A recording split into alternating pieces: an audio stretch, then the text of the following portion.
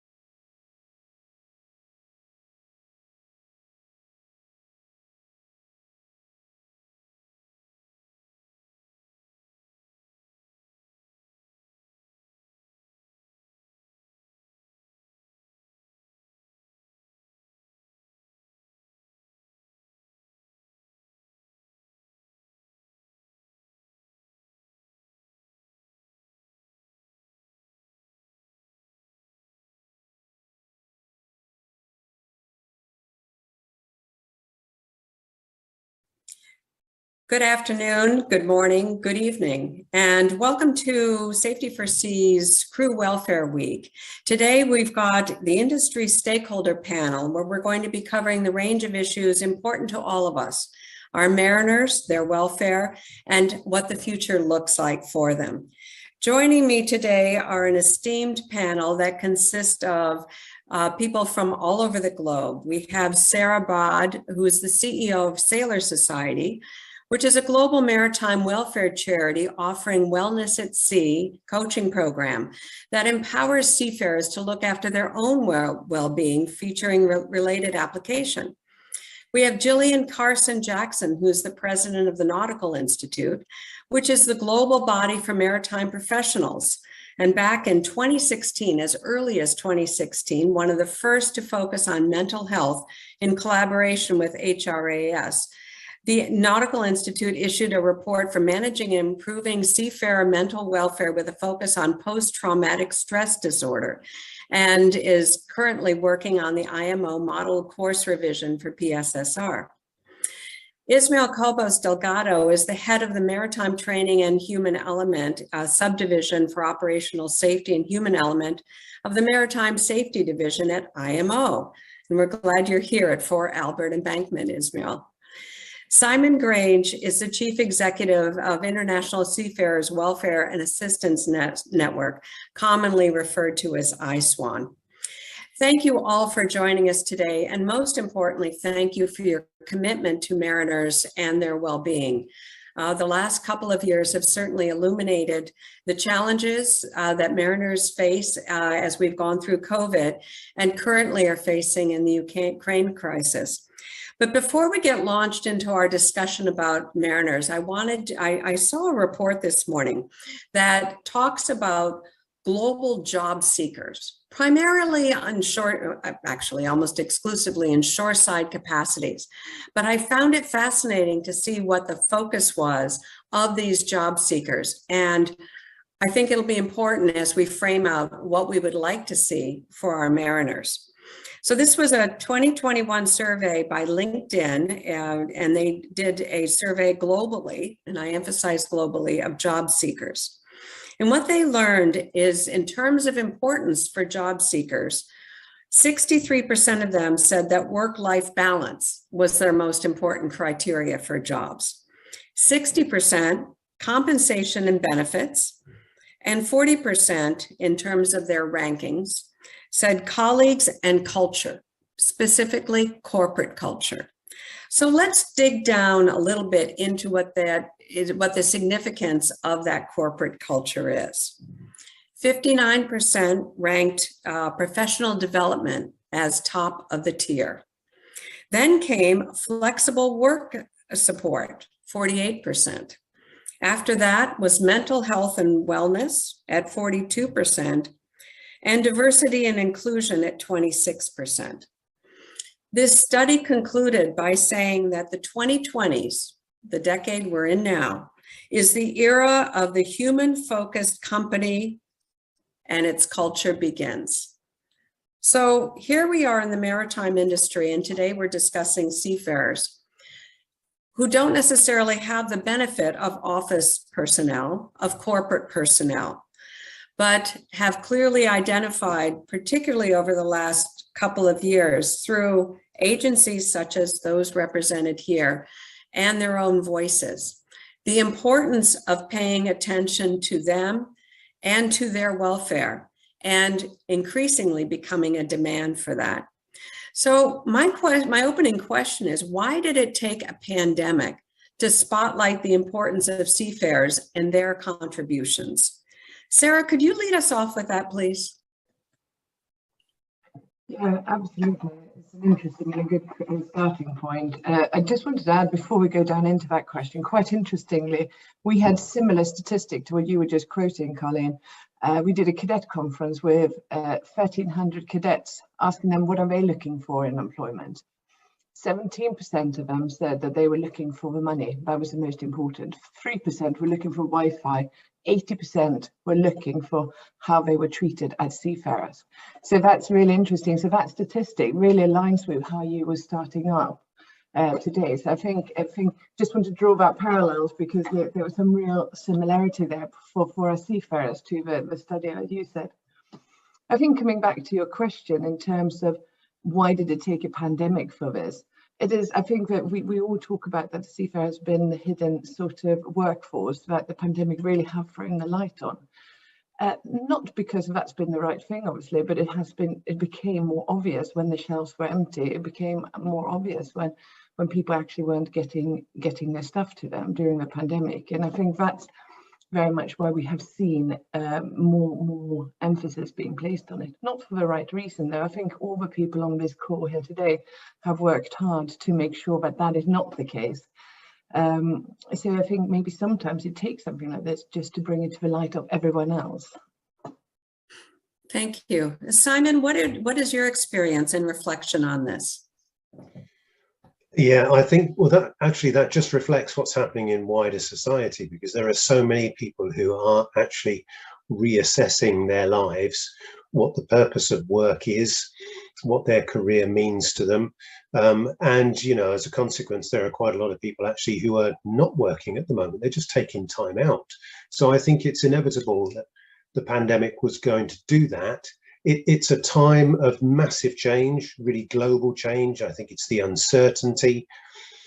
And in terms of seafarers in particular, of course, it was the fact that the invisible people that they were suddenly became visible. Who are these people who are responsible for getting these things to us? Who are these people who maintain our supply chains?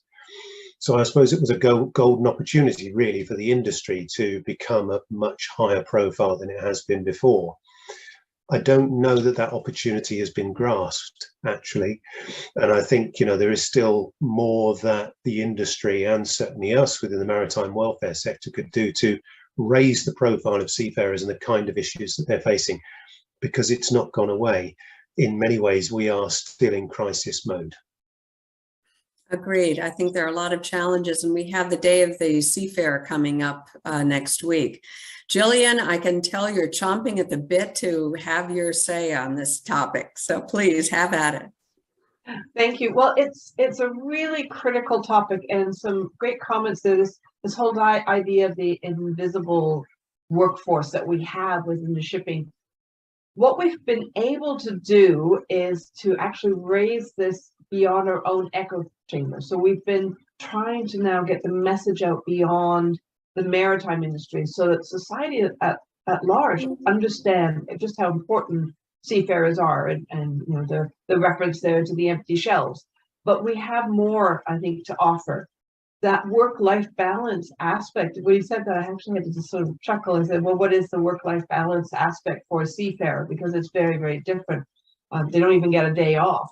When you're at sea, you're at sea, and you're working all the time.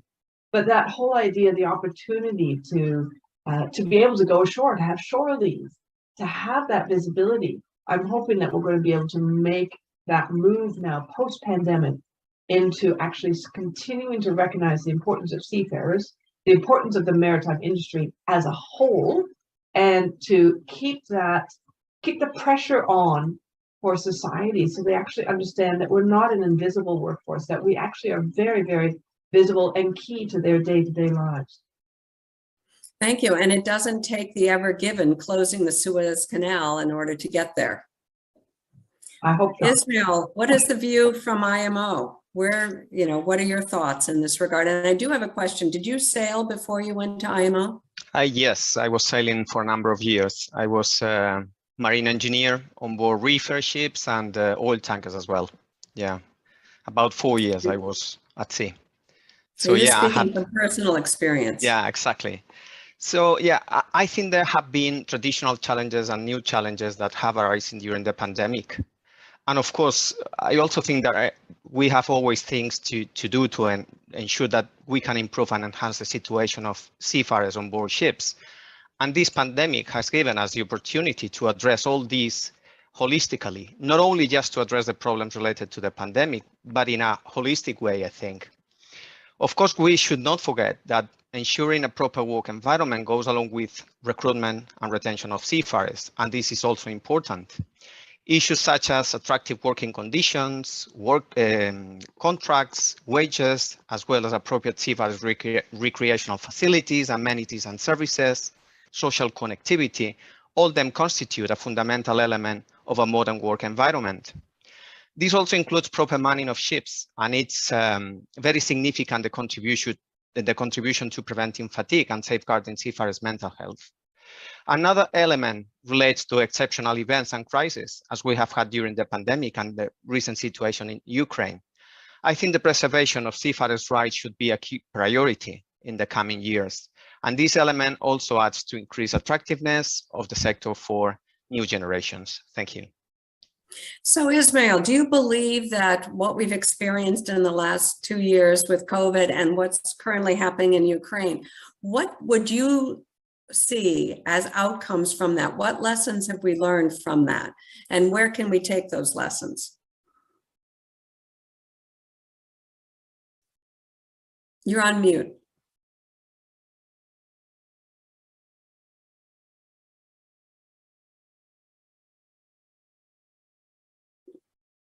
Okay. Jillian, do you want to take that while Ismael works on his sound? I think he was actually just ready to speak again. He'd just gone off mute there. Ismael, so I'll just pass back to you. Okay, Ismael. Yeah, I think I'm ready. So okay. In terms of future improvement and the lessons learned, I think the intricacies of shipping have always been a mystery for other sectors in the world, and this is both privately and publicly. So in my view, it is fundamental to raise awareness at all levels in the governments of the relevance of shipping for the global supply chain and the role of seafarers on this. So the main goal here would be that every authority playing a role in the global supply chain, including health authorities and immigration, uphold their respective responsibility to ensure continuity of business, even in exceptional circumstances. This is, in my view, one of the main lessons learned during the pandemic, and we should strive to achieve that this accountability is taken on by all relevant stakeholders. And this has been a real challenge during the whole pandemic. Mm-hmm. Thank you. Thank you. And it needs to be done on a global level because, globalization is here now and some people are surprised, but shipping certainly isn't. Jillian?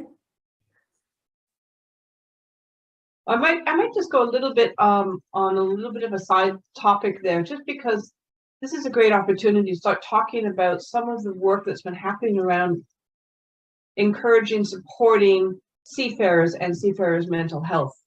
Because some of the work that's been happening has been going on for many, many years, and we know that there is a need to address the personal, the societal, the expectations that we have as young seafarers. When I started my career as an officer cadet and went to sea, I had no idea what I was getting into, and then I learned as I was doing the job.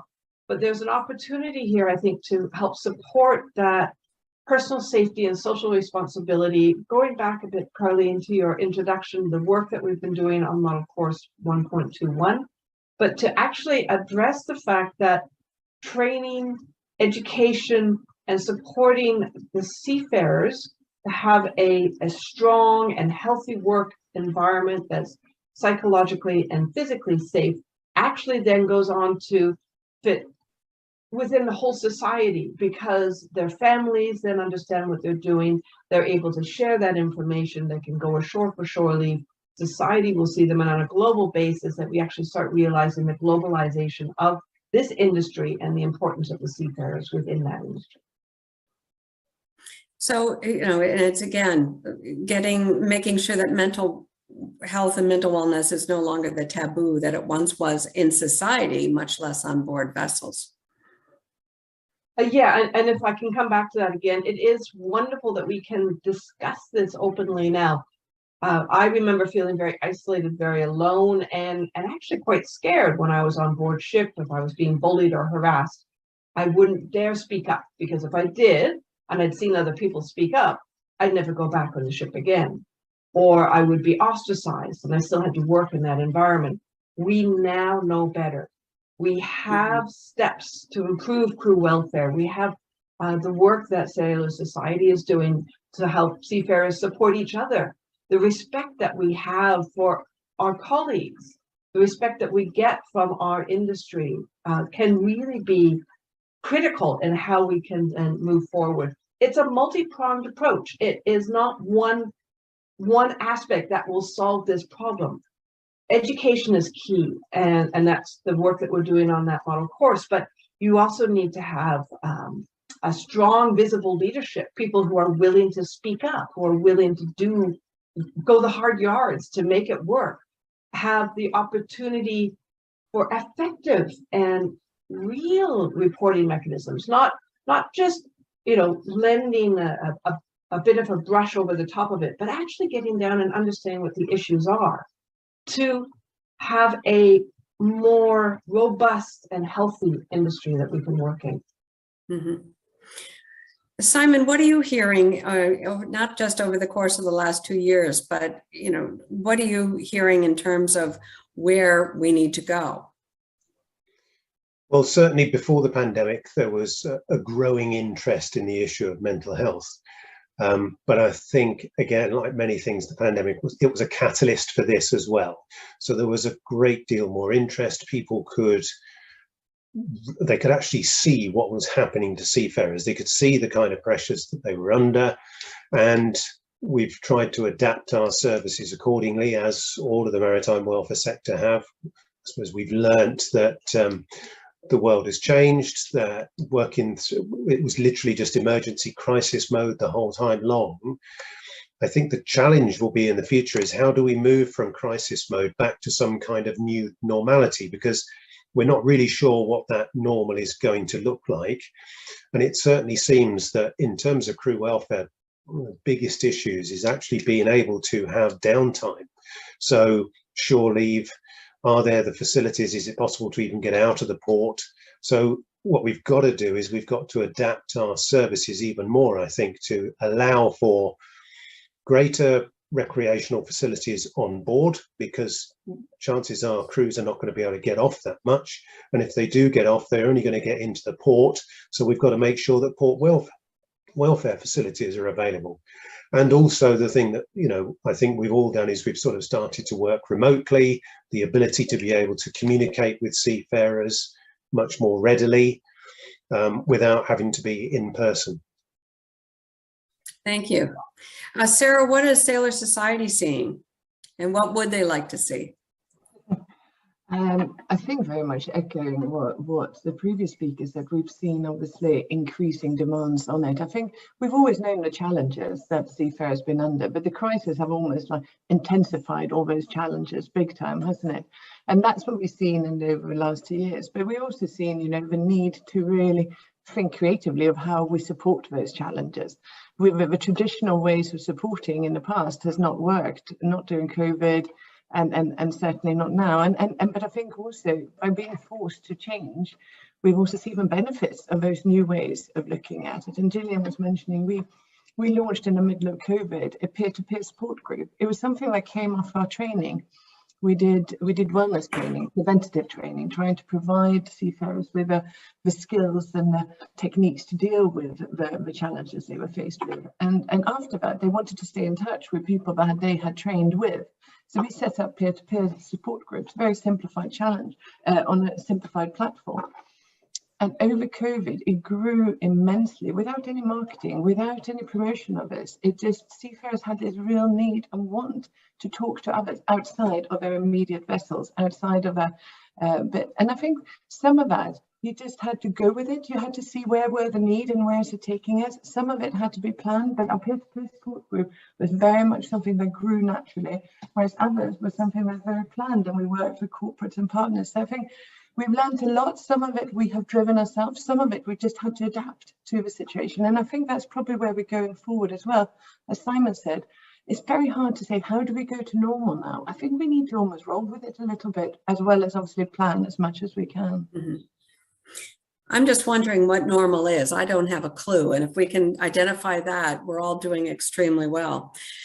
During the last 2 years, we have seen some industry collaboration on mariner rights, on seafarer rights, and lots of declarations and lots of signatures and industry joining in the voice of protecting the mariner and securing the welfare of the mariner. Well, without the crisis, as Simon said, without the crisis, is this sustainable? Is, you know, you know, we've got ESG, we've got CSR, we've got a lot of companies that are trying to tick the boxes on their S, which is the social, which is the mariner. But are they going to follow through? Is there an anticipation that that sort of intent and focus and commitment and contribution to mariner welfare, is that sustainable? Jillian, what do you think? Well, that's a big question. Is that sustainable? I think it really depends on the will to sustain it, really, from that point of view. We've learned a lot over the pandemic, and we've learned that each of these organizations have their strengths, and no one person can solve an issue in isolation. No one organization will have the answer to it. But the desire for sustainability really has to be the commitment to seeing a difference, to identifying the outcomes, actually putting in place some KPIs so you can actually see what's happening, and having the strength to follow through. So we've seen an unprecedented level of collaboration, and you mentioned that. We've seen so much cooperation during the pandemic through that necessity that we've had. Before the pandemic, we had some of these online connections, but not to the level we have now. Organizations don't need to meet up in the same environment, in the same physical workspace to connect, to brainstorm, to identify the solutions. We have more connections now than ever before. Can we maintain those? We did it because of necessity. Now that necessity is gone, I really hope that we can keep these lines of communication open, that we can realize that we are communities of experts and we can achieve much more together than we can apart. But we have to actually go with the flow, as Sara has said. Sometimes we don't know the answers, but we need to keep moving forward and actually look and see where is the difference happening? Where can we actually make something better than it was before? And then keep growing in that way. But it has to be more than just words. It has to be more than declarations. The words on a page, I think I said before, it's that brush approach. We need to actually see a change in the lives of the seafarers. Simon, do you think that this is sustainable, this focus that we've experienced in the last couple of years? Or what do we need to do in order to ensure that it's sustainable? I think it's interesting. Well, I've only been in maritime for a year, so I've only ever seen what is now. And, you know, I see quite a lot of collaboration. I get invited to lots of meetings, and, you know, we are all talking about the same things. When the Ukraine crisis kicked off, you know, immediately a whole series of meetings, we need to work together. Well, there's a commercial imperative, really, isn't there, in order to make, you know, we've got to keep the supply chains open. But I'm told by others that before the pandemic, there was very little of this collaboration. So it's now become a new habit. I think to an extent it will continue just like that, because people will think, well, you know, we've seen the benefits of working together, why don't we continue? But I think it, as Jillian says, where there's a will, there's a way. And I think really if the industry sees it as a commercial imperative, then it will happen. And I think there is always, you know, there's a lot of good hearts out there, and people will say, no, we really should look after seafarers. It's the right thing to do. But I don't think that in itself is enough. There has to be the commercial imperative as well. Sara, do you think there is the commercial imperative to have lasting change or increase the amount of focus on the mariner and their welfare? I think we definitely see an improved engagement around that, big time from our point of view. And I think have we got enough? Probably not, no. But I think we've definitely seen a real move in the right direction on this in terms of the corporates. I'm thinking of a number of these sort of collaborative approaches I was sitting on. It tend to be a mixture of corporates and government and charities working together really, really well. I guess the little bit I would say, it tend to be maybe the same corporates that we're seeing more or less of. So maybe widening some of that corporate engagement would be really positive, and seeing more engagement around that. But again, I think sometimes that takes time. We need to maybe prove that these collaborations are beneficial for people to engage with, and with that, where there's proof of that, we will see more people engaging in it as well. Mm-hmm. Ismael, what is the mood at IMO in terms of any changes, the collaborations? You know, have you seen a shift? And will that shift continue? Well, I think that, yes, it's been very remarkable, the level of cooperation and collaboration we have faced during the whole pandemic. And I would say that not only, but it's been at the level of seafarers and ship owners representatives, it's been amazing. And they have been liaising with all stakeholders to unlock serious cases where seafarers were really locked on board ships. They facilitated crew change, repatriation, access to medical care. So this really made a difference in the way the crisis has been dealt with. And I'm sure the results of the crisis would have been much worse without this cooperation. And this, in the end, has laid the foundations and will be of great use, I think, for the situation we are now suffering in Ukraine as well, and future crises. Of course, this is a shared responsibility. This is not only for the industry, because I think this willingness and this commitment is not coming only from the industry. It's a number of stakeholders. We have regulatory bodies, we have member states because they implement the regulations, we have shipping companies because they provide the resources, and we also need the commitment from seafarers. So I would say, yes, this has shifted a little bit the trend of previous years, and I think this may be the start of a new way of working together. Excellent.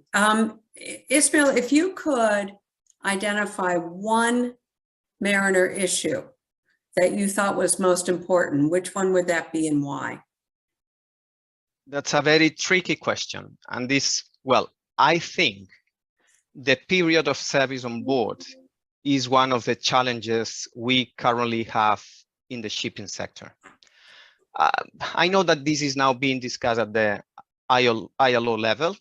The Special Tripartite Committee considered this matter at the last session that they hold. It was in May this year. So I think this is something that we have to address sooner or later. We are talking about 11 or 12 months on board a ship. This is an awful lot of time for a human. The conditions on board ships, no matter how good the ship is, are harsh, and this is not a natural environment for humans. Can you imagine if you were working in a hospital and somebody told you you have to be in this hospital for 11 months without going outside of the hospital, working continuously, because this is what you do, you work continuously. So it's kind of a tank. You get into the hospital with the tank full of energy and abilities and skills to deal with safety issues, and with time, it's draining up to one time when you cannot deal with the real situations, and this is putting at risk your safety and the safety of others. This is the situation on board ships, and I think it's time to address it. Thank you. You make a good analogy. In the first few months of COVID in the United States, we had hospital staff that didn't see their families for 3 months because they didn't want to bring it home to their families. So that's a good analogy that you made. Sara, what do you think is the top issue that needs addressing for mariners?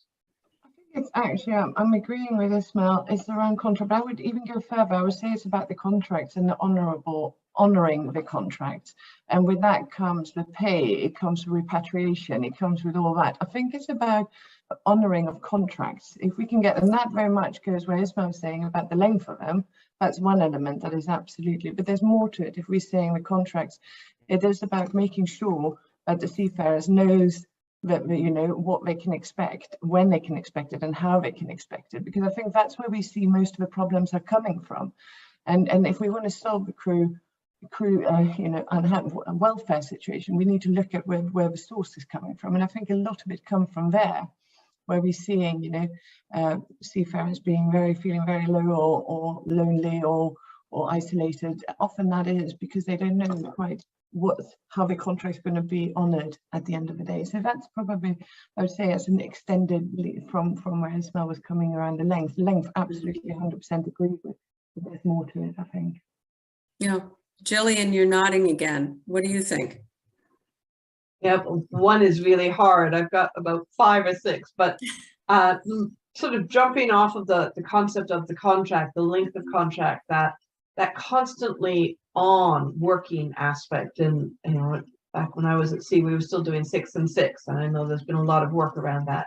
But day in, day out, working without a day off, without the ability to go ashore, without that certainty that your relief is even going to be able to get there, and when they do get there, that you'll be able to get home. But it actually comes down to the fact that we need to respect. We need respect for the seafarers. We need to respect them. We respect and honor their contracts.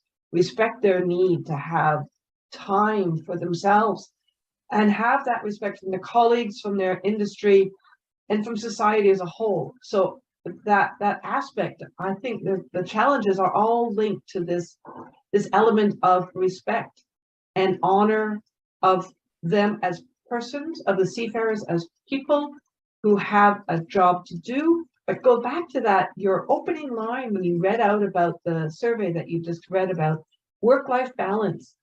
So work-life balance on board the ship is that culture on the ship, but work-life balance as well with society and with their family ashore.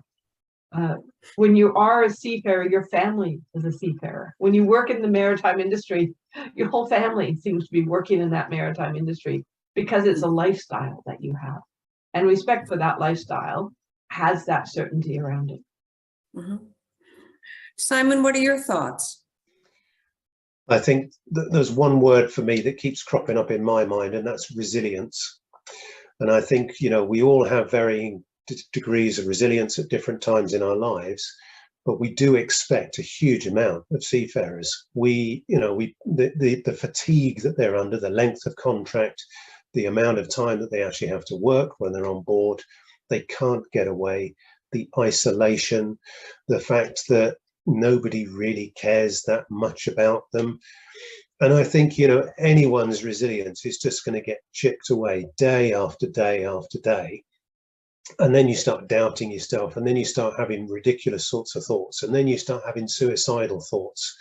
You know, and we see people at varying levels in our work, right through from those who are thinking about suicide to those that are just feeling really worn down. And that's the issue. I don't think the industry can continue to expect seafarers to continue as they are. Something will have to change. All right, you can take a seafarer and you can burn them out in the course of one contract, but they're not going to come back again. And ultimately, you're going to have a greater sense of attrition as this accelerates. And you're not going to be able to get people who are going to want to do this job, except for those who are the most desperate. And, you know, in the longer term, that's really not going to do the industry any good at all. So we cannot take seafarers' resilience for granted.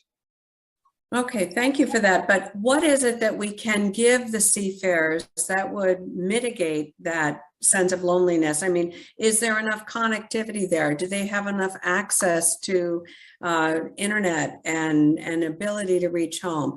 Are there enough onboard recreational activities? I mean, what more needs to be done for them in addition to changing the legal contract and the terms of the contract? What do you think, Jillian? I was just about to raise my hand. I think that connectivity is a double-edged sword, and we do know that when you're at sea and you have connectivity with home, and you learn that maybe the furnace is blown up, or there's no hot water, or there's an electricity issue, you can't really do much about it. But at least you are then connected and you have that knowledge. But really, in this world today, we expect connectivity. So although it's this double-edged sword, it's something that we expect to have. And I go back to 2020, and I was Anne-Marie Gray from the UNHCR. She highlighted this concept that digital connectivity should be a human right. Throughout that pandemic, we have come to expect connectivity. So it is an expectation. Yes, it can be challenging, and connectivity can also mean that perhaps we are connected with the outside world, but maybe not with our colleagues on board the vessel. So you need to work within the ship itself to have that ship collegiate environment.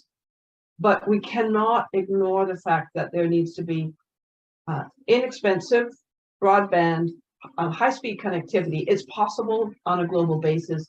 Why don't the ships have it now? And we do know that there are challenges with it, but it's available. And if we don't have that connectivity, we're going to see a widening of that digital divide and the widening of existing inequalities. So we really need to recognize the need for and ensure that indeed all seafarers have that connectivity. Sara, what more can we be doing to support our mariners? Big area that we're working on, obviously, and we strongly believe in is to provide preventative training, providing them with the tools and ways of dealing with some of the isolation, loneliness, etc., that they will be faced with as a seafarer. Our Wellness at Sea program is all about that. It's about providing them, but also their families, with the understanding of what does it mean to live in a seafaring family and what are the expectations that we can have. So I think a lot of it that we can do is around preventative training. We can start at an early age. As I mentioned right from the beginning, we did this cadet conference where we were starting to talk about wellness right from the early stage of a seafarer's career, really emphasizing the importance of wellness, of taking control of your own wellness and leading with wellness. I think that's another thing that we can be doing. We can really pushing it at an earlier stage in their career for themselves, as well as for those that will be under their ruling as such. So I think there's a number of things that we can do around there.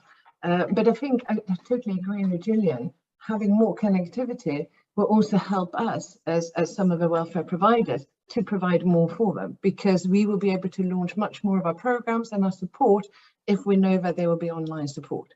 So it does create a better opportunity for us as well to deliver wellness support to a crew if we know there's good connectivity. So I definitely agree with that one as well. Ismael, how is the IMO recognizing mariner welfare? I mean, what are some of the action steps that are being taken at the IMO level that will, of course, filter through the industry? Yeah, thank you. Well, one of the things that we are doing and we have been doing during the whole pandemic is we have increased continuously and substantially the partnership with UN agencies, and in particular with ILO.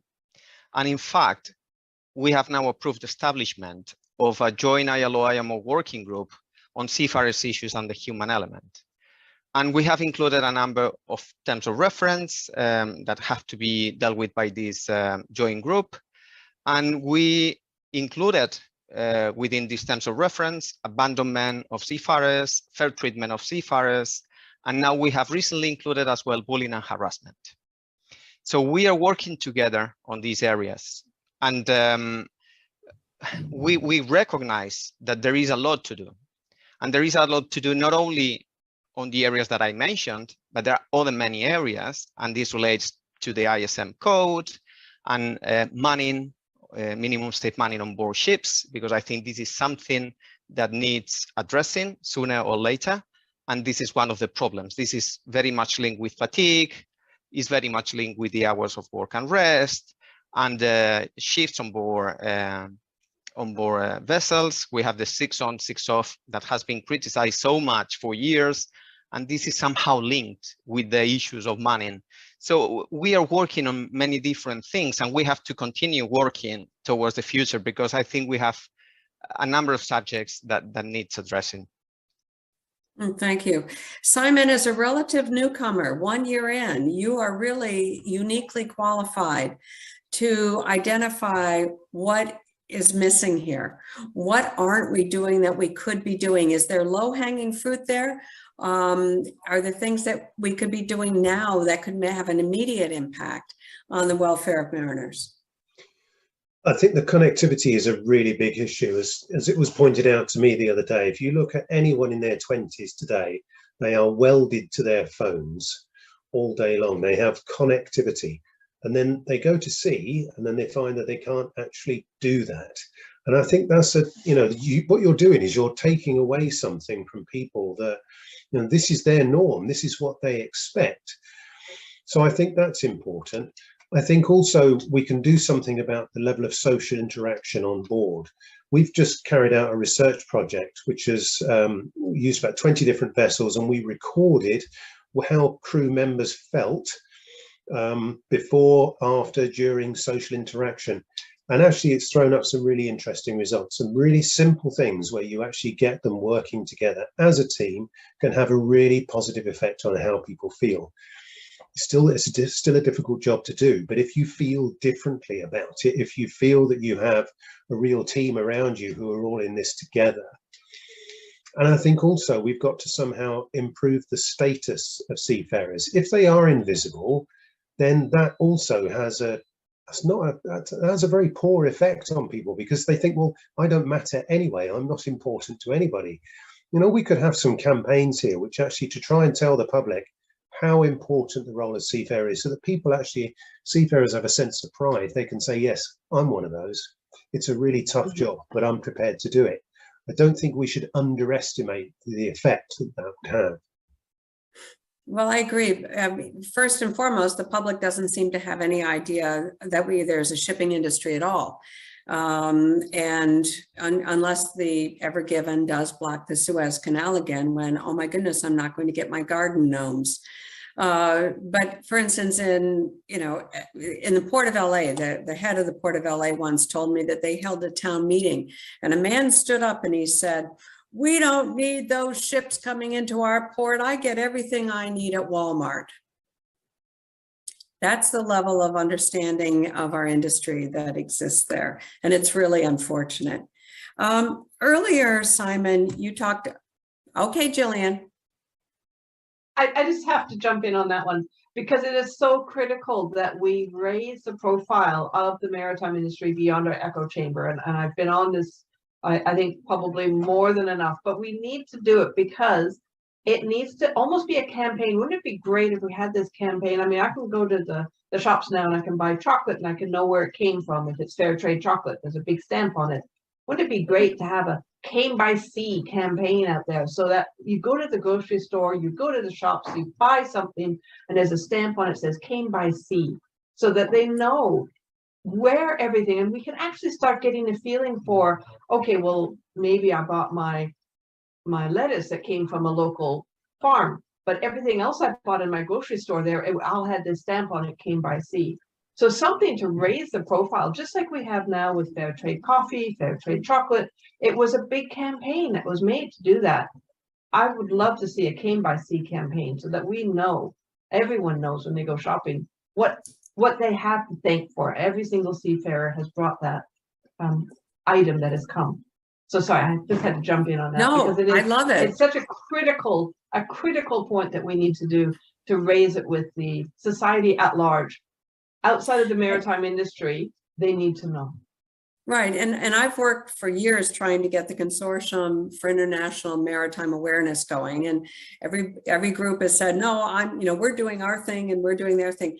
Last week, the Union of Greek Ship Owners announced that they want to pursue a global campaign on awareness of the industry. So let's connect the dots and make sure this happens, because the industry is invisible, therefore the mariner's invisible, and that has to change, obviously. And a lot of it, is awareness, but a lot of it has to do with respect, because unfortunately, when people do hear about the industry, it's oftentimes about oil in the water, or at least in the last couple of years, what our public has been hearing in the United States are the issues that relate to sexual assault and sexual harassment at sea. Midshipman X, who came out yesterday as Cadet Hope Hicks, described her experience aboard a U.S. flag Maersk vessel in terms of sexual assault and harassment. And it has caused a great deal of conversation. It caused the Kings Point Sea term to be put on hold for a while. But it's not the first time that this has come forward, and I wish it were the last. But how widespread is this program? I mean, because Kings Point is a federal academy, it got tagged with this issue. But I imagine that this occurs in many more places. How widespread is it? And how can we collectively as an industry work to overcome its occurring and change the culture on board vessels, which is so critically important to change in order to have that harmonization that I think we'd all like to see. Sara, what do you think? Oh, how widespread it is difficult to say. If I'm trying to start to say on that, we didn't get much if you're talking sexual discrimination, etc. If that's the main question that you have there, Connie. Well, assault and harassment. Assault and harassment, we see more, and bullying. I think bullying is probably the bit that we see the most of. But also adding to that, we see a lot of seafarers are scared of speaking up. They don't feel that they can speak up or say what they really want, in the fear that they might get blacklisted, as they call it, or not, not having an opportunity for another contract. So I do think that is something that we see quite regularly. In terms of trying to put a number on how widespread it is, it's difficult to say, but it's definitely not an unusual thing for us to deal with on a daily basis, I would say. Okay, Jillian, you referenced what life on board a ship is, and the need to stay quiet, or the inclination. How do we change that? I think one of the ways that we're changing it is just what we're doing right now. We're talking about it. We're recognizing that there is an issue. There is that, one of my favorite sayings is that there's a time in the life of every problem when it's big enough to see but small enough to solve. We have to recognize that this issue, it exists. So assault and harassment, including sexual assault and harassment, it exists in our industry. Indeed, it exists in our society. In our society, the maritime industry is a subset of society as whole. So it is something that is there. It's probably much more widespread than we have heard because of the reporting mechanisms and the stigma around reporting it. It is not something that has been widely assessed, so the extent of it is very difficult to identify. But I think by recognizing it exists, by providing the training and that peer-to-peer work that Sailor Society has been working on, by addressing and implementing changes to the way that we teach all seafarers for psychological safety and the social responsibility, and identifying a reporting mechanism that is accessible and effective and outside of that stigma aspect, having visible leadership that can actually light the way and to show that it's okay to talk about this. It is something that exists. It's not just in the maritime industry, and it is a problem in our society. And it comes back down to what we've spoken about so much already, and that's respect. We need to have respect for each other and respect for boundaries that are being put in place. Everyone has to have respect. And just to be clear, this isn't just about sexual assault and harassment of women, is it? No, not at all. It's and it's not about just bullying a woman either. It's just about a societal approach to the way that we deal with each other. And I really hope that we're able to start seeing the tide turn on that by bringing it into the open, by recognizing it and having more people feel comfortable to come forward. In the UK, they just had the play Karina. I look forward to reading the book now that it's out, but it's about sexual assault and harassment on a ship. It is about a woman, but it's not just women. It's also linked to the role that you have on board a vessel. I remember being the third mate. I remember being a cadet. The cadet was lower than the lowest of the low on a ship, and that's how you get treated. Okay, Ismael, you were emphatic and nodding. I read head nods. what sort of reporting or what sort of, I'm not necessarily looking for numbers, but how pervasive is this problem in our industry? Well, we have been hearing more intensely about this problem in the last few months, I would say. We recognize that this has been a problem for many years, and but it hasn't been raised so strongly to reach us seeking action, and this is what we are doing currently. It was raised at the Subcommittee on Human Element Training and Watchkeeping. It was initially considered at the subcommittee level. It was referred to MSC, to the Maritime Safety Committee, and in April, we were considering measures to address bullying and harassment generally, but emphasizing as well sexual assault and sexual harassment. So this is when we decided to instruct this joint working group to consider these issues. And the main goal of this consideration should be to develop legislation, mechanisms, policies, launching awareness campaigns, and all these to address the problems and also to report them, because there is no official reporting system currently. On top of it, MSC established a priority to develop provisions in the STCW Convention. And this is what we are going to start in February next year at the subcommittee level. So as part of the comprehensive review, we will give priority to developing these provisions on bullying and harassment.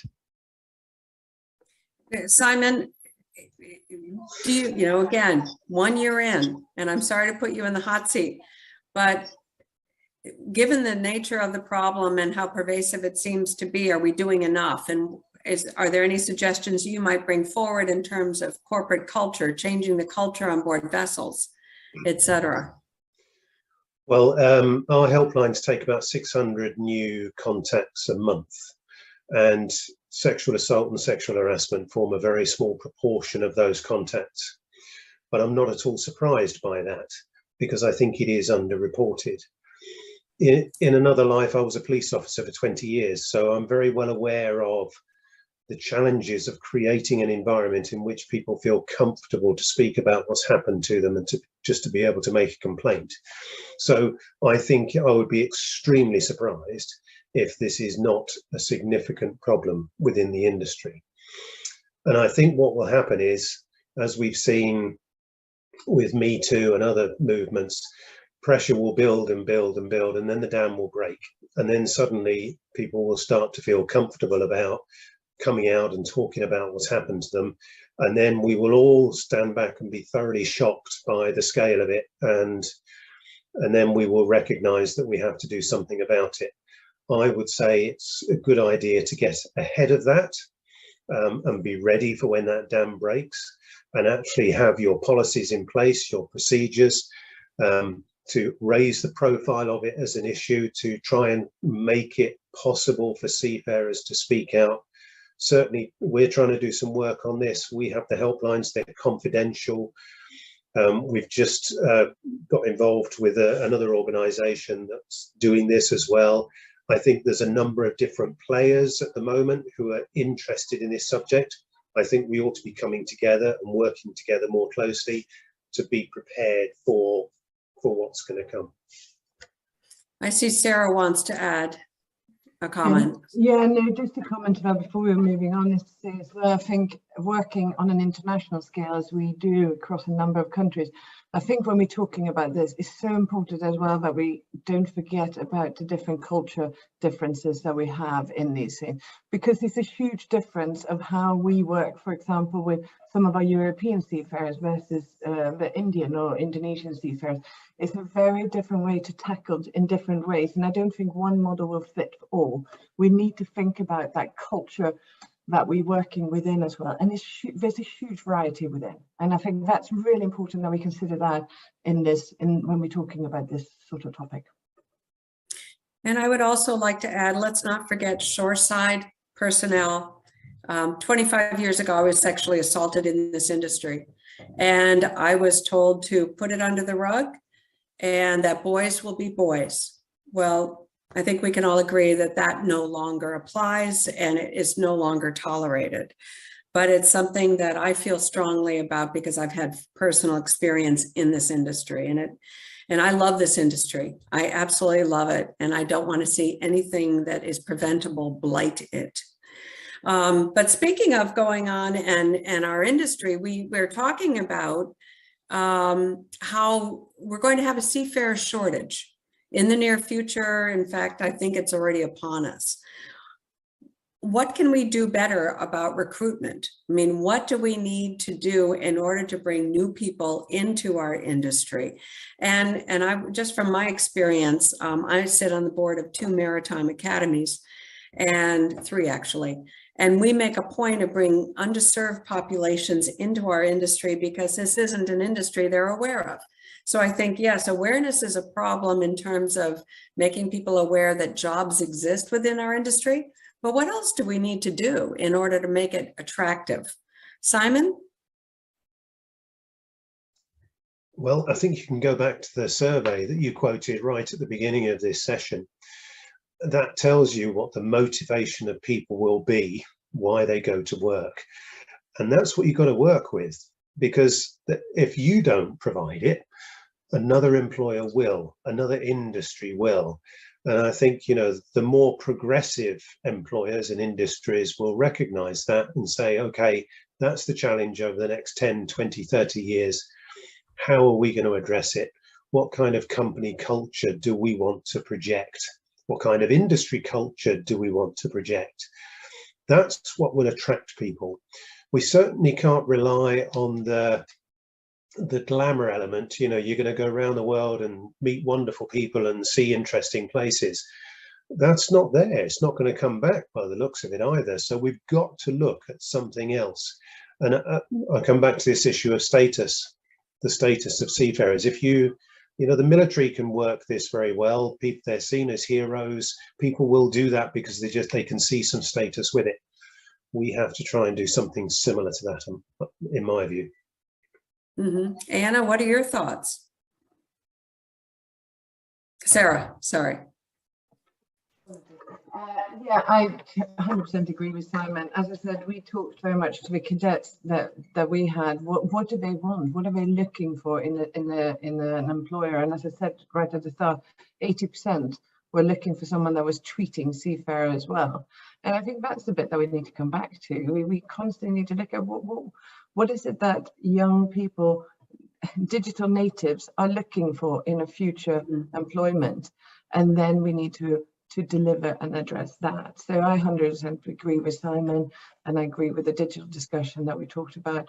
And we need to, you know, in general, be an industry that is an attractive one. Having come from defence, I'm not sure that the military is always finding it that easy to recruit into either.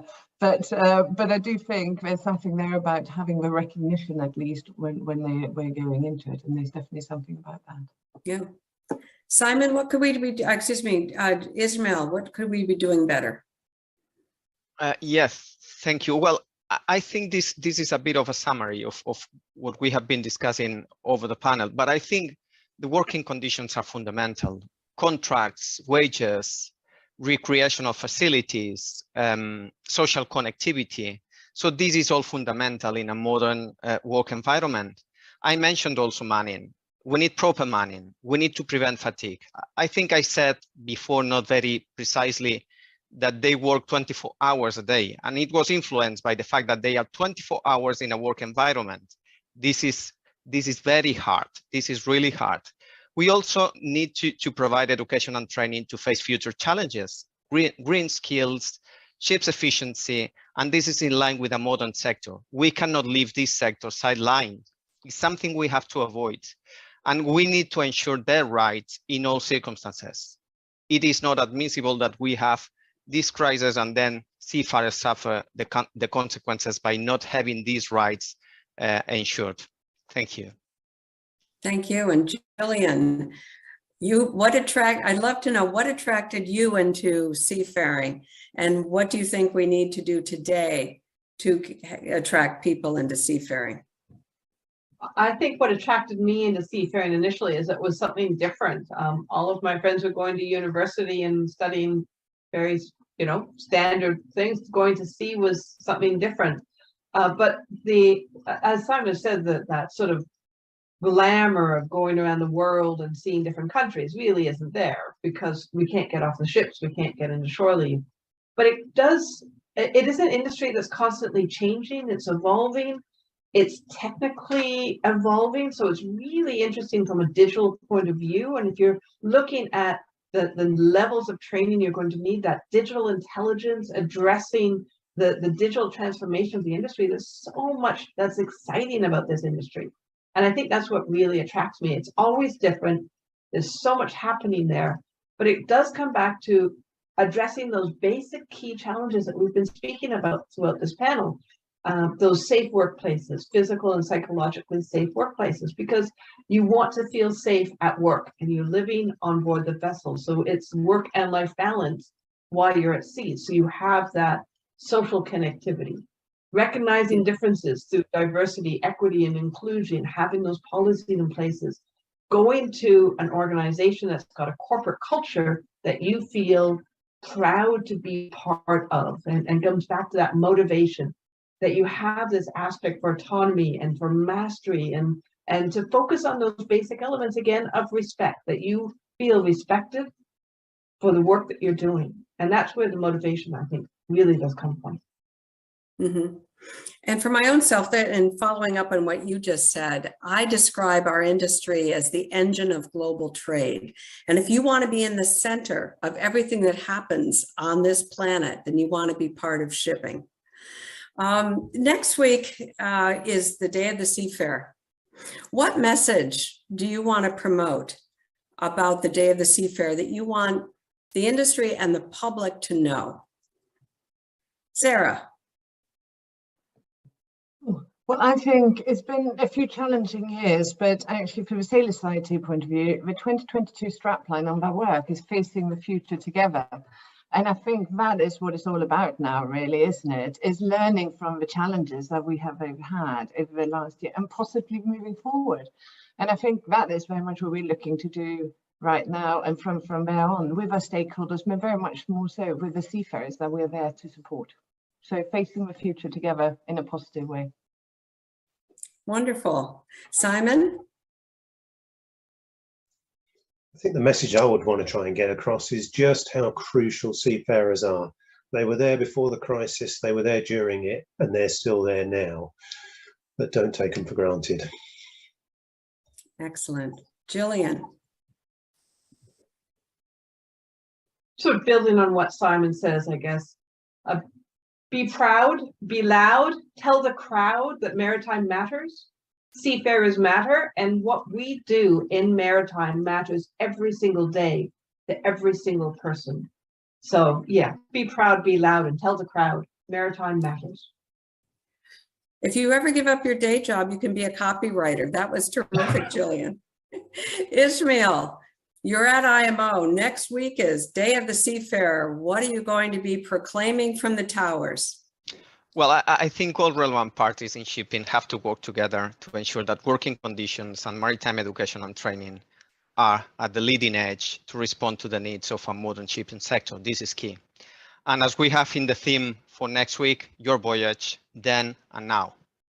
Thank you. Wonderful. Well, I want to thank everyone for their contributions today. These are not easy conversations to have. And the fact that we're all here facing difficult discussions to benefit others, I think is exemplary of the organizations you represent and the people that you are. Thank you so much for joining us today.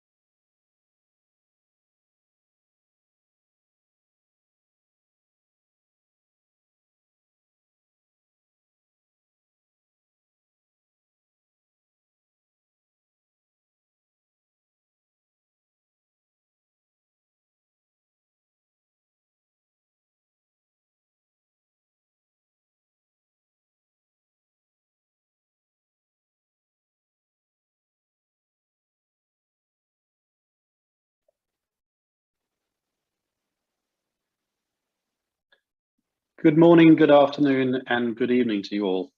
And thank you to Safety for Sea for inviting us to speak today. We, SSI and IHRB, would like to introduce our initiative delivering on seafarers' rights. First of all, who we are. The SSI is 16 members, or made up of 16 members spanning the shipping ecosystem, and range from ship owners and managers to charterers and banks to NGOs. And you can see on the right here our membership cohort. Through working groups, we establish projects that are timely and relevant for the industry and our members to work with them to create outputs that can be shared and applied widely across the shipping sector. Francis will introduce IHRB. Delighted to be here. My thanks also to Safety for Sea for the invitation to talk to you. IHRB is a global think and do tank on issues around business and human rights. We work with companies, with government, with civil society to shape policy, to advance corporate practice with regard to human rights and to strengthen human rights accountability, such that human rights becomes part of everyday business. And in that mission, we're delighted to have been collaborating with SSI and also with the RAFTO Foundation on Human Rights on this project of delivering seafarers' rights. And also very pleased that recently IHRB became the 16th member of SSI, and looking forward to working together to take this important agenda forward. So we want to start by just looking a quick overview on looking at seafarers' rights, challenges and opportunities. We stand at an extraordinary time for the maritime industry coming out of the pandemic, some countries faster than others, and also, of course, the war in Ukraine, both of which the impact on the shipping industry has been enormous. The complex industry processes, notwithstanding COVID and the war, render seafarers vulnerable in ways that land-based workers in supply chains often are not, in terms of their types of contracts, the manner in which they are recruited by crewing agencies, lack of transparency and poor regulatory enforcement at sea because of the nature of their workplace compared to land-based workers in terms of monitoring or audits. All these issues mean that there are risks of human rights abuses such as forced labor, the withholding of wages, which we saw where seafarers were working beyond the end of their contracts during the COVID crew change crisis, the charging of recruitment fees and others. All of these amount to a number of systemic challenges within the human rights landscape of seafarers, and also the risks and responsibilities of ship owners and operators to be identifying and managing those risks. This is against the backdrop that seafaring, particularly since the COVID crisis, has become a less attractive career. The International Chamber of Shipping, as you probably know, are predicting a global shortage of seafarers. But by addressing some of these systemic challenges, which we can go on to talk about a little bit later, there are benefits that can come through the improving of conditions for seafarers, both on board and onshore, to make seafaring a more attractive career, and looking at increased safety and reduced risks of accidents, better protection for physical and mental health, less fatigue and so on, to make seafaring a more attractive career. So issues that we hear from seafarers that are recurrently problematic for them, such as the very low levels of manning on vessels, meaning more overtime, less rest, less shore leave, greater physical and mental fatigue. These are all issues that through the work we're doing together on delivering seafarers' rights, we want to work with companies for them to be able individually and collectively to address some of those challenges. The Delivering on Seafarers' Rights project was launched in October 2021, together with IHRB and RAFTO Foundation, as Francis mentioned. And there were two key outputs that we set about to deliver. One was an industry code of conduct, which very much goes beyond the ILO Maritime Labour Convention and its compliance in focusing on the full spectrum of seafarers' rights and welfare. Coupled with this is a self-assessment questionnaire, really to bring this to life and to bring it to action and adoption in the industry to enable ship owners and operators to comply with this code of conduct. And the self-assessment is further then supported by a crew welfare tool, which is launched by and hosted by RightShip, which allows ship owners and operators to submit their self-assessment questionnaire online and subsequently share it with key stakeholders such as cargo owners and charterers who are interested in mitigating and reducing supply chain risks, as well as the interests and protection of seafarers' rights.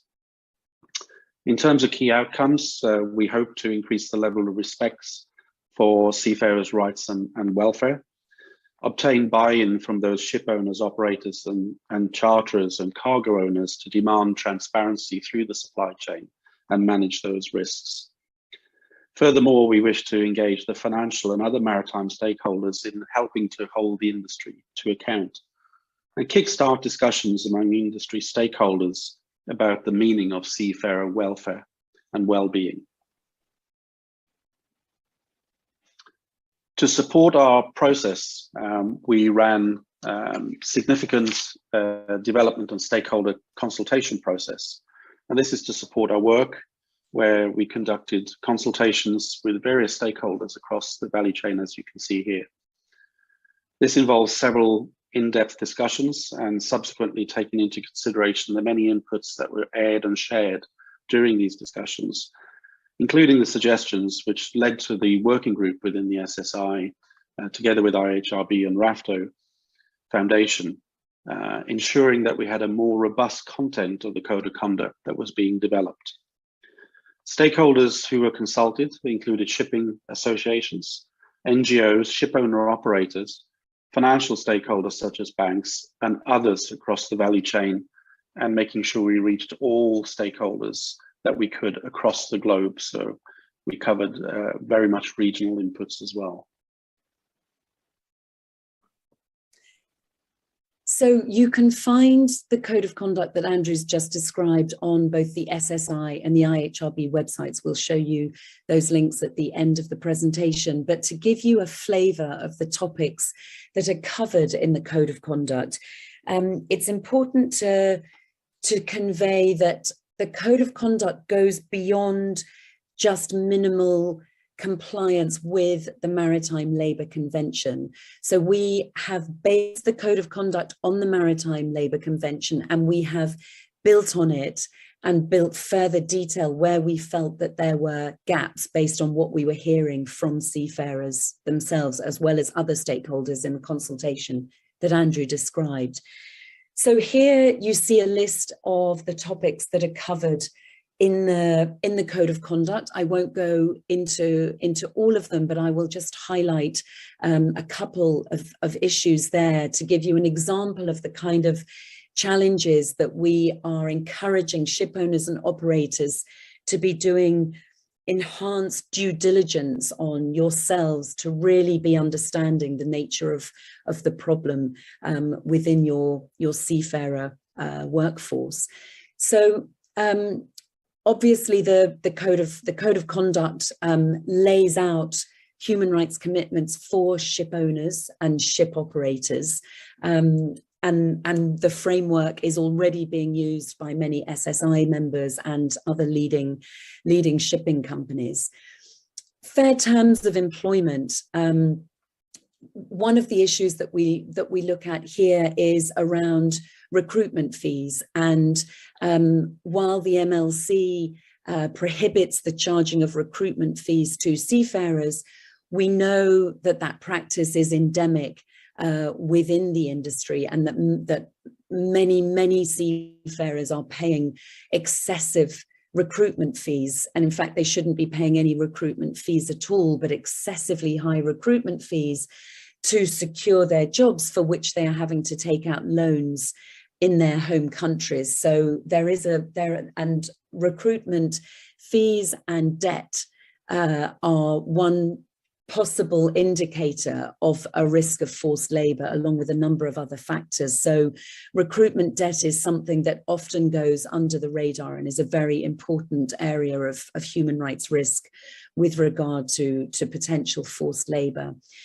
We talked about the issues of manning levels and the downward pressure on prices, the disruption in supply chains, continuing COVID port closures and so on, the reports that are coming in from seafarers in terms of intolerably low manning levels, leading to very significant health and safety risks and concerns. These are just a couple of systemic issues in the industry which need urgently to be addressed.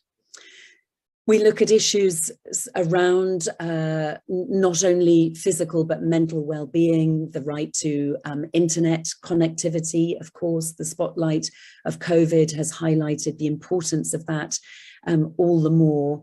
Issues around seafarer grievance, for example. What are the processes that you as ship owners and operators have in place to allow seafarers safely, anonymously if necessary, to raise grievances, and how are those handled both on board and on shore? Which third parties might you be bringing in to ensure that seafarers have a safe mechanism to raise those grievances? And then we talk about the implementation of the code of conduct. What action do you as ship owners and operators need to take? And we look also at the self-assessment tool that Andrew mentioned earlier. The charterers and cargo owners, looking at their support for the code of conduct is an extremely important, it's an important step in the increase in transparency and accountability that both cargo owners, your customers, and financial players, as they increase their ESG, are going to be looking at more and more. Andrew, over to you. Thank you, Frances. So a quick look at the progress so far. As you can see here, we have a chart on the right, which shows the number of vessels that are covered by the self-assessment questionnaire submissions on the RightShip platform as per the 6th of May. There's been 130 effective submissions and covering over 4,500 vessels. We can see there's a clear need for clarity and transparency when it comes to impact, and this is what we're working on now, looking to understand the impact amongst the industry and among seafarers who are ultimately the stakeholders that matter most in this work. Providing snapshots of data over time and encouraging ship owners and operators to publicize their self-assessments on their own platforms or their own sustainability report. We hope to make it clear that this is an area for collaboration and not competition, and transparency is essential. Through transparency, dialogue, and collaboration, we can keep the momentum building and continue to promote action for seafarers. So what next? Just to conclude then, various developments that are important in the accelerating momentum of the need to be delivering better on seafarers' rights. There is mandatory human rights due diligence legislation coming out of the EU later this year.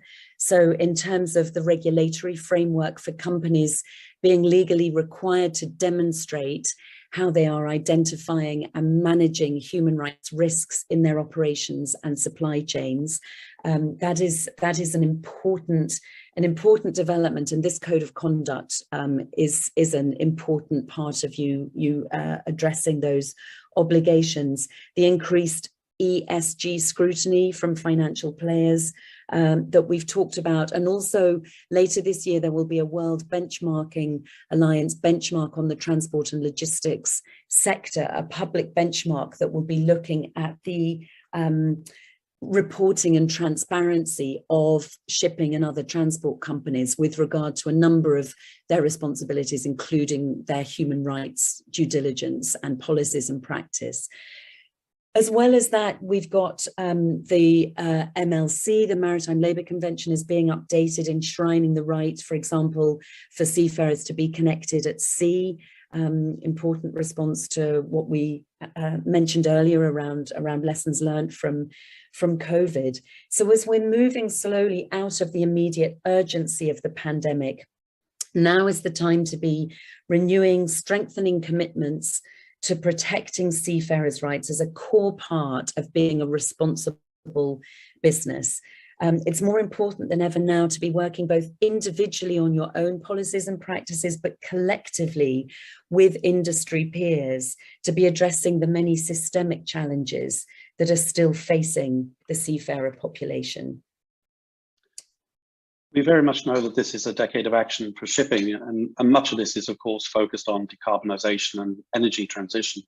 However, we cannot and should not forget that much of the energy transition that we talk about is enabled by the seafarers on board, including implementing and using new systems and technologies, as well as abiding by new regulations.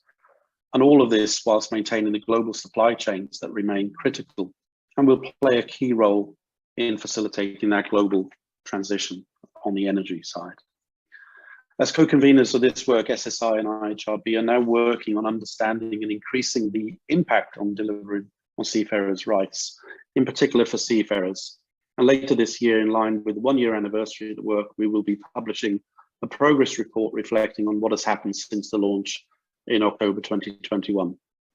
And looking further ahead at additional work that can be done to ensure a just transition for shipping and a safe, healthy and secure work environment for seafarers.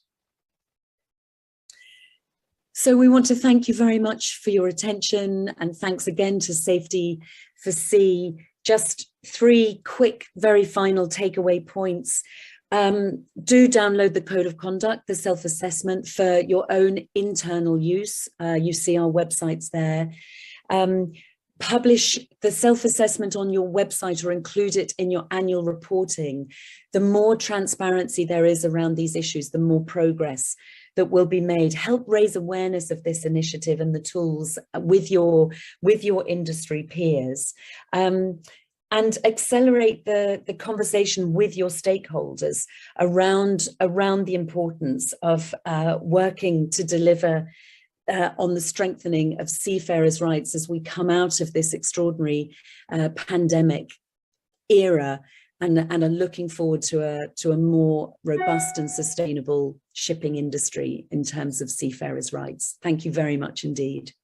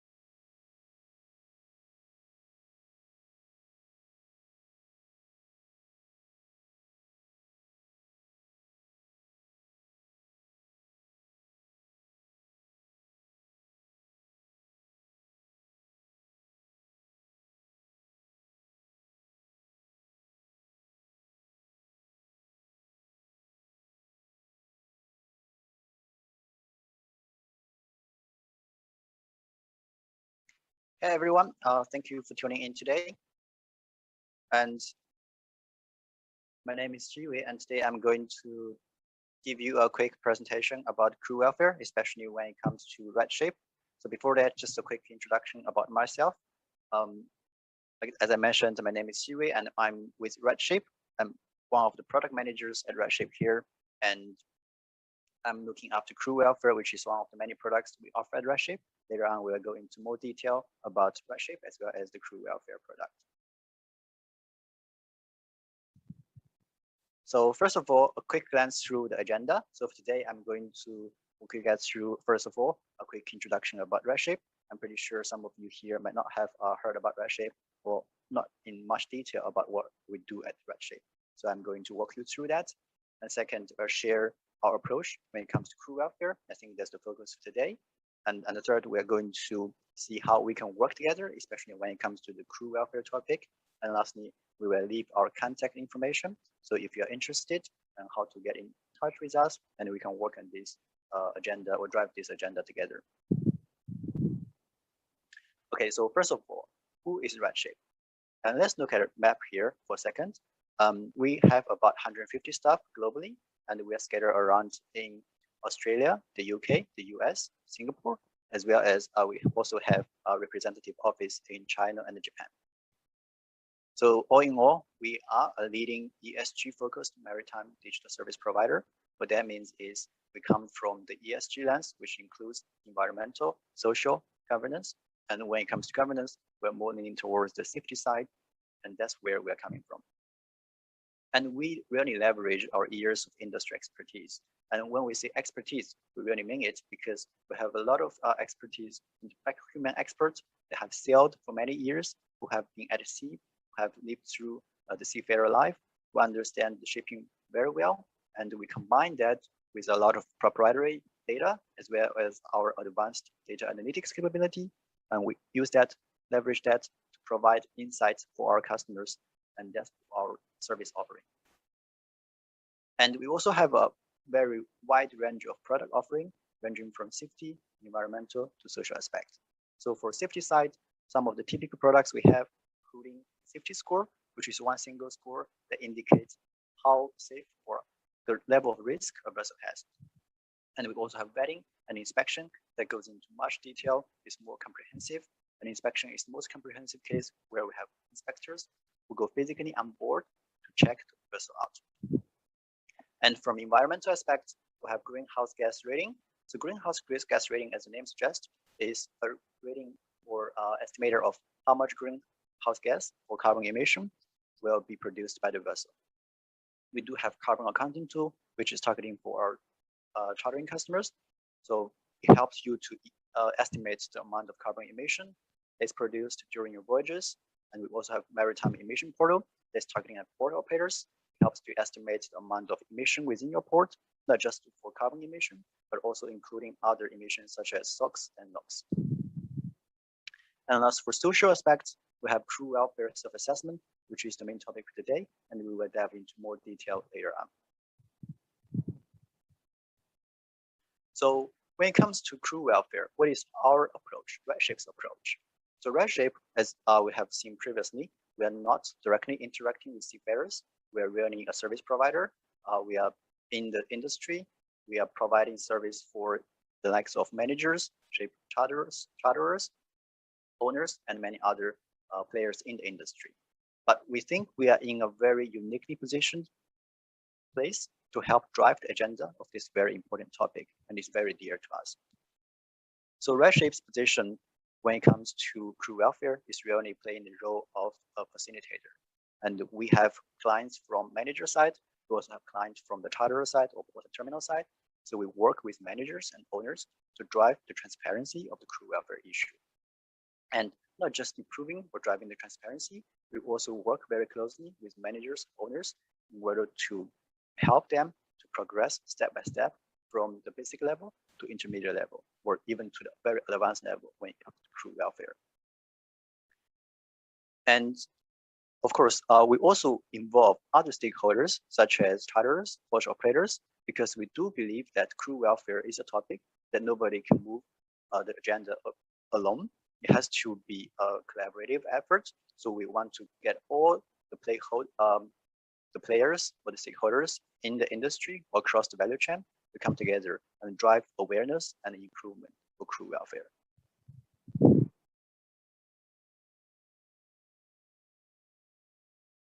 So what is the current issue that's facing in terms of crew welfare?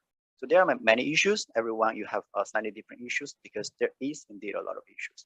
What we want to highlight is the first one. There's a limited crew welfare data standardization in our industry and a very low level of compliance expected. What that means is when it comes to data, the amount of data available for crew welfare mostly come from PSC detention, and some of those is also delayed and in the form that is not very easily consumable or not very standardized. And also there's a very low level of compliance. Most of the regulations about, for example, MLC, they're the bare minimum, but there's no advanced level or further on top of that. So RedShip's aim is really, we have a commitment to obtain more effective crew welfare data, because with that, we believe we can help to improve the transparency. And then after that, we help the managers or owners to go above and beyond minimum compliance in terms of crew welfare. And that can actually drive higher standards for our seafarers, for our very essential workers. So for RedShip, our first step in terms of getting the crew welfare done is really leveraging the code of conduct delivering on seafarers' rights. So the code of conduct is actually a collaborating effort by industry organizations such as Sustainable Shipping Initiative, Institute for Human Rights and Business, as well as Rafter Foundation. RedShip is part of a working group within this effort, and the working group also including other leading industry players such as ship managers, owners, charterers, and financial institutions. So this working group come together and establish the code of conduct, which is aimed at driving a much better version in terms of crew welfare that goes above and beyond the basic regulation requirements. When it comes to actually implementing the crew welfare or the code of conduct, our approach is we use the crew welfare self-assessment, because in order to help guide the industry of implementing the code of conduct, the crew welfare self-assessment helps to provide transparency on the current stage where we currently stand. So after the manager has done a crew welfare self-assessment, it helps them to see where they are, and also it helps them to show their efforts or dedication to crew welfare. Because we believe that currently there's so much blaming and shaming for the bad guys, for people who didn't do very well. That's needed because it's a very serious topic, but also at the same time, we do believe we should reward those who are doing well, who are very committed to develop crew welfare. So how does the self-assessment works? The self-assessment tool, as I mentioned, is supporting the code of conduct and is hosted on the RedShip website, and it helps owners and operators to track the performance across 7 sections and 3 levels. The 3 levels is the basic, intermediate, and excellent. And also, you might be asking, what is the incentive for owners or managers to complete the crew welfare self-assessment? Actually, on completion, a crew welfare badge will appear on the vessel page within the RedShip platform. And the RedShip platform is used by a wide range of industry players, such as charterers, ports, and operators. And they will be using our platform to select the vessels. When they look at the vessel that has a crew welfare badge, that means the company behind it or the managers is very much committed to it, and they are more likely to select the vessel. And lastly, it's not about expecting participants to score high across different areas. It's really about completing self-assessment to show your dedication and also help you to improve. And it's really the progress that matters the most. So our potential next steps when it comes to crew welfare, of course, when you talk about crew welfare, you have to talk about the seafarers. So you have to directly engage with seafarers. That's where we want to go. We want to directly working with them, understanding their needs, and help to drive the agenda. Of course, we are in a position that we're much better positioned to communicate or liaise with other like-minded organizations, such as the one we are already working with, or our existing clients, that we can help to move the needle together. Like the charterers, managers, we do want to continue the relationship, continue to develop that.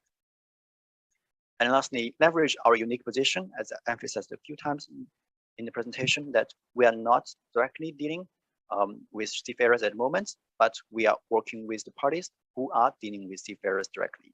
And we believe we have the ability to bring every party together and in order to drive the crew welfare improvements across the industry with all the parties involved. So our shout out to the industry is really joining us in the journey. So if you are DOC holders, you can sign up for the self-assessment. You can just take a look and see what's in there. And I'm pretty sure there's enough for you to join us in the journey. If you can just type in the URL at the bottom, or you can scan the QR code on the right to join us. And of course, you can say, many of you might not be the managers or owner role. If you are charters, port operators, or any other role, if you are interested in understanding how we can drive crew welfare agenda, we're just trying to understand a little bit more and how or what we are doing on crew welfare. You can also try the URL in the bottom or try to scan the QR code on the right to get in touch.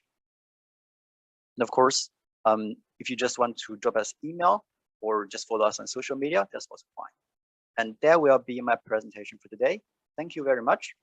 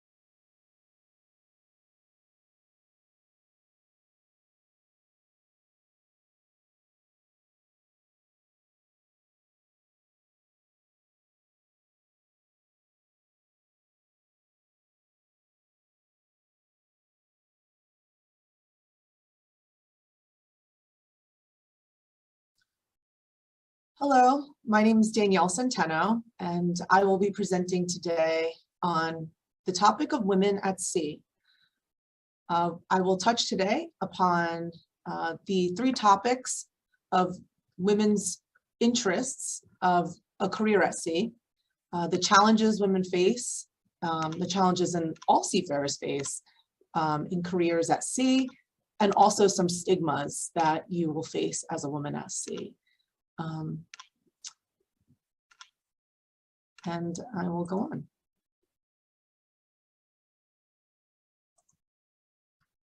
So a little bit about me. My name, again, is Danielle Centeno. I'm with the American P&I Club.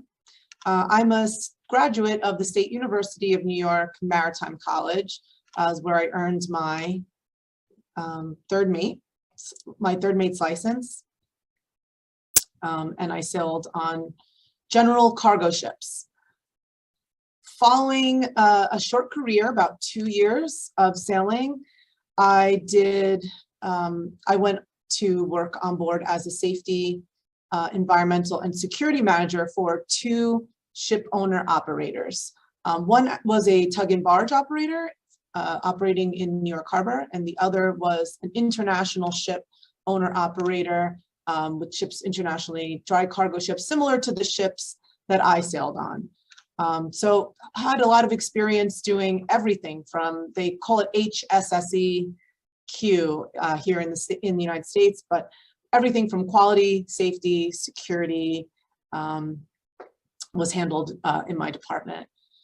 So I've been, since then, I've spent 7 years just about at the American Club doing loss prevention. So looking at claims and determining ways and creative ways to mitigate those claims. And on top of all of that, since I graduated from the Maritime School and was commissioned, I have been an active U.S. Navy Reserve officer. So I will today compare some of the some of the things that I've seen in the commercial industry to some of the things I've observed in the Navy as well. So let's get started. So careers at sea. What makes a career at sea so attractive? Well, I have to say the pay and benefits are one thing that I think is really great about the maritime industry and about sailing. And there really is an unmatched experience that you get from sailing, from being underway, seeing the world, and also the career opportunities are really equal.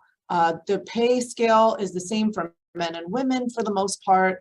And it really is an attractive and interesting career, and hands-on as well. Yet we're not really seeing interest from women. So it's estimated that only 2% of 1.2 million seafarers around the globe are women. And then in women's academies, maritime academies, enrollment is seeing little to no growth.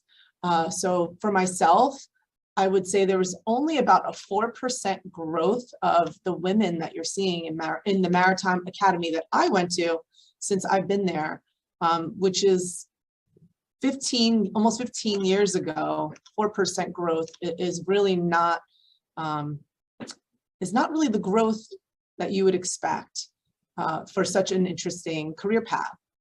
So why not more interest is the question. I think there are a lot of challenges sailing for all seafarers of all genders. There really is a sort of insecurity and instability to sailing. And I say that because there's the insecurity, I would say, is the fear of losing your job. Because it is such a difficult job, I think that does resonate with a lot of seafarers, and I think it is a hard career path to take because of that. And also the instability part is not knowing when you're going to be home, if you're going to be home for your daughter's wedding, how long your hitch is going to take, how long they'll need you on board. So that creates a little bit of instability that we don't see on the shore side, sort of the industry. Of course, it's a physically and administratively laborious job. You know, seafarers, ships are getting bigger and regulation is getting greater, but we're not really seeing crew sizes getting bigger. So there is a lot of pressure put on crew, and it is very taxing work. Of course, there's homesickness and onboard culture, which I'll speak about a little bit later. The security risks associated. I mean, piracy is still a problem in the industry right now. And of course, weather. We've seen the past years, a lot of disasters due to climate change and the like. And then, of course, minimal shore leave. This is one thing that used to be very attractive about the shipping industry, but because cargo is moved so quickly, seafarers don't really get the opportunity to go to port as much as they used to. So additional challenges that you'll face as a woman at sea is just a general adversity to their presence on board ships. So this is something that I think that the industry is really having a hard time finding real solutions for. Stereotypes and biases are another thing that women will face. So of course their gender sets them apart from a majority male-dominated crew. Their appearance, being maybe too young or too a little bit older, depending on their appearance, that could, you know, people can give them a hard time. Ethnicity, your age, your experience and capabilities, and that's something that resonates really with me, because I felt like when I was at sea, it was very hard to be the inexperienced person on board. And then compounded with the fact that I was a woman, I am a minority, a different race than everyone on board. It compounded the problem. And then of course, women seem to be targets of flawed individuals on board. And I say that because not every person who goes to sea is someone who engages in inappropriate behavior, but there are perpetrators out there who engage in, who will target women for sexual advances, bullying, harassment, and other inappropriate behaviors. So where do I see areas for improvement? So I've actually highlighted 3 things here that I've seen the US Navy do that I think has improved the culture for women on board and opened doors for women in the Navy. So I'll start with those. So the first one is leadership and behavioral training. So that's not just being a boss of somebody on board, but really understanding what it takes to lead, to seek out mentorship opportunities, and to be a mentor yourself to the younger generation. I think if we trained our crews to have a more leadership approach, then we will see a difference in the way women are treated on board. Also, organizational cohesion. You'll see in the Navy, there's things that bring people together, the mission set. There's a certain culture on board. There's a camaraderie. And I don't think that the commercial industry has really grasped that same type of culture. And I think that organizational cohesion really, and really organizing people into their roles and what their expectations are, which kind of goes hand in hand with the leadership and behavioral training. And then of course, strict fraternization policies and steep punishments for unprofessional behavior. These are some things that in the industry, we're still seeing problems, we're still hearing about them. But I think if we address them and we take them more seriously, then we'll see that we won't have as many offenses against women who are in the industry. And then of course, there needs to be a general acceptance of women on board and a cultural change. So an understanding that women are here to stay and that we can do everything that men can do on board too. And it's not just a male-dominated industry on board. Having a woman on board is absolutely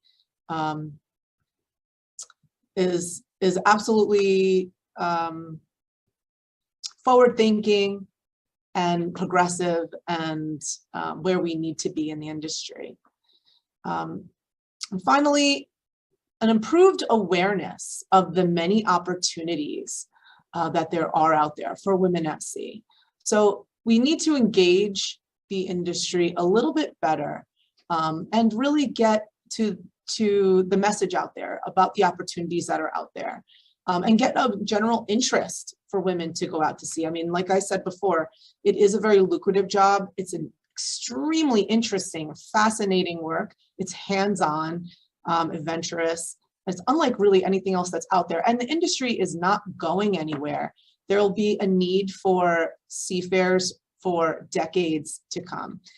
So I think that if we get the message out there better, we'll see more interest from women out there in the industry and more women at sea. So those are my takes.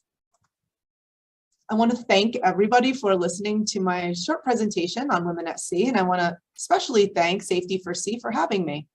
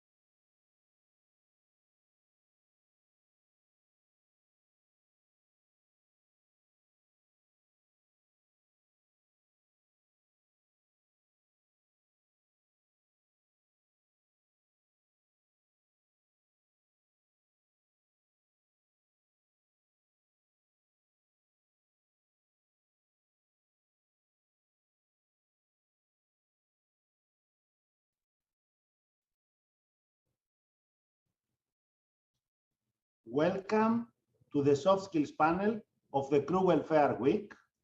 This is a panel where we would like to discuss a number of issues surrounding the soft skills with a view towards 2030.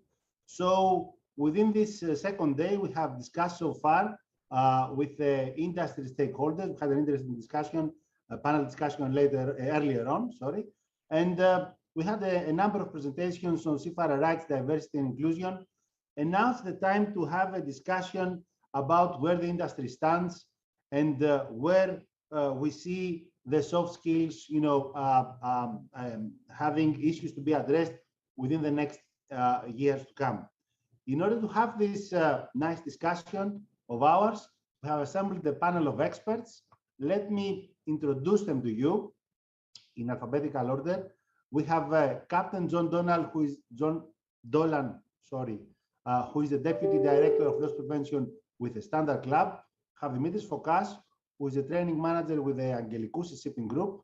Bjark Jacobsen, who is the partner and senior consultant of Green Jacobsen. We have Angeliki Sarandi, who is the crewing recruitment officer for Euronav. Rear Admiral Bill Trulov. Bill is the managing director of Sea Smart, the Carnival Training Center based in Netherlands. And last but not least, we have Captain Parani, who is the HSS EQ manager with Tafton Asset Management. So I would like to welcome you all. I would like to thank you for joining us. And I would like to start right away with our first issue to discuss on this panel. I would like to ask about the industry's workforce, your views towards 2030. How has the pandemic impacted the landscape of where the industry stands? And what are the competing forces shaping the maritime world in the years to come? So I would like to start with John. John, would like to hear from you. What are your thoughts as we're moving with a, let's say, a horizon towards 2030? Good day, Apostolos. Thank you very much indeed for the opportunity to speak. Those are three good questions in one question, Apostolos. So probably in reverse order, the competing forces. Well, we live in an extraordinary period of our lives right now between the geopolitical challenges, pandemic challenges, economic challenges. So those are manifold and ever present as well. The pandemic has been an extraordinary period of our lives, and that in its own right has changed the world and the world of seafaring enormously, I think. So going back to your first question, what would the industry workforce look like in 2030? Well, I think very briefly, we're likely, because of the perennial problems of manpower supply, we will see more women in the industry. The numbers are growing, but they're still a very, very, very tiny proportion of the total workforce. We'll see more cultural diversity in the business amongst seafarers. We'll see greater numbers of seafarers employed because that's the way the industry is growing year by year. We'll have better trained personnel. We will have better connectivity as well amongst the crews. So in a nutshell, those are my initial thoughts on the principal issues. Okay, thank you. Now let's move to our group of people representing ship owners and ship managers in this panel. Dimitris, your thoughts? Yes, thank you, Apostolos. Good afternoon to all. What John said was correct, and in my opinion, maybe too optimistic, because are we going to have the workforce that we need in 2030? The pandemic and the recent war revealed a lot of difficulties in attracting people to sea. And we have seen that the seafarers have suffered a lot during the last couple of years. And this is definitely something that we need to improve because that, I think, all those problems that the seafarers had to face and shipping companies had to face as well the last couple of years makes the life at sea and the career at sea less attractive compared to the past. So this is something that we need to find good solutions to that. About the competing forces, there again, we see that maybe shipping and organizations, they have some great ideas, for example, moving to green environment and new fuels, etc., etc. And then suddenly we see that because of war, all countries step back and reconsider all those approaches they had regarding environment, etc. So it is a changing world. I think the pandemic and the war have forced us to see things in a different way. And I think the shipping companies at Seafarers have done their best till now. And it's up to the rest of the world also to come up with good solutions. Thanks, Apostolos. Thank you, Dimitris. I am taking note. I would like to revisit what has been said so far, because both you and John pointed out a number of issues that I would like to revisit. Let's move on, however, in order to conclude with this first round of thoughts. Angeliki, your thoughts. Hello, everyone, also from my side. Thank you for the invitation.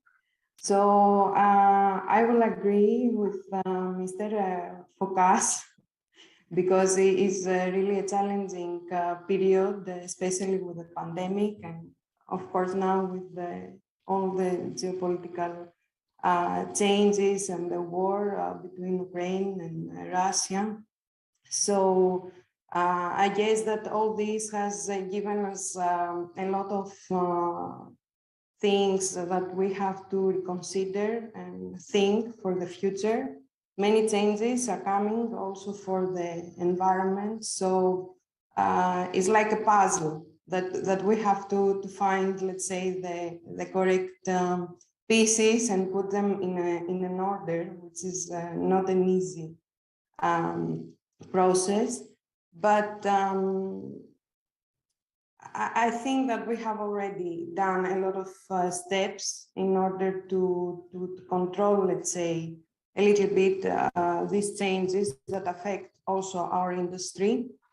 And of course, the crew is really important. The role of crew is really important in all these changes, and is fundamental for, especially for shipping companies, to invest on the training and soft skills of their crew and the way they recruit people, especially to be ready for the future. Thank you, Angeliki.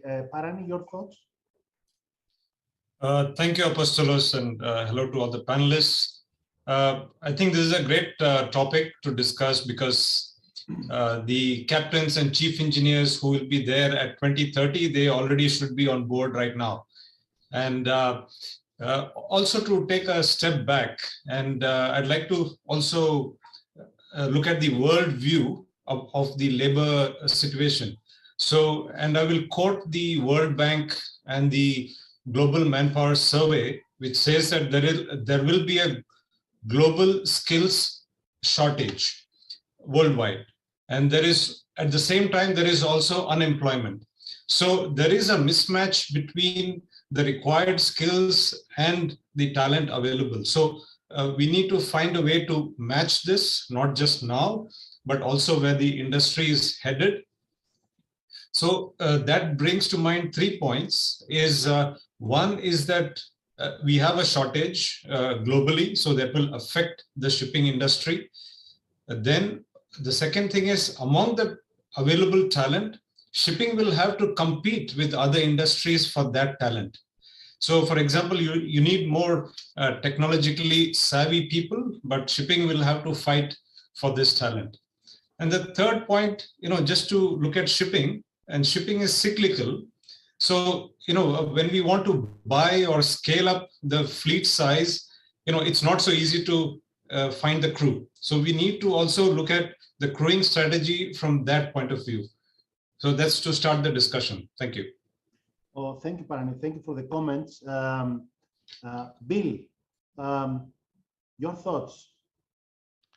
Thanks, Apostolos, and good afternoon to everyone. A great privilege to be here with this panel of experts, so thanks for including me. I have the envy of being last up. I agree with all the tremendous points. I guess a couple of more.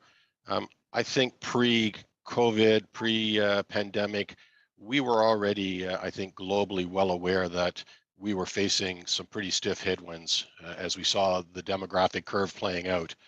And I think things have just been accelerated by the forces that we've discussed here, be it pandemic, be it global instability, and be it the ultimate economic impact of all of that.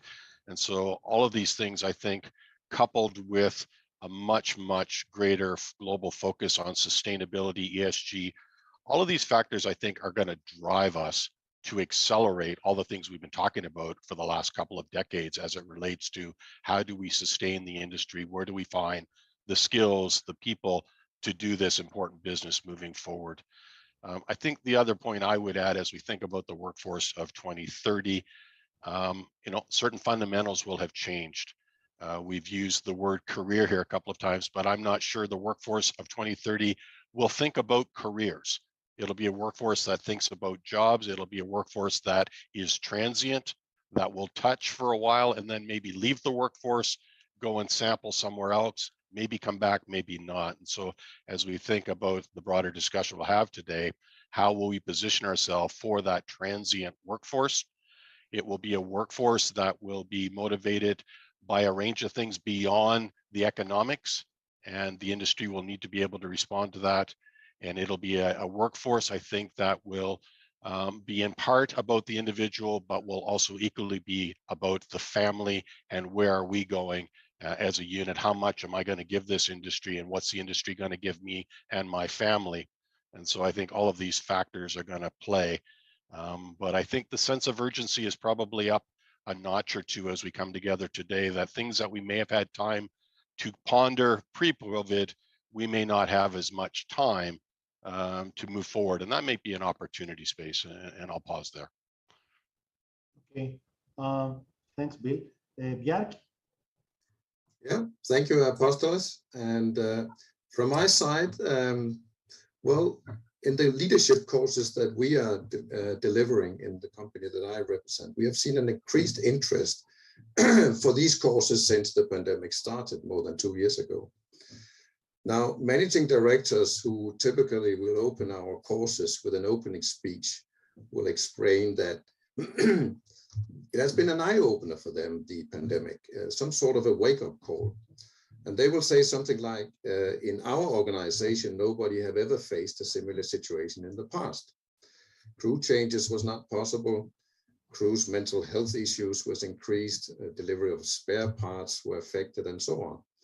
However, still some senior officers managed to tackle these situations more professionally than others. Some senior officers almost gave up, where others managed to stay in control and support and empower and inspire their crew to make it through these disturbing months where everything was locked down. So they will conclude themselves that we must strengthen our training in the human factor element among our senior officers. Now, the hostilities in Ukraine has taken over from the pandemic, and thereafter nobody knows what will follow. So to the questions, what are the competing forces shaping the maritime world, I would say, is to be prepared, to be able to cope with the changes that inevitably will happen over time. How can the industry cope with these changes? Well, by having good leaders. Leaders who are capable of establishing direction, aligning and motivating and inspiring the people. Thank you. Okay, thank you, Bjarke. I would like to, before proceeding to another topic, I would like to revisit some of the ideas that have been heard so far. I would like to start with the less attractive industry and maybe more challenging, let's say, ways that the industry should come up with in order to attract talent. As we move forward, there are some certainties, starting from what Bjarke stated. We've seen that the training has changed a little bit during the pandemic. We've seen the virtual training replacing the face-to-face training. This happened inevitably. There's a lot of strengthening across e-learning and other, we've seen simulation moving forward a lot, cloud simulation. But other than that, there are some certainties. And one of the certainties is that now the global maritime workforce in the range of 1.6 million. It is expected to be something in the range of 2 million by 2030 or something like that. There will be a shortage. This is what we expect. So what sort of ways, in your opinion, should the industry, our industry, investigate in order to attract talent, to put it in that sense? Your thoughts, because this is something that, you know, it comes on the top of the agenda before we even discuss how to, you know, make them better, upskill them, you know, train them, onboard them, and so on and so forth. The key challenge for all, you know, HR professionals across the industry, and our industry in general, I would say, is how we attract more talent.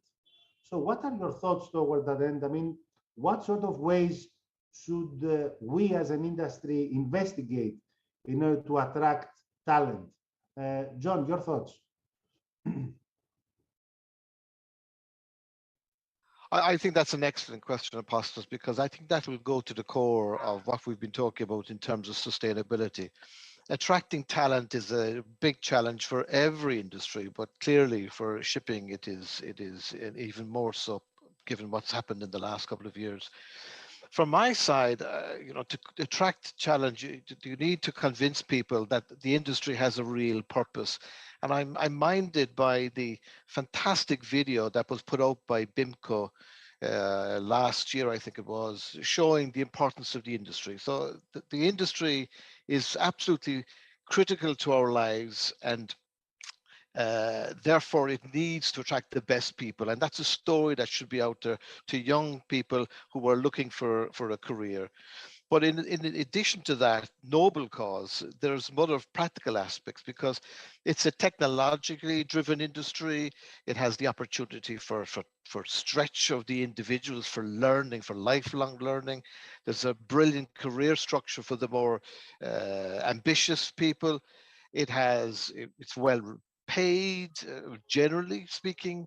It has unlimited employment opportunities, again, for the ambitious and for the people who wish to push themselves further.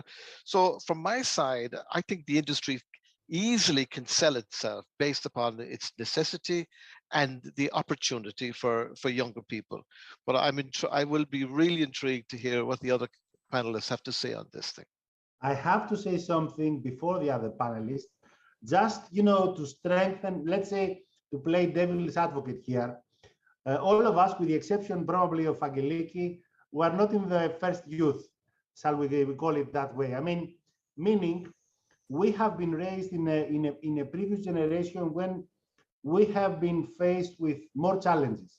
Mm-hmm. The younger generations would like to have less challenges in the working environment. They are interested in a number of issues. I'm not saying they are softer than the older generations. I'm just saying they expect a more straightforward way of thinking, of working, of onboarding, and so on and so forth. Mm-hmm. They would like to have more feedback. This is what the sociologists say, and this is what all of us see on a day-to-day basis. So it will be more challenging, especially as we move to Generation Alpha and younger generations, those who are now in their 20s and maybe now in their teens, to be attracted within our industry within the next 10, 15, 20 years. So sure. In that sense, we have to also bear in mind that these younger generations have a different way of thinking than even the millennials, even those who are 35, 40 years old, think right now. Angeliki, as I said it about you, what are your thoughts? I mean, how should the industry investigate ways to attract more talent? I believe that we need to promote and make the new generation learn about what is shipping, what is the purpose, as Mr. Dolan said, and of course that to make them see the opportunities they can have. Is a demanding environment, even if you are on board or if you are at the office, different challenges, different requirements, but it's a profession that is not easy, is difficult. It requires to have experience, to have knowledge, to have skills. Sometimes it's not very clear that to the new generation, and they might don't give the importance to the profession, the importance that it has. And this might be a burden for them to choose it. Or even, as you said, they want to have everything easily succeeded. So they don't want to try to have an opportunity in this field. So I believe that we have to promote the profession in the correct way, to make clear to the new generation what it is and what the opportunities are for them if they join the industry. Okay. Parani, your thoughts? You'll have to excuse me if I start with something very, which may look very basic or rudimentary. I would like to start with bathrooms. So, for example, we have the women seafarers, just 1.5% of the, or even less of the global seafarer workforce. And we want to, and there is an obvious room here to get the women seafarers on board. But you go on a ship where 16 people have to share a bathroom, that's not going to encourage the female seafarers. Even, I can also tell you, even male seafarers don't want this kind of living environment where you have, you have to go out of your cabin in your towel, walk maybe even one deck down to have a shower and come back when you're freezing. So that's not the right kind of environment that encourages seafarers. So, like they say, basic food, shelter, and clothing. So we have this accommodation. There is a serious issue here. Even new ships are being built without individual, washrooms. Then also we have, for example, food. Even still we see, the level of victualling on some fleets is very low. So that means, you just have only rice and pork possibly that seafarers can have. That's not the right message that we want to send out if we want to attract seafarers. So I'll just stop at these 2 points for now. Okay. Dimitris? Yes, thank you, Apostolos. It's a very difficult question, the one you asked, very difficult. Because if we had the answer, we wouldn't be here today. So it's... I'm sure you have the answer. You have parts of the answer. You have a lot of parts. We have a lot of parts of the answer here. As long as you are, let's say, not necessarily transparent, but be honest. Addressing, all of you, addressing what you already know. So back to the specific question, I think here we have different levels of actions that can be taken. As a shipping company, we take the actions that we can. We take a lot of cadets, we provide a safe working environment, salaries, contracts, etc. And of course, not the problems that Ravani has just mentioned. These similar problems that don't exist in the reputable companies anymore. But this is up to the shipping companies. Then we have the rest of the world. And just a half an hour ago, I saw a master who was on board one of our vessels. His initial contract was for 7 months, and he stayed 11 months. Not because he wanted, because the crew change was not possible. So we have bigger problems out there, which are not up to the shipping companies or the seafarers to solve.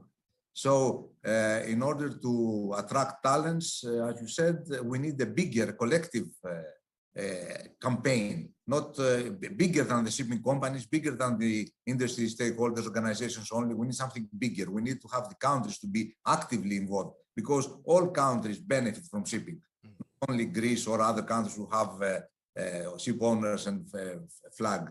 So it's up to all of us to try to find ways, bigger ways, beyond the companies, beyond the way we work up to now to make it work. So that's why I say I don't have an answer, but I think that the answer should be much bigger than us. I understand what you say, and we have to, at some point, accept and admit that one of the key words, I would say the buzzword across the industry for the last couple of years is collaboration. In many fronts, not only with respect to crew changes, not only with respect to COVID, not only with respect, for example, to the Ukrainian crisis, but also with respect to new fuels and so on and so forth.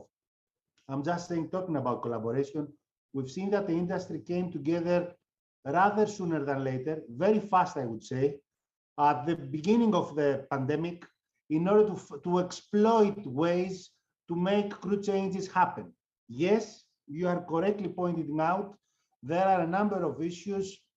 I understand that, we all understand that, because we are not living in a flawless world, absolutely. But again, we have to accept that things now are better than it was maybe early 2020, with respect to collaboration, with respect to coming together, discussing, trying to exploit solutions and making the solution to come to real life. So this is what I'm just saying. I mean, I know that Angelikou's shipping group, being one of the leading ship managers worldwide, you operate state of the art. Let's say industry leading practices, to put it in that sense. But again, we as an industry, John, I think, pointed out earlier on, we have to compete with other industries. Meaning we have to understand that, it's not only acceptable if we are better than the others, we have to, what we, let's say in brackets, sell, has to make sense.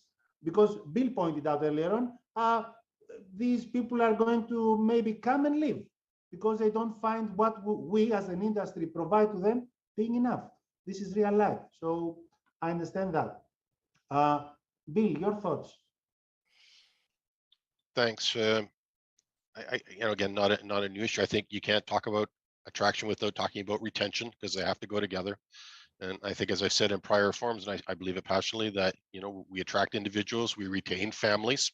So what are we doing to make sure that the family feels comfortable, that they're being well looked after, the family feels comfortable, that their seafarer is living and operating in an environment that is safe both physically and emotionally, that they see a future? I think all of those things are important.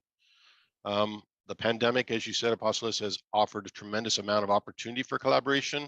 And I think across the sector, folks went well above and beyond to try and do everything we could for the seafarer in that very difficult moment. But sadly, there are some public narratives that would tell an opposite story. So we have a marketing issue here of, are we really looking after our seafarers, even though it may only be 1 or 2 stories that are in the press against the 99% we got right? Sadly, we have that narrative out there, and we're going to have to tackle that narrative and try and turn it. The final piece that has always been a challenge for us is most of what we do happens over the horizon. No one sees it. The ship comes into port in the dark, it leaves in the dark, and no one sees and fully understands what it means to our day-to-day lifestyle. And so again, back to that narrative of how we get folks beyond the maritime blindness, if I could phrase it that way, and those aren't my words, words of others, to really understand the importance. We can talk about it all day, but we're a very small percentage of the global population that really need to understand the importance of what we're talking about here as it relates to the day-to-day existence of humanity. Okay. And Gehrt, your thoughts? Yeah, thank you, Apostolos. I have a master mariner background, and I've been in the industry now for 43 years. And it strikes me that when I was active on board, I've never been offered any courses in how to motivate people, how to encourage people to be in a happy workplace. Now, these things have been in the non-maritime industry. It has been, an understanding that this is important. In other industry, they're actually inviting their managers on a regular basis to courses on how to lead other people. They are on a regular basis offering coaching sessions to their managers. They are even assigning mentors to their leaders because they know it pays off. It's a good business case. As I said before, I have never, when I was an active master, been offered any training. There is this idea in this industry that when you are promoted to a senior officer position, you have gained so much experience that you automatically become a good leader. It doesn't work like that. It doesn't work like that. I think we are training all the cadets. Now I come from Denmark, in Copenhagen. In Denmark, you have to have a high school degree in order to become a cadet. Many of these cadets, they are really smart. They're very assertive. They also have work experience from other industries. I can tell you, when they come on board and see the very top-down, hierarchical, autocratic leadership style that sometimes often is seen, they will not stay. They will simply not stay. Yeah, my time is up. Absolutely. So my next topic would be something we mentioned earlier on. How is the industry training its, let's say, a workforce, our people across the offices and of course across the fleets? How successful have we been? What sort of lessons have we learned out of the pandemic?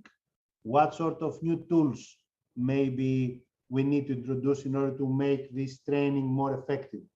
What are your thoughts toward that end? And I would like to also add to the discussion, how do you think the social media is affecting this new way of interacting with the crews? Because in these days, training and maybe upskilling, no matter how we, let's say, label it, it's not only when someone is being sitting in a chair and someone is instructing the other person, you have to do this and that. There are a number of let's say, different sort of activities that fits well into this upskilling, let's say, puzzle that we have in these days. So what are your thoughts? How do you assess the industry's, initiatives, our industry's initiatives to train people? And what sort of lessons have we learned, or should we learn, or should we, let's say, inject in the years to come out of the pandemic and, of course, the seafarer crisis, in your thoughts? John? I think this is a very good discussion, and your question follows on very logically from Bjarke's comment. The training that we've given to mariners, and I come from a former captain and then a ship manager for many years. It is very focused on the technical. The STCW training provides the base, the certificate competencies provide the measures, and then you arrive at a master mariner's position or chief officer or chief engineer, and as Bjarke said, that's taken then as a given and as a license to be the natural leader, which we all know now is certainly not the case. So I think the industry has been poorly served in terms of the training that is really required to provide the leadership skills, the empathetic natures, the motivational aspects of jobs that we all take for granted now ashore, but really haven't filtered into the crewing space in any great degree yet. But I think that's going to change. I am hopeful, I remain the optimist that it will change, and that there is a greater concentration, probably driven by the market forces, that good people are hard to recruit and even more difficult to retain. And if your good people start drifting away because you're not providing this kind of additional training and development, then that will be the stimulus for the necessary change in the industry. So I'm critical of what we've done so far. We haven't really tapped into really sustained training, important training, but I'm hopeful that it will change. When you say, John, you think that it will change, what sort of horizon you see for this, mindset shift, let's say, to put in a sense, because we as an industry have to change the way we think. What sort of time horizon do you see? Well, that's a really good question, and I'm minded by what Bill just said right now. I think we're through such a crisis. The pandemic has been such a game changer that old assumptions and time for pondering, as Bill said, has long gone right now. So this could come around much quicker. The combined Russian-Ukrainian numbers, that's I believe amounts to about 15% of the crews at sea. The supply of those numbers has been severely disrupted. So the shipping industry is going to have to react very rapidly to change. And so the process of development, caring for, nurturing, retaining your talent has changed, I think, fundamentally in the last years. And so the process that is going to be necessary for this new kind of environment I'm describing is, I suspect, already underway. Time frame, certainly before 2030. I would be hopeful, because I think that's what enlightened ship owners will do to sustain their business. But who knows? That shipping has never gone according to plan in my lifetime. I remain the optimist, but ever cautious as well. I think there are three parameters, in my view, that make a lot of sense across the industry. Let's say if we compare the industry from where it was, let's say 20 years ago. The first one is we see that the industry is being fragmented, meaning what goes on, for example, in the cruise sector, where Bill is for the time being, Sea Smart is, I think, considered widely the best, if not the best, one of the best, but I think the best, let's say, dedicated training center across the globe due to the span of the training courses providing, plus working exclusively with a leading, cruise operator. Sure. A lot of ships, a lot of pool, a lot of nationalities, and so on and so forth. That makes them, by end result, that makes them the leaders. Okay, so we haven't seen that sort of initiatives, for example, in the general cargo ship. That's the other end of the spectrum. So we have cruise ships, we have LNGs, we have tankers, we have bulk carriers, then we have general cargo ships, to just try to put this in order. So what is happening, for example, in the dry bulk is not happening in the tanker market, because there are other forces accelerating all this discussion. As you correctly pointed out, the industry has to face challenges. The second is, I think, that there are a lot of I see ship managers getting bigger and bigger, meaning they operate bigger pools. And when you operate bigger pools of crewing, that puts you in a challenging spot, that you have to implement state-of-the-art practices, as Dimitris, for example, in Angelikousis, Bill, for example, with Carnival, and so on and so forth, and of course Angelik with Euronav, have to face. It's a totally different, let's say, set of challenges for anyone who is operating 2 or 3 ships tomorrow morning. So, and the third one, I think, it's collaboration. I think, as you correctly pointed out, that all these, different sort of, let's say, things going on across the industry are accelerating the decision making. And I agree with you that it will be rather sooner than later. But for us, who've been in the industry for many years, this is something we hope to see happening. And this collaboration and this discussion, I think it's, making this happen as we move forward. So I agree with you that we might expect it rather sooner than later. That's why I'm asking your thoughts on the time frame. Parani, your thoughts on how we, as an industry, train people. Sure. Not to make us feel bad as a shipping industry, so I just looked up some research across the broader, a global trend, and the surveys, they indicate that people's perception of the effectiveness of training in improving job performance, they rated somewhere around 25%, which is quite low compared to the inputs. And what they also say is 70% of the most effective training happens at work. And then the third number, I see that around 81% of employees, their opinion is that their employer should invest in their training. So, these are some broad trends globally that I see. And, coming to shipping, I would say the training budget still, what I've seen over the last, let's say 16 years that I've been on shore, is the training budget is still around 1%, or even for some companies, even below, even around 0.5% of the OPEX. And that also, most of it is spent in logistics, travel and hotel and all that. So I think we do need to look at these numbers, because we do need to put the money where our opinions are. So the recommendations would be obviously to increase the training budget, to get the best people involved in training in the maritime industry. Get the best people. Their salaries should be competitive with respect to other, let's say, onshore profiles. Onshore.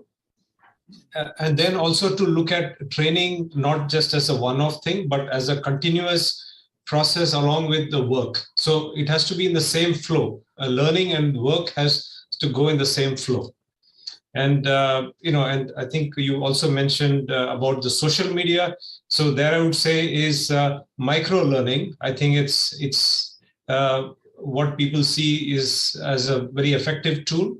So micro learning in small bits in time. Let's say if there is some dry dock going to happen, or there's a particular task, maybe a training at that point helps in improving the job performance which is coming, and also to use the opportunity immediately after an incident or a deviation has occurred. And if I may also just add 2 more points. We also see the big data coming in, so we can use data from work as well as from training in finding the most effective way to train. And lastly, I would say is the involvement of top management in training. It should not be just left to the HR or the training. So even the top management have to put their weight behind all the training efforts in shipping. Thank you. Okay, thank you. Dimitris, your thoughts? I'm writing here notes in order to reply to all those interesting comments raised till now. I cannot manage that. Now, one point, the training that we have provided till now, if that was sufficient or not, of course, we can improve it, and we have to improve it, definitely. But we must here understand and appreciate the fact that seafarers of general cargo ships, the ones you mentioned, although they were never trained in resilience or soft skills or whatever officially, they managed to keep the world running the last couple of years, and they proved to be more resilient than the majority of the countries, etc., etc. So we need to trust our seafarers more and believe in them. That's what they proved themselves over the last couple of years. Absolutely. Now, on the training needs and new training methods, yes, correct. We are using cloud simulators and remote training. We have done that. It can work. But again, and here this comes to the industry, there is no standard today for the remote training. We can run a webinar with 500 participants, and we can run a remote course with 10 participants. At the end of the day, the training provider can issue certificates to both cases, which of course doesn't make sense for us. So we need to have in our mind that this remote or cloud training, how can we measure the effectiveness of this training compared to the traditional methods we had till now? There are advantages and disadvantages in this remote training, but we need to be a little bit careful on how to assess the effectiveness of this new training. And the third part, which is of course the training on board, which is still there, and we need to work on that more, and we need to provide tools to our seafarers on board to do that part again more attractive and more efficient. Thanks, Apostolos. Okay, thank you. Angeliki, your thoughts? So regarding training, I believe is one of the challenges we have to see how we can handle, because of course we have seafarers who we trust their experience and knowledge, and what we have to do from our side is to offer them the tools and trainings that can assist them on the job they have to do, and on the requirements that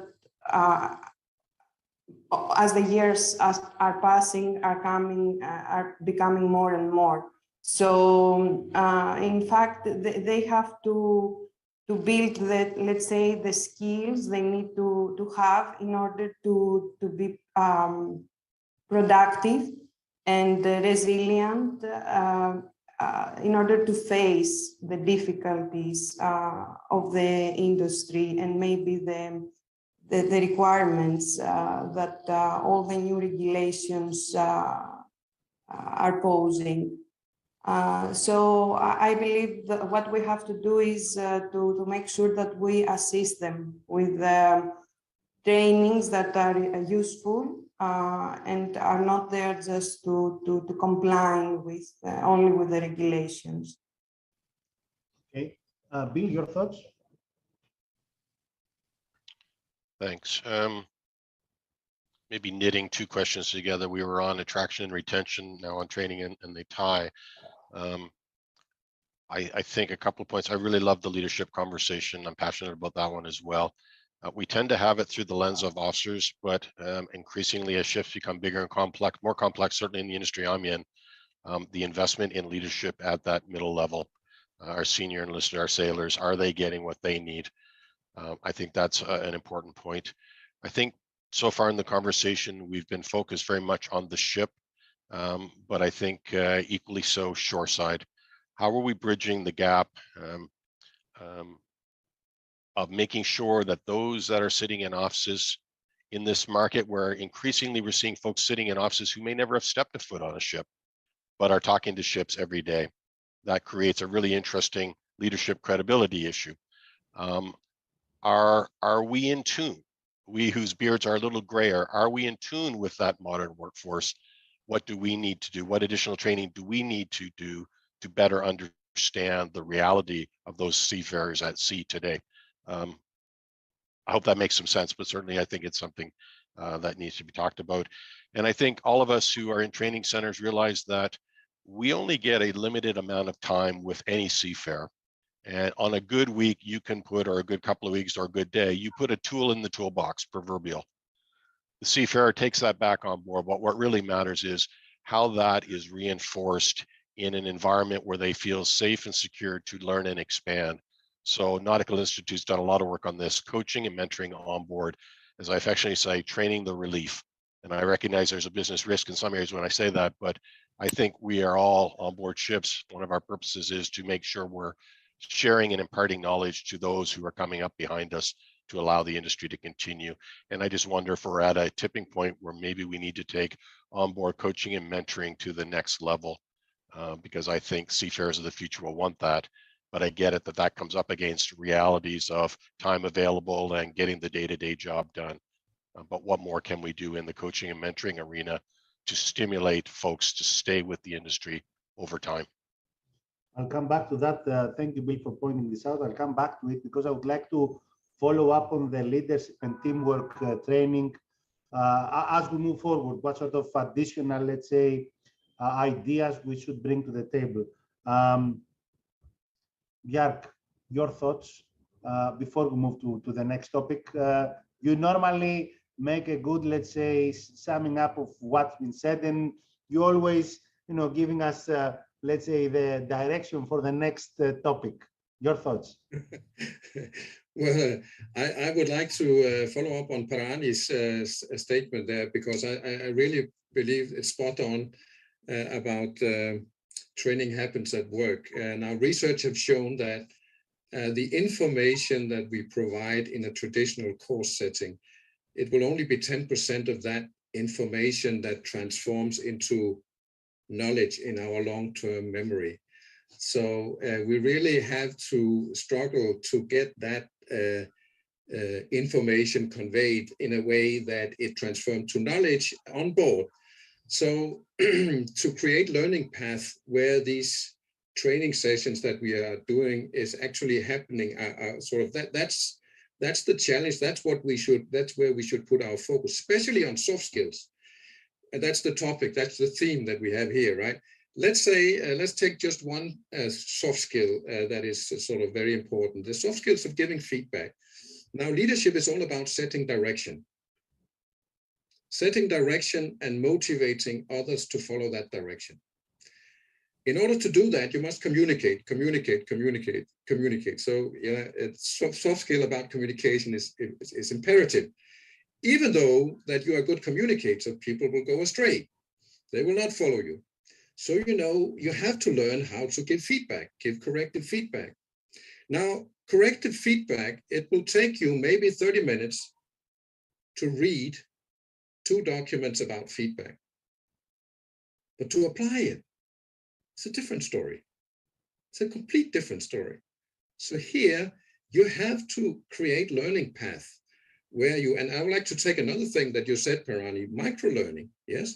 You have to arrange for micro-learning elements to be available for the seafarer after he has completed the course and when he is on board, so that he can apply the learning in an actual work setting. That's when learning will happen, when we are talking about soft skills. Okay, thank you. I would like to move, I would like to discuss about leadership and teamwork.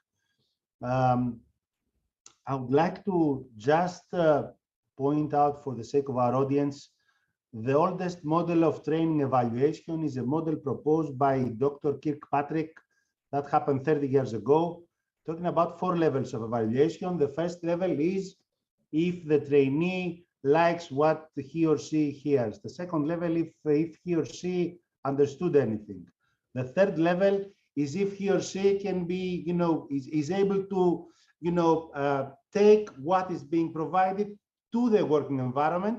And at that stage, which in my view, that's the most critical stage, this is what Bill correctly pointed out earlier on. We have to talk about, coaching and mentoring, because correctly he pointed out we are providing a tool, and at the end of the day, it's about those people who are getting this knowledge.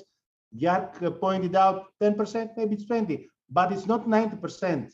What anyone is being provided, it's only a small fraction of what needs to be done on a day-to-day basis.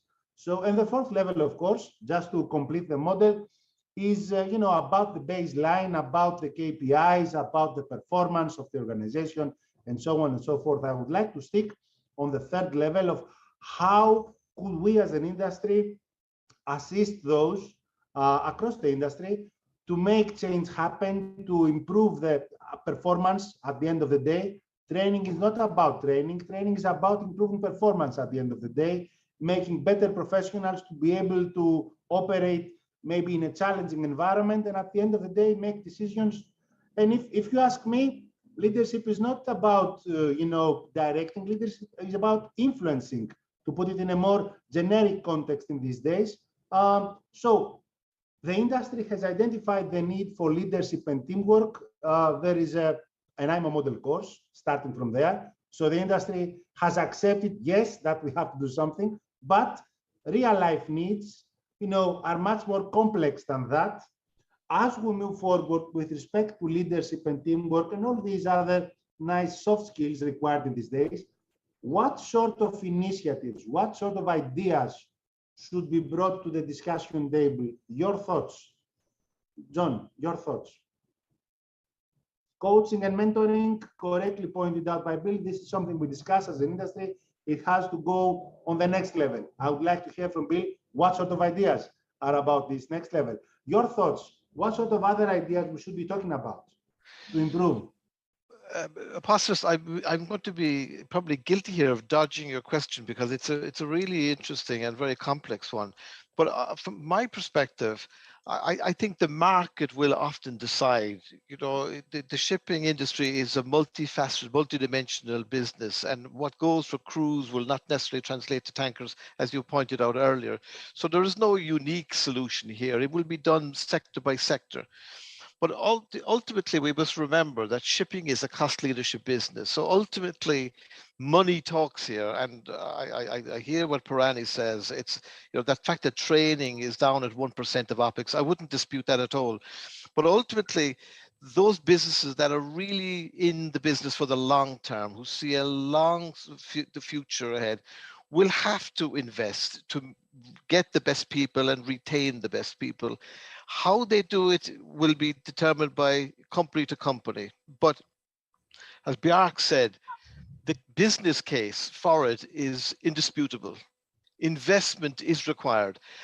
If you allow me, getting a ship from A to B is relatively easy. Most people can do that. But getting a ship A to B safely and reliably, okay, now that takes more skill and more competence. But getting a ship from A to B safely, reliably, and efficiently, in other words, all are working together to optimize, effective, awful expression, but sweating that asset, making it work, getting the efficiency out of it, that takes real skill, real teamwork. And that's where I think the necessary drivers for investment in what we're talking about now, soft skills, human performance, better crew, more engaged crew, better motivated, that's what will drive the business, I think, sector by sector.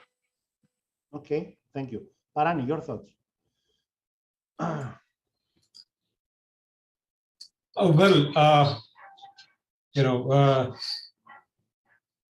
think a lot of points were made about mentoring, and I agree with that. So just to summarize, if I may, there are a lot of tools available. You have books, podcasts, videos that people can refer to. Then there are training courses like Bjarke mentioned. But I think what is important is how the soft skills are applied at work. So that starts with leading by example. So right from the office, let's say the manager or the superintendent, how he interacts with the master and the rest of the crew, that sets the tone for good leadership on board. And then, that passes on. So you have the master and chief engineer, giving that direction and support and communication on board, which allows everyone to develop more leaders. You have that leading by example. And then, of course, to see, for soft skills or human skills, we need to also interact like other humans. So we need to have more interactions on board. And I think we, as an industry, we should facilitate those interactions, through social events on board. But also I would encourage the seafarers listening to this webinar to go out and be more social. Seafarers, I can speak by example. We are not very social, in the sense we are quite comfortable in our bubble, but I would say, just go out and have more interactions and build more soft skills in real life. Thank you. Absolutely. Dimitris, your thoughts? Yes, thank you, Apostle.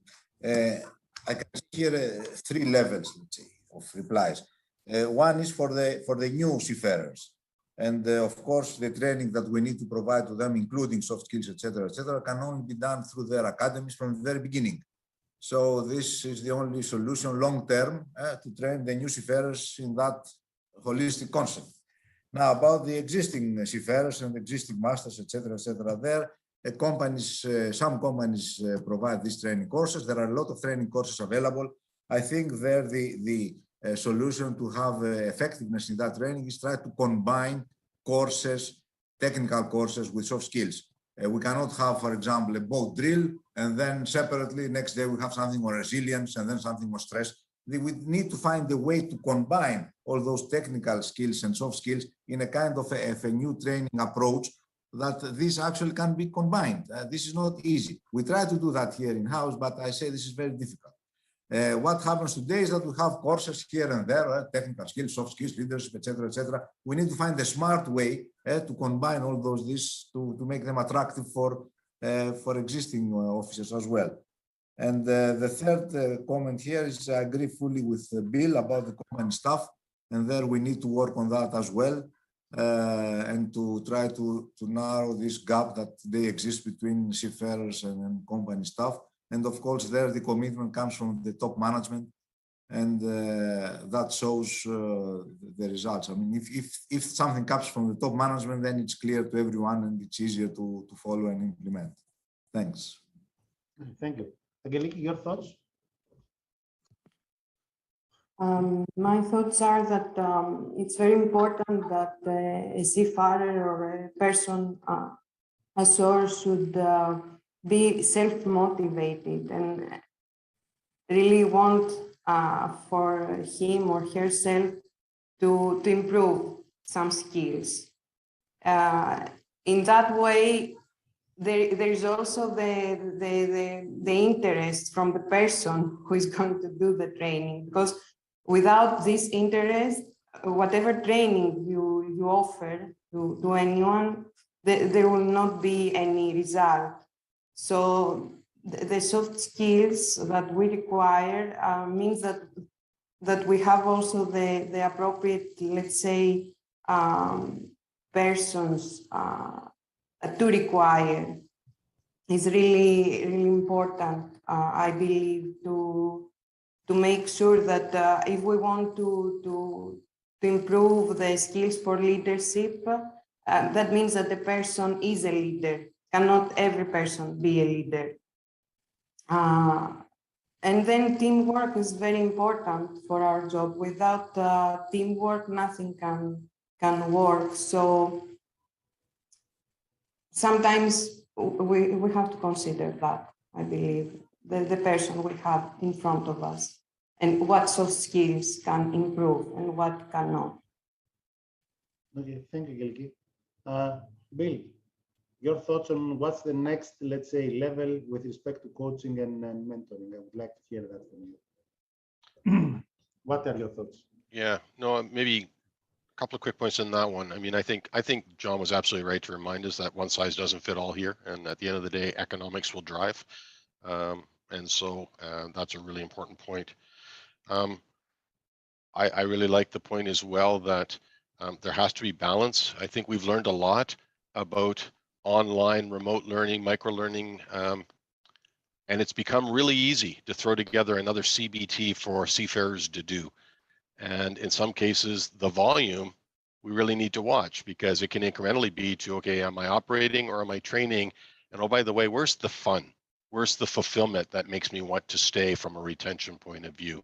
And so there's an interesting dichotomy there that certainly we're seeing. I don't know about other sectors, but you know, how much training, when, to what end? How do you flow this through the life, right? To coaching and mentoring, again, I think we are a product of thousands of years of maritime history and a hierarchical structure, and the debate of operate versus train and who does what. I think we've made tremendous progress towards understanding that, again, you train, you get some tool sets, but the real relationships happen on board. And I think our most successful folks have been those where someone's put an arm around their shoulder early on and brought them along through the journey, good days and bad days. And I just think we need to keep narrating that. And I think we need to incentivize that to the degree we can, that senior leader, yes, your job is to get that ship safely and efficiently from point A to point B. But you also have a responsibility to help develop our future, because if we don't, we won't have a future. And again, an easy statement to make, much more difficult to implement, particularly across the sectors, because it's about economics again. But I absolutely believe we need to continue that dialogue, or we won't retain and the problem will get bigger. Absolutely. Just go back to Parani's comment for the 1%. I won't argue about that. I would just like to say, if there was a question about what sort of training budget do you have, maybe 10 or 15 years ago, very few could be able to provide an answer. Now we know it's 1%. Now this is a starting point to improve. So maybe in this industry we have to, I fully agree with economics, I understand the economics, but I think we've made some progress, maybe a little bit slow, but the industry has made some progress. Maybe we should be aiming for a faster step, let's say, in the future. But I do agree with economics, because John, Bill, and Parani started with this, and I fully agree with that. I'm sure Bjark has an issue with his economics, has to face this on a day-to-day basis. Parani, if you have a quick yes, before we go to Bjark. Yes, Apostolos, yes. So, you know, I just want to clarify that it's not just about the, you know, let's say throwing money at a problem, you know, for lack of a better phrase. It's also about the alignment from the top, what the organization wants to achieve for training. So it's organization commitment and and putting that budget strategically, so you have the best people leading the training effort and the learning and development effort in the organization.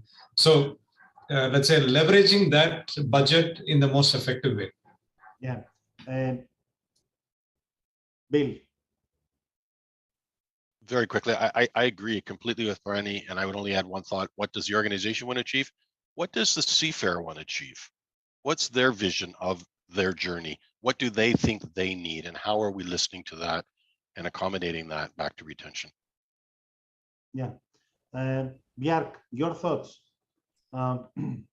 Yeah, well, I think it's also important to not overcomplicate this. I mean, what I typically say in my courses, I mean, leadership is common sense seen in a business perspective. We shouldn't overcomplicate it. And I have a good example. I had a client in Norway, a chemical tanker company, and they revealed after the pandemic or during the pandemic that they had some masters who did an excellent job. They had no complaints. They had no big, fuss going on.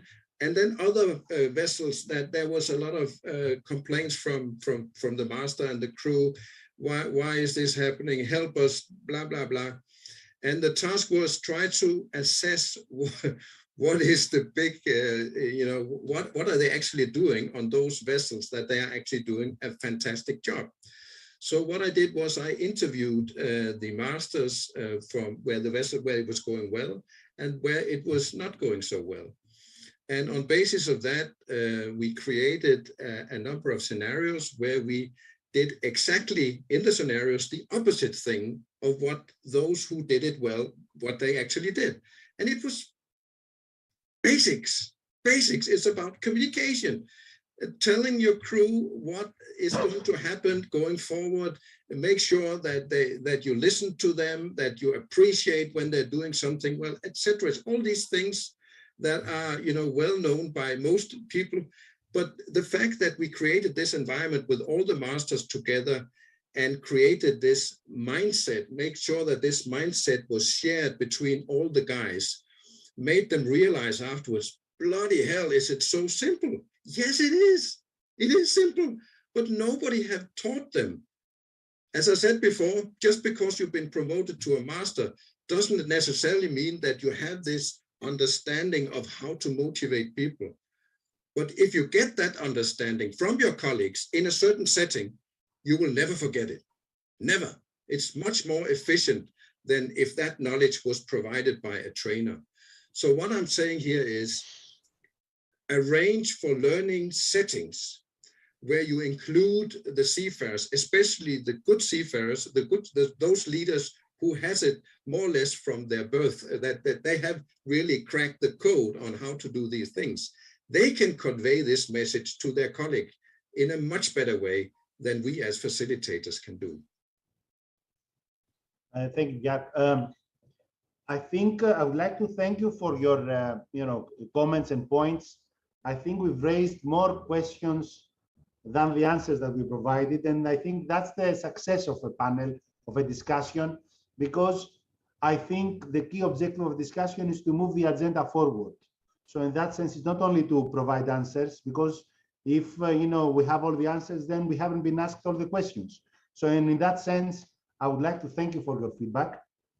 I would like to have your concluding comments as a last round of feedback, because we have to sum up. I would like to ask you if, in lieu of any comments you might have, what would be your key priority, let's say, with respect to improving human performance? At the end of the day, we have to improve human performance, and we understand that human performance interacts with a number of ways on board the ships and, of course, across the offices as well.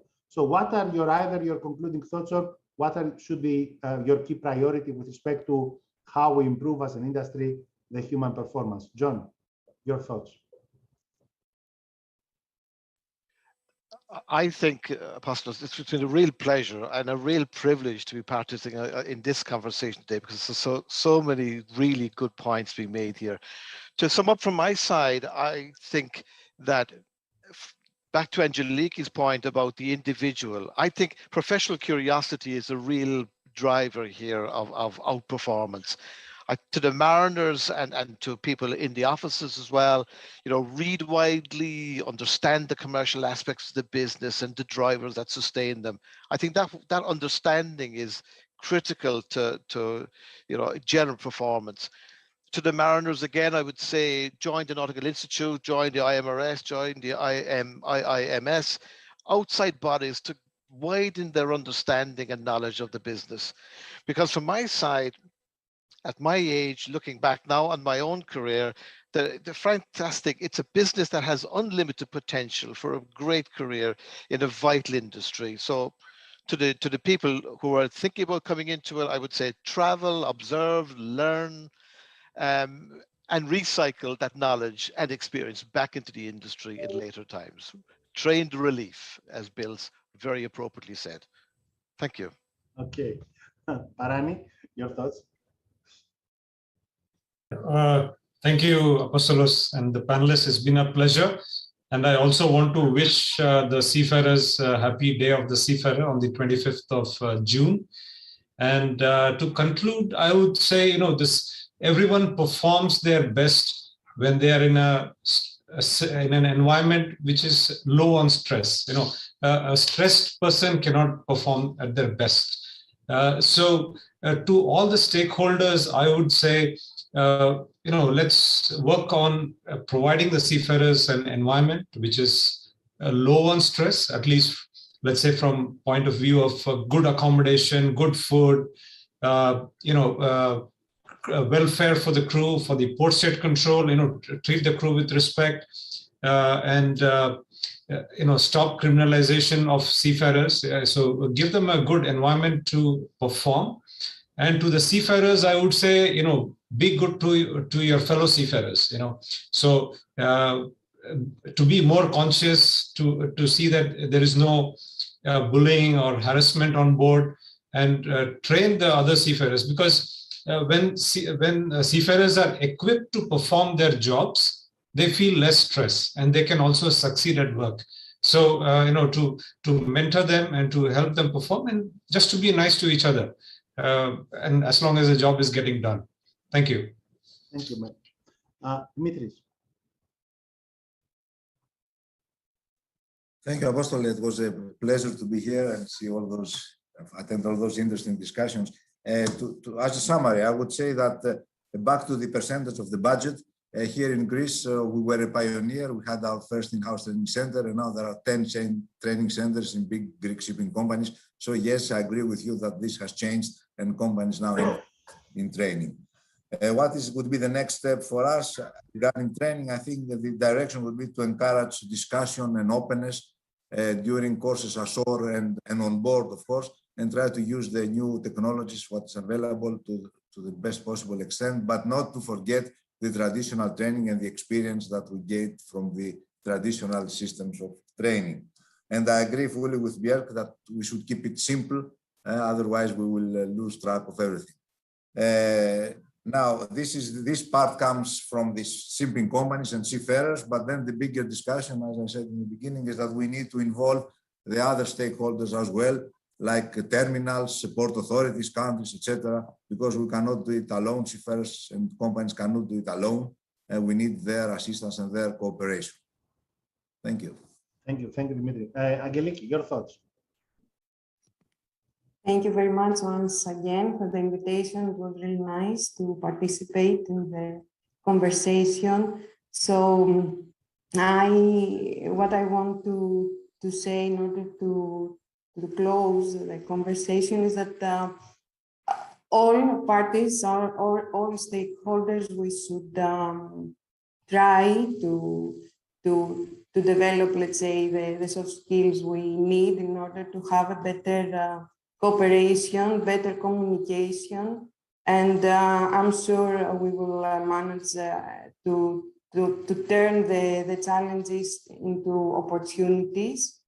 We do that anyway. We always do in shipping. So only the best, I say, for the future. This is what I would like to say and conclude. Thank you very much. Thank you. Bill, your thoughts? Thanks, and watching clock here as well. I guess three messages out the gates here. One would be what we do matters. It's mattered for thousands of years, and it's going to continue to matter for a whole lot longer than any of us will be around. And so this industry is here for the very, very long term. And what we never want to lose sight of is that regardless of the sector, we operate in an environment that can be very, very dangerous. So the fundamentals must always be remembered. The old adage of one hand for yourself and one hand for the ship. We can never forget those basics, and we need to always keep our eye on that. And then the final thing I would say to all of those seafarers out there, be immensely proud of what you and what your families do. Know that you're appreciated, and keep challenging and pushing us for the change that we all know we need to do. It may not happen as quickly as we would like, but it is happening. And I think that's been consistent through the journey of all of us. We've seen monumental change over our lifetime. We know there's more to do, and we just need to keep our eye focused on the lead mark and keep going at it. Thanks for allowing me to be part of the team here today. I appreciate it. Absolutely. Thank you very much, Bill. And Gehrt, your thoughts? Yeah, thank you very much. Yes, I fully agree with Bill. We seafarers, we work in a very, very dangerous work environment. And therefore, we are also trained to a very high technical standard and thus able to manage risks and to prevent those risks from becoming potential incidents. However, research has shown that a focus on soft skill will enhance overall safety and further reduce incident rates. So through people's action and behaviors, soft skills can actually contribute to a culture of high performance. So my key message to the industry stakeholders and seafarers is to give the development of soft skills more priority. And the good thing here is that, as I said initially, it's not difficult. We're not talking about building a moon rocket here. We are talking about common sense seen in a business perspective. Thank you very much. Thank you, Jack. I would like to thank you all very much. I would like to thank all our viewers. We'll conclude the day with a set of sessions on physical and mental health. So stay tuned. Thank you all very much. Thank you very much.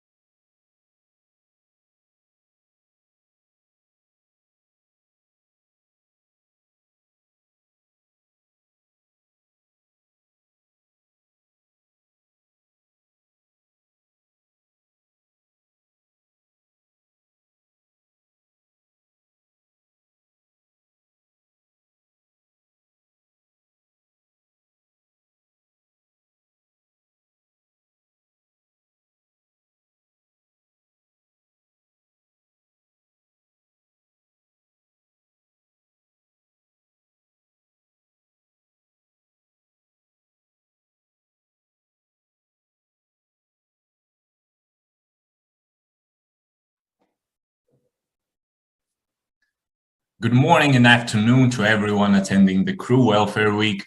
Thank you, Safety4Sea, for organizing this amazing event, gathering leaders and key workers and providing value to everyone. I hope to do the same. My name is Cirulis, and I'm the Managing Director of Clever Point Marine, a company that uses technology to improve the performance and well-being of maritime professionals. And in this session, I'm going to talk about ways that you can control stress. Now, there is a unique disadvantage when it comes to coping with stress at sea. You know, a lot of things that cause seafarers stress, connectivity issues, wages, unavailable shore leave, high workload, and so on, they oftenly are not able to do anything about them. So they experience distress or negative stress. But with this presentation, I'd like to raise the awareness of stress management strategies, not only to those experiencing anxiety, depression, and other symptoms, but to everyone listening, specifically those who think that stress doesn't really affect them, or that stress management isn't for them. And this is because of the simple fact that stress management is not only about addressing anxiety and depression, it's about not getting there. In our psychophysiological assessments, we monitor a person's stress levels throughout the session. Now, for those who don't know, we assess individuals' performance and physiological state by using virtual reality and biometric sensors. And what are meant to be simple cognitive tasks here turn out to be pretty stressful to the general public, as you can see from the chart on the right, where the gray dots show the results of a specific population, and clearly the average stress level is high. And the most interesting part that almost nobody ever said is that they felt stressed, because, you know, the exercises are interesting, immersive, and so on. But while they didn't feel stressed, meaning emotionally stressed, their body still experienced certain level of stress or strain and actually paid the price for it. Now, the good news is that science and technology have provided a lot of insights so as to better understand stress. So with this presentation, we'll be covering the technology, some of the science, as well as get into some practical tools of stress management. Before jumping in, let's find out what happens in our bodies and how actually almost everything we talk about in the Crew Welfare Week, you know, physical wellness, mental health, emotional diversity, and so on, is actually connected. When you see what you see in the picture here is our nervous system. Billions and billions of neurons connecting our brain with different parts of our body. Now, we don't need to be experts in human biology to see the simple relationship between our mind and body. And when it comes to stress, from the physiological perspective, there are mechanisms that are built into our bodies, which are specific parts of our nervous system, both to induce stress and to turn it off. And what it does, it controls our level of arousal, which is our level of alertness versus our level of calmness, that actually determine what we can sense, how we think, what we perceive, and how we act. Now, when we talk about stress management, not eliminating stress or accelerating stress, management. And what we need to manage is the balance so that we would stay in the optimal performance zone more often. In fact, the 3 stages on the left, you know, panic, very stressed, or stressed, are not optimal to be in. Sure, they're good in emergencies like fire on board when we need to be extra vigilant and act quickly, but in a long run, these states will affect your memory, reasoning, concentration levels, and overall mental and physical health, just because of the hyper alertness in your body. And on the right side, the states like drowsiness and deep sleep, which are characterized by high calmness, are good for, you know, falling asleep and having quality sleep to repair the body and mind. However, in a work environment, these states are associated with low motivation, sleepiness, and so on, which is also not something we'd want to have. So what we need to do when we are addressing stress management in a work environment, specifically safety critical tasks, is managing our alertness versus calmness balance so that we stay alert, but also calm. But when you think of it, people react differently in stressful situations. The response differs because people process and interpret information based on their personal experience and knowledge. And the best way to demonstrate is according to Lazarus and Folkman theory of stress and coping. Now, I won't go into details because of the time limit, but as our brain constantly analyzes the situations and environment around us, it goes through 2 cognitive assessment stages that actually happen simultaneously and in milliseconds, where first assessment answers if the situation or event is a threat, a challenge, or a harm. And the second appraisal answers the question, do we have enough personal and social resources to deal with the situation? Now, when you don't have enough of these resources to cope, and they mainly are our physical and mental resources, you may lose your basic ability to deal with everyday work and life situations, leading to anxiety, burnout, depression, and other problems. Now, to share some more data from our psychophysiological assessments, where seafarers pass a series of exercises with rest periods between the tasks that you see in the white columns. So these are actually my results, and the first chart shows my typical reaction to stress, where I quickly go into a state of high alertness when exposed to a demanding situation, and actually it's good for me and my performance. But the problem is I remain in such state even when no workload is expected, which is not optimal, as the stress response is kind of always turned on, which is where everyone having experience with energy efficiency and conservation will understand that we need to power off things when they are not in use. So when this happens in a stressful environment, any additional stressor can quickly push us into exhaustion phase, which is the second example, where the person either has experienced high levels of stress for a long time or is dealing with too much at the same time, causing the body to go into fatigue. Now, knowing this, what I started to do was control my level of arousal, which allowed me to achieve an optimal physiological state. This is the last example, where I still perform in high stress level, but I'm able to reduce the tension when need to. There are actually a lot of tools out there that with practice will help you relax. You know, vacations, meditation, massage, sauna, and so on. But the problem is that they are not available to us under conditions of acute stress. What we want to have are real-time tools that allow us to reduce our level of alertness at the moment. And one of these tools that I want to share with you is actually already available to all of us, and it's breathing. The problem is that people's breathing technique changes with age. We begin to breathe exclusively with the chest, which is accompanied by shallow breathing, leading to insufficient oxygen levels in the blood, and in turn may lead to different health problems. So when you look at breathing, it shouldn't be about reducing stress, but rather about your health. I will tell you one thing, breathing does not reduce stress.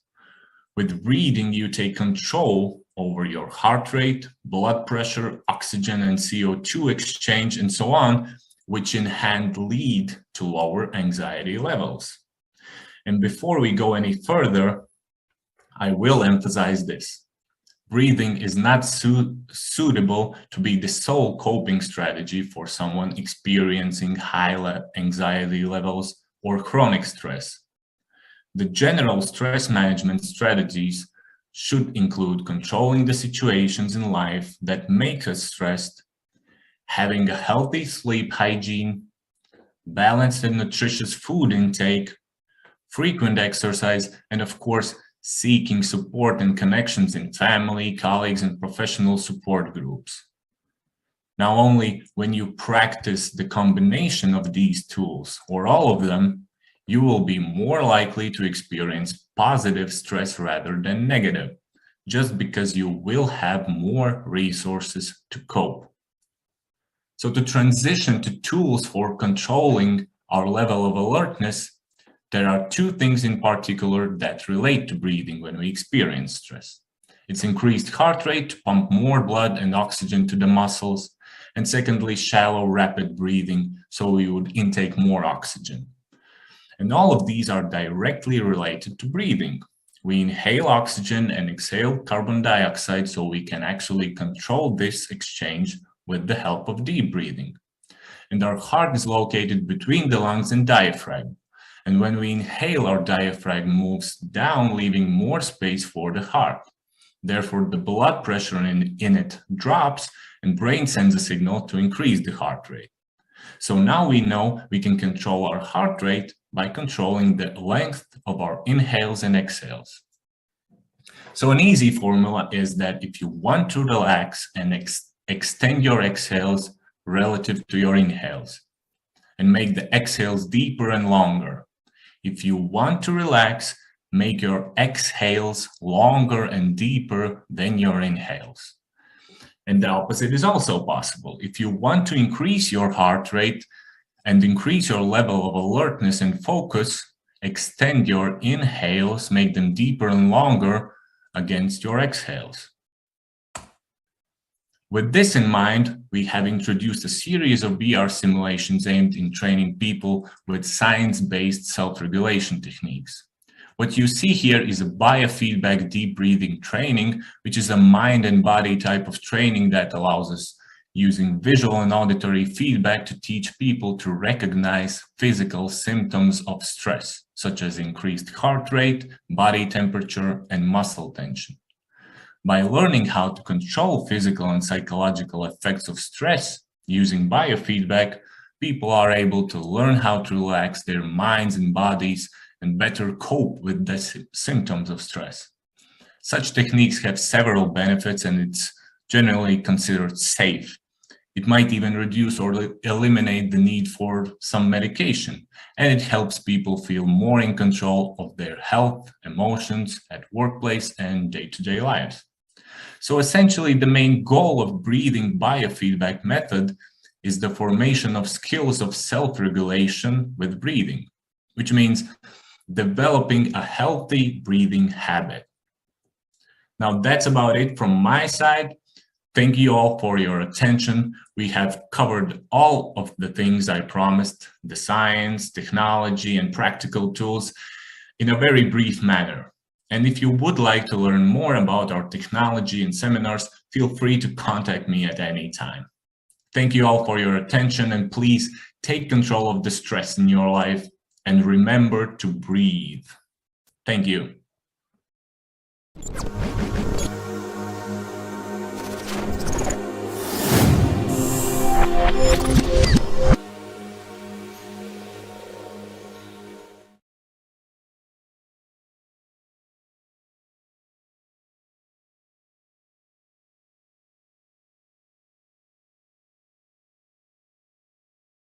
Good day, everyone. I'm Penelope Robotis from IMEC, Emotional Intelligence Center. I am the Chief HR and Recruitment Psychologist at IMEC. I'd like to welcome you to my session, Rethinking Psychologically Safety in the Workplace and Encounters with Interpersonal Risk-Taking. Psychological safety has been established as a critical driver of high-quality decision-making, healthy group process, and organizational effectiveness. Considering the complexity, diversity, cultural, and geographical disparities of the shipping environment that requires the interdependent work coordinated by a series of departments that may have conflicting priorities and interests, despite the common goal to ensure the safe operation and delivery, disputes, disagreements, conflicts are almost inevitable.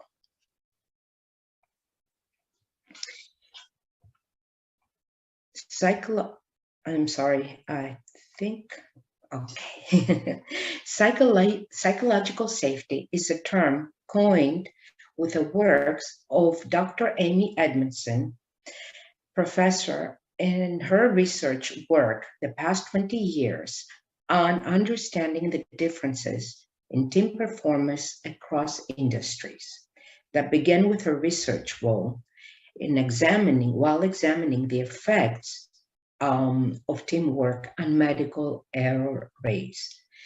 What is psychological safety? It is the shared belief held by members of the team that others will not embarrass, reject, or punish you for speaking up. Despite the importance of psychological safety, Studies have shown that only 47% of employees describe their workplaces as psychologically safe and healthy.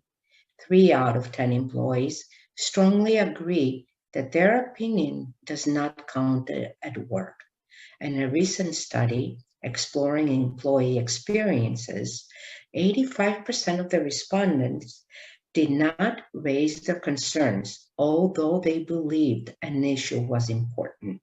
So what is that stops people from taking the risk to express in a group? What emerged in her work was a breakthrough that psychological safety is a critical driver to team learning and team performance. And a key finding was that it's not related to some personality trait, group chemistry, or just being nice and agreeable with each other, but it's rather a feature that leaders can create in the workplace by cultivating a psychologically safe climate that allows people to share their ideas, seek and give feedback, be candid with one another, show value and appreciation for the ideas, show care and concern for one another, provide and ask for help, engage in productive disagreement, learn and experiment by taking reasonable risks. It's not about lowering performance standards. It's not about not meeting deadlines or becoming comfortable at one's work. In fact, psychological safety, on the contrary, promotes an honest, challenging, collaborative, and effective workplace where people are allowed to share their ideas. So why is it so important? Because in a psychological safe environment, people feel comfortable to share their ideas, to experience a sense of belongingness, feel valued, empowered to learn, and contribute to creating or improving the organization. When organizations create a psychologically safe workspace, they benefit through engagement, innovation, problem solving, and performance. When organizations fail in creating this psychologically safe workspace, problems tend to go unreported, opportunities for improvement are missed, and failures that could have been avoided take place. Studies demonstrate that errors and mistakes are more likely to take place in workplaces with low psychological safety that result in missed opportunities for learning and could possibly deter future disasters. In studying virtual teams, psychological safety shows that it moderates disparities and leverages diversity by making people feel less anxious and more open. Recently,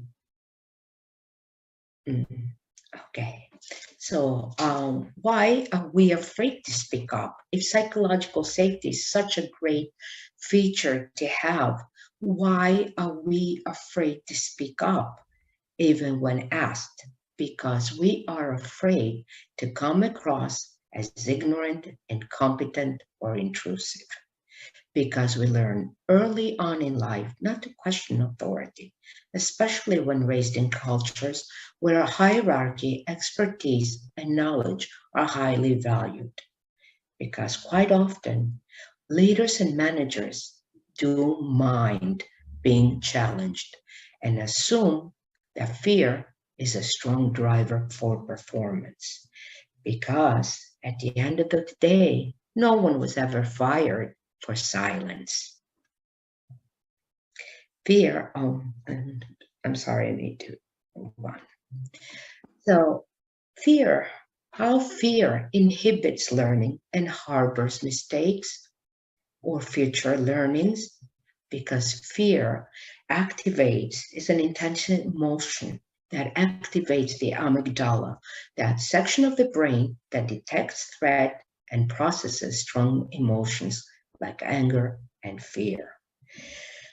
When stimulated, it activates the fight, freeze, flight response, our basic survival mechanism, by releasing stress hormones intended to protect the self from threat and harm.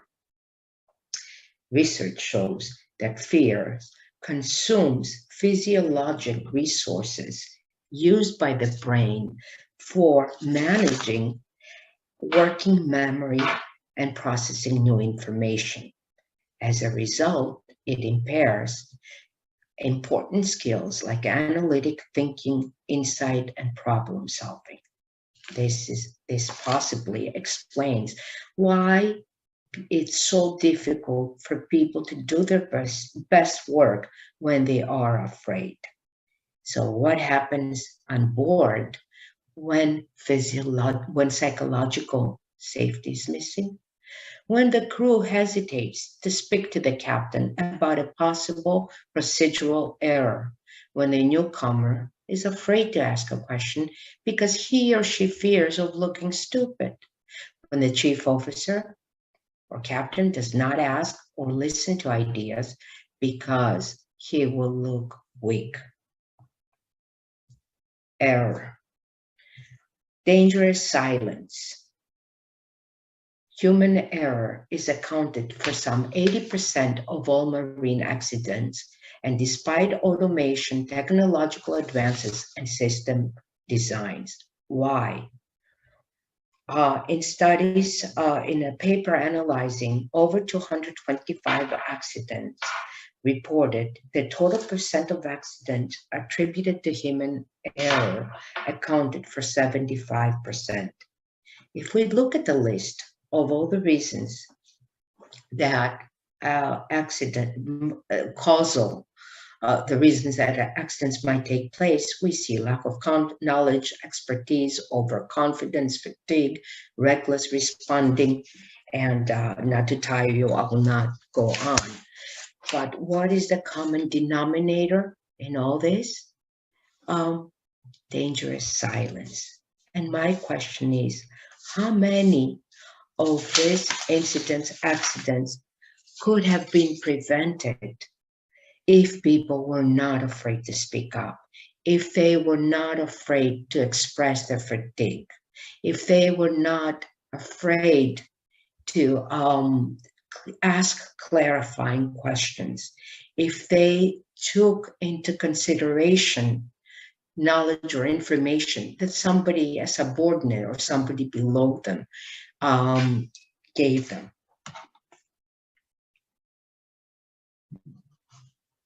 Moving on to the next slide here. Okay, dangerous silence. Why? Because silence is compliance. And in 1977, workplace silence cost the lives of 583 passengers of the two jumbo jets that were taking off in Tenerife when they collided, because the first officer of the KLM flight did not feel safe to speak up to the captain's decision to take off when clearance had not been clearly issued by air traffic control. In a more recent event, 2011, a magnitude of 9-point magnitude earthquake hit Japan, creating a tsunami that struck the Fukushima nuclear power, causing a nuclear meltdown that killed an estimated 15,000 people. In the independent investigation that followed, it was concluded that the direct causes of the accident were all foreseeable, since more than one knowledgeable person had made a recommendation that would have prevented or mitigated the destruction. But each and every time these warnings were dismissed. Why? Because silence is compliance. But it's psychological safety is an important value. Why so many organizations may lack? What are the possible roadblocks to embracing and cultivating psychological safety? Because in the workplace, because leaders and managers focus more on goals at the expense of candor, because there is a high command and control hierarchy in leadership, because leaders fear the truth, or place excessive confidence, or employees place excessive confidence in authority. Employees are more interested in managing impressions, so going along to belong. Complacency, which is becoming the silent killer of innovation as we get comfortable in what we do and do not seek to risk anymore, or on the contrary, or that leads us to take more risks or take shortcuts at work. A blame culture.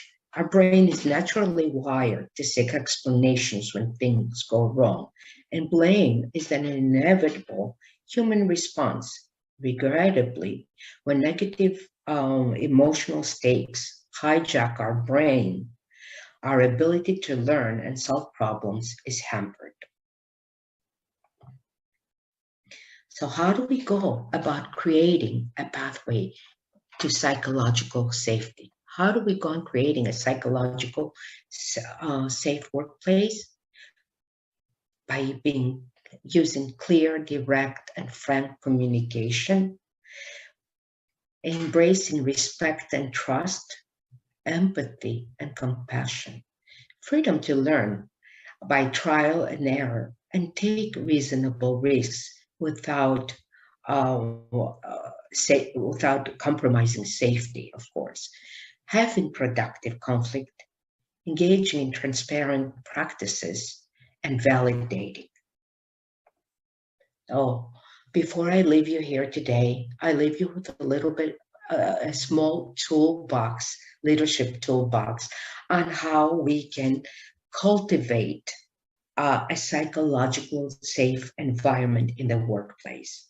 The first step is to develop a framework that provides a safe and secure base for people to start sharing, a climate that fosters trust and respect, that emphasizes purpose, that sets expectations and norms about failure, uncertainty, and interdependence, a framework that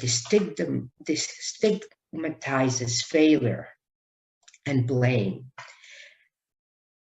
a framework that invites participation by expressing genuine interest and curiosity in people's ideas, a framework where leaders, manager asks good questions, embrace modesty, and model active listening and empathy, a framework where everyone communicates with care, respect, and kindness, a framework where people respond productively by listening, validating, and showing appreciation for ideas shared. A framework that sanctions clear violations of safety when repeated and puts people's safety at risk. A framework where people practice awareness by remaining open, attentive, and attuned to processes rather than focusing on just achieving goals, targets, and getting the work done. I thank you for being here during this session. And for more information on tips and mental health issues, you may visit our site at www.imec.org. wellbeing-center.com. Thank you very much. Have a nice afternoon.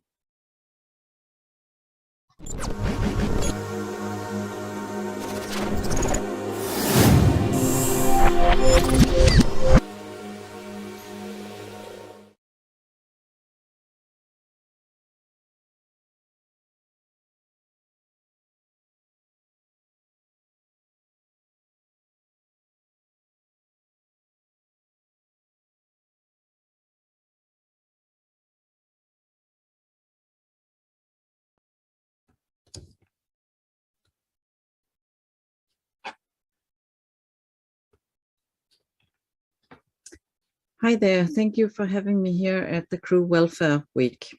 My name is Connie S from Conova. I'm a health and safety consultant with a background in organizational psychology, and I'm also the co-author of the Wellbeing Guides at Sea from the MCA and Studying of Loneliness. Today I'll talk about how you can support well-being through ship-shore communication and how emotions can help you and sometimes trick you. Even though you work in the same company and with the same goal, ship and shore organization will very often feel like two completely different worlds. At the office, you have a focused work task, tight internal deadlines, communication with many different departments, vessels and stakeholders, and an aim to create structure and systems that work across the organization. On board, the work tasks are divided between busy port calls and more quiet periods at sea. Work is defined by weather, port authorities, interaction with shore organization, and of course, a lot of hands-on operational issues. Living and working on board with a distance to family and friends is a very different work environment. Understanding each other's conditions are not always easy and straightforward. I will talk a little bit about emotions because we can use these as individuals and in our collaboration with others to avoid and handle problems and create a better understanding of each other. All our emotions are important signals to us about how we feel in relation to our needs, desires, and priorities. How we interpret and use them matters for how we feel about ourselves and others.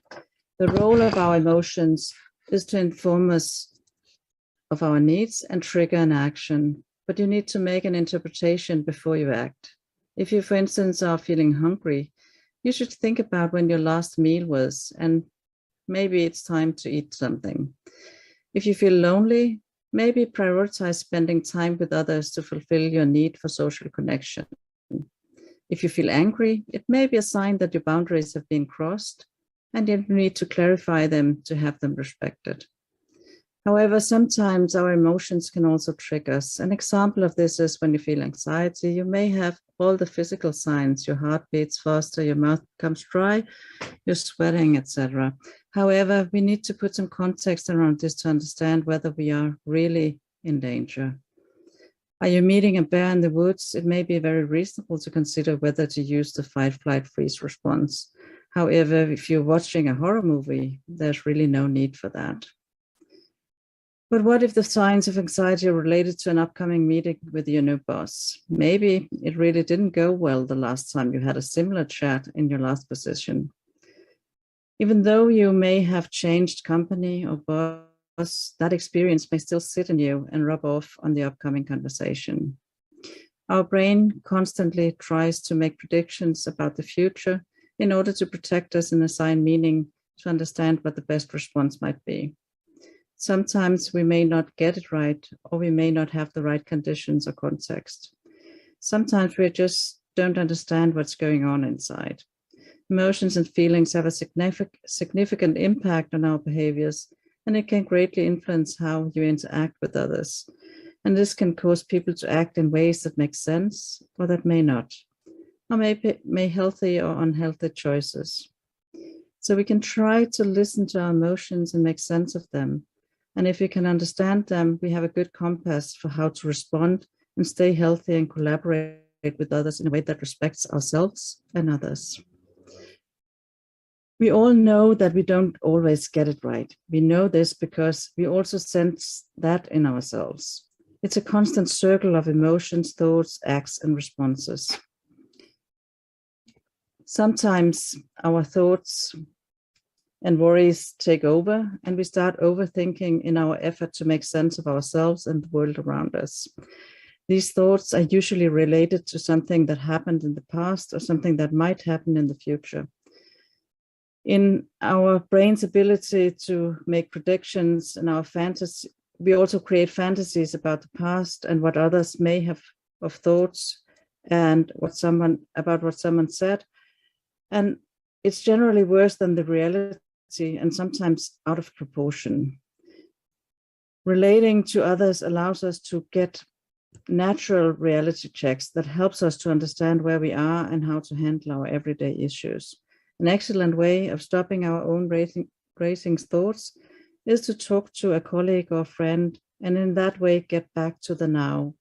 For instance, by asking, how did you understand what was said in that meeting? Given that it can be really difficult to understand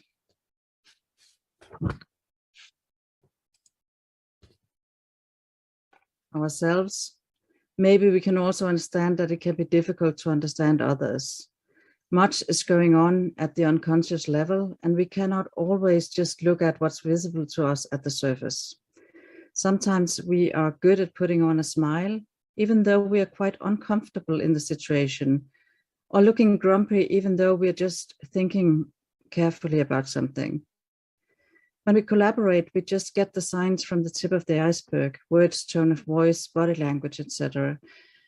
And when we collaborate on the distance, we have even less. We don't know what's below the surface if we don't ask. All the things below the surface also shape our behavior. And if we get a little more information, it really helps in understanding each other. The motives, intentions, experiences behind the way we act is really important. Trust and respect are great building blocks for good collaboration and sharing of information. You can't demand trust, it's just something you give to other people. It may take time to build and it's easy to ruin.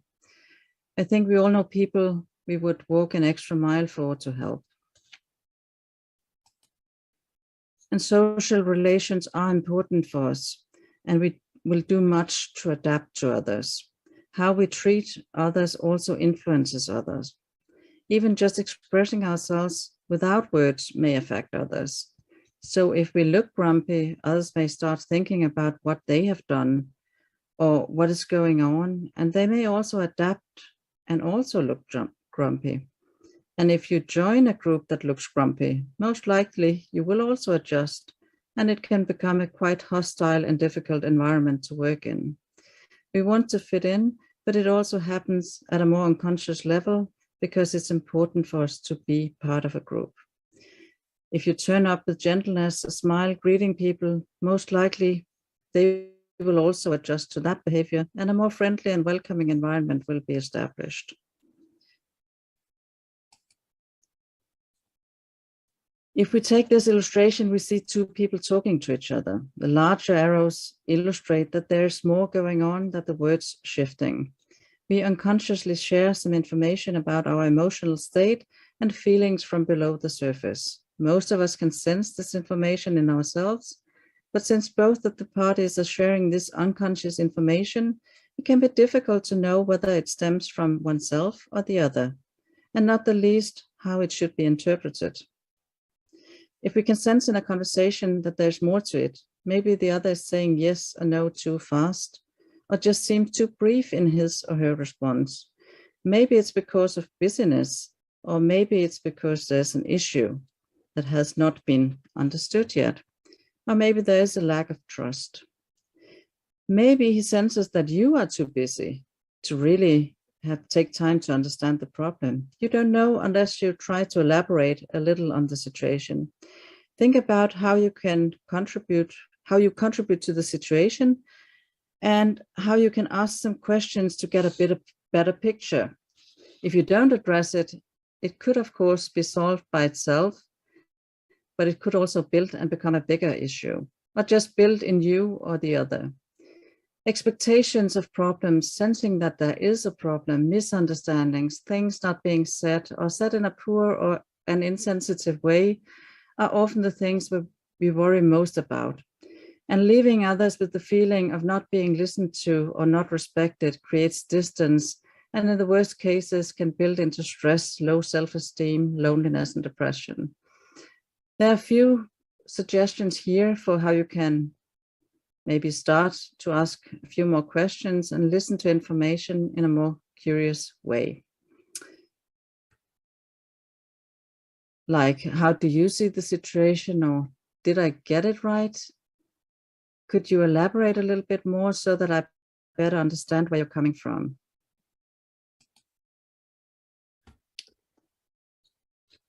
We know that poor collaboration and bad mood dribbles down to the rest of the organization. So an officer having a bad conversation with a manager ashore may result in stress and poor leadership on board. And not feeling part of the team can make some refrain from discussing a problem again and not wanting to engage with others on board, creating maybe even bigger issues. Working and collaborating on the distance is difficult and demanding. The risk of misunderstandings are huge, and in a busy workday, it's easy to end up feeling misunderstood, disrespected, and not heard. Making an effort to understand the perspectives of others is more likely to create feelings of inclusion, involvement, engagement, respect. And this is important even if you're not getting it your way. At least you understand now, and it's easier to support decisions when you feel included and respected. Respect for the competences and knowledge of the crew, as well as the staff ashore, is part of a supporting culture. Thanks for listening, and remember that we are all connected and we are all influencing each other's work life and well-being. It's not just an individual responsibility, it's the responsibility of all of us. Thank you.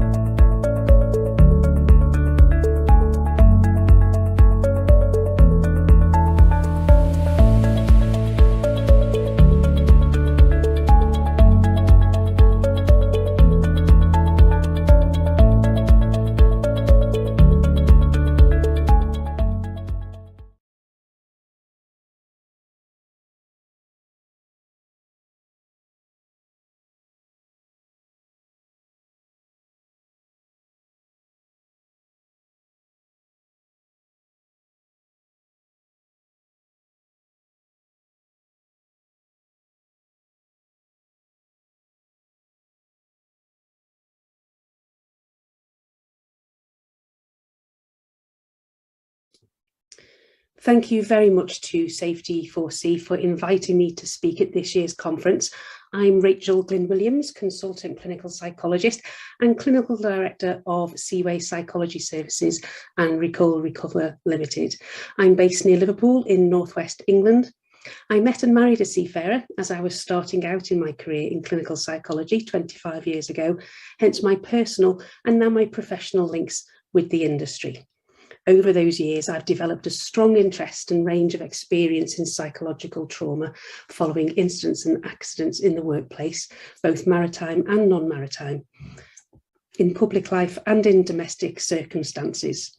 And in every case, I have seen what an important step forward that people can make, and teams and crew and organisations, when there is an understanding of how stress and traumatic experience can affect us all as humans. In Xiwei Psychology and Recall Recover, it is our passion to help build a trauma-informed awareness within the maritime industry to improve well-being, safety, as well as protecting the commercial interests in the supply chain. Please do have a look at our website, Xiwei Psychology Services, to have a look at the range of services that we can provide to the maritime industry, and also have a look at our Recall Recover website, which talks about our trauma-informed approach to interviewing those involved in marine casualties. In this video, I'm going to be talking about psychological stress and trauma in relation to critical incidents at sea, and giving an indication of how the maritime industry could better respond to protect seafarers' well-being, safety on board for all, and business continuity. I would like to start by thanking and acknowledging my colleagues and partners at Recall Recover and at Alandia Marine Insurance Loss Prevention Team and KRTS International. Here is an overview of what I'm going to be covering over the next few minutes. We'll have a look first of all at critical incidents at sea and the trauma at sea and whether there's an issue there to be looked at. And also then we'll have a look at the elements of what constitutes a trauma-informed maritime industry. So what is a critical incident? Well, according to the World Health Organization, it's an event out of the range of normal experience. And of course, we need to consider the context there. One which is sudden and unexpected, involves the perception of a threat to life, and can include elements of physical and emotional loss. Often such events are sufficiently disturbing to overwhelm or threaten to overwhelm a person's coping capacity. Most people would be severely shaken by a critical incident, but are much more likely to recover from its impact with appropriate support. Looking at the Allianz Safety and Shipping Review published recently, we can see that there has been a reduction in total losses, but an increase in casualties and incidents over the last year, particularly with regard to machinery damage and fires.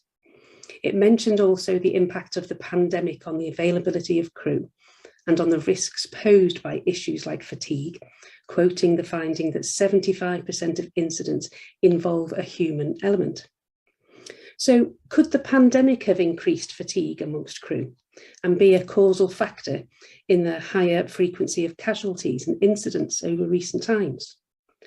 But what we're concerned about here in this presentation is the effect of the incidents themselves. Do incidents lead to distress amongst those involved? And what of the impact of that distress? Could it be that post-incident stress itself leaves seafarers and vessels exposed to further incidents in the aftermath? And if so, what could mitigate the impact of post-incident distress to disrupt that vicious circle? Alandia Marine Insurance and ourselves at Xiwei Psychology held 2 seminars about trauma at sea and conducted a survey in autumn last year. These are some of the events and issues that came to mind of those attending the workshops when thinking about critical incidents at sea. Our survey asked people to comment on their experiences of incidents, their well-being and their job performance. Please do have a look at the summary data at the link there for a fuller review of our findings. And we must extend our sincere thanks to all those who took part in the workshops, either as a participant or as a presenter, and all those who took part in the survey as well and provided us their insights and their experiences.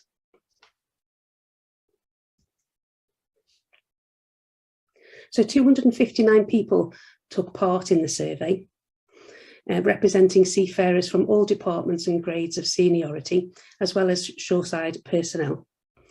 50% of respondents had said that they'd been in at least one incident in their career, which had been very stressful, frightening, or shocking. There was a reported range of hull and machinery incidents, such as the ones reported in the Allianz report, but also non-operational incidents, such as bullying, sexual harassment, receiving bad news from home, having contracts extended, and personal injury. We can see here that about 12% of those who did experience an incident at sea report it not really affecting their mental health, but most saying that it did, with about 40% saying that it did so quite a bit or greatly. Comments included in our survey: I started to hate life. I was stuck in a place I didn't want to be, homesick with many bullies. Not being able to sleep, visions of it happening again. And this slide throws some light on that question at the beginning there. Does post-incident distress interfere with how you did your job? Less than 20% said that it didn't, with most saying that post-incident distress did interfere with how well they did their job. 20% said yes, it absolutely did, and to a great extent. Comments in the survey included: I've not been concentrating fully on the tasks in front of me. I started to drink. And I struggled to concentrate. I wanted to avoid certain people, and some occasions I was suicidal. Our survey results seem to be consistent with the report produced by Professor Neil Greenberg in 2016. He stated that 30% of seafarers who survived a fatal incident on board had symptoms consistent with PTSD. He advised further that PTSD going untreated in a maritime setting can greatly increase the risk of poor decision-making and further incidents, again, reflecting some of the comments we found in our survey. Furthermore, in our survey, there were people who contributed who would have met all 5 criteria for a clinical diagnosis of PTSD, although of course our survey wasn't clinically aimed at assessment. But again, it was indicating there that there is an issue that we need to be concerned about. So what are useful actions that organisations can take to be more trauma informed?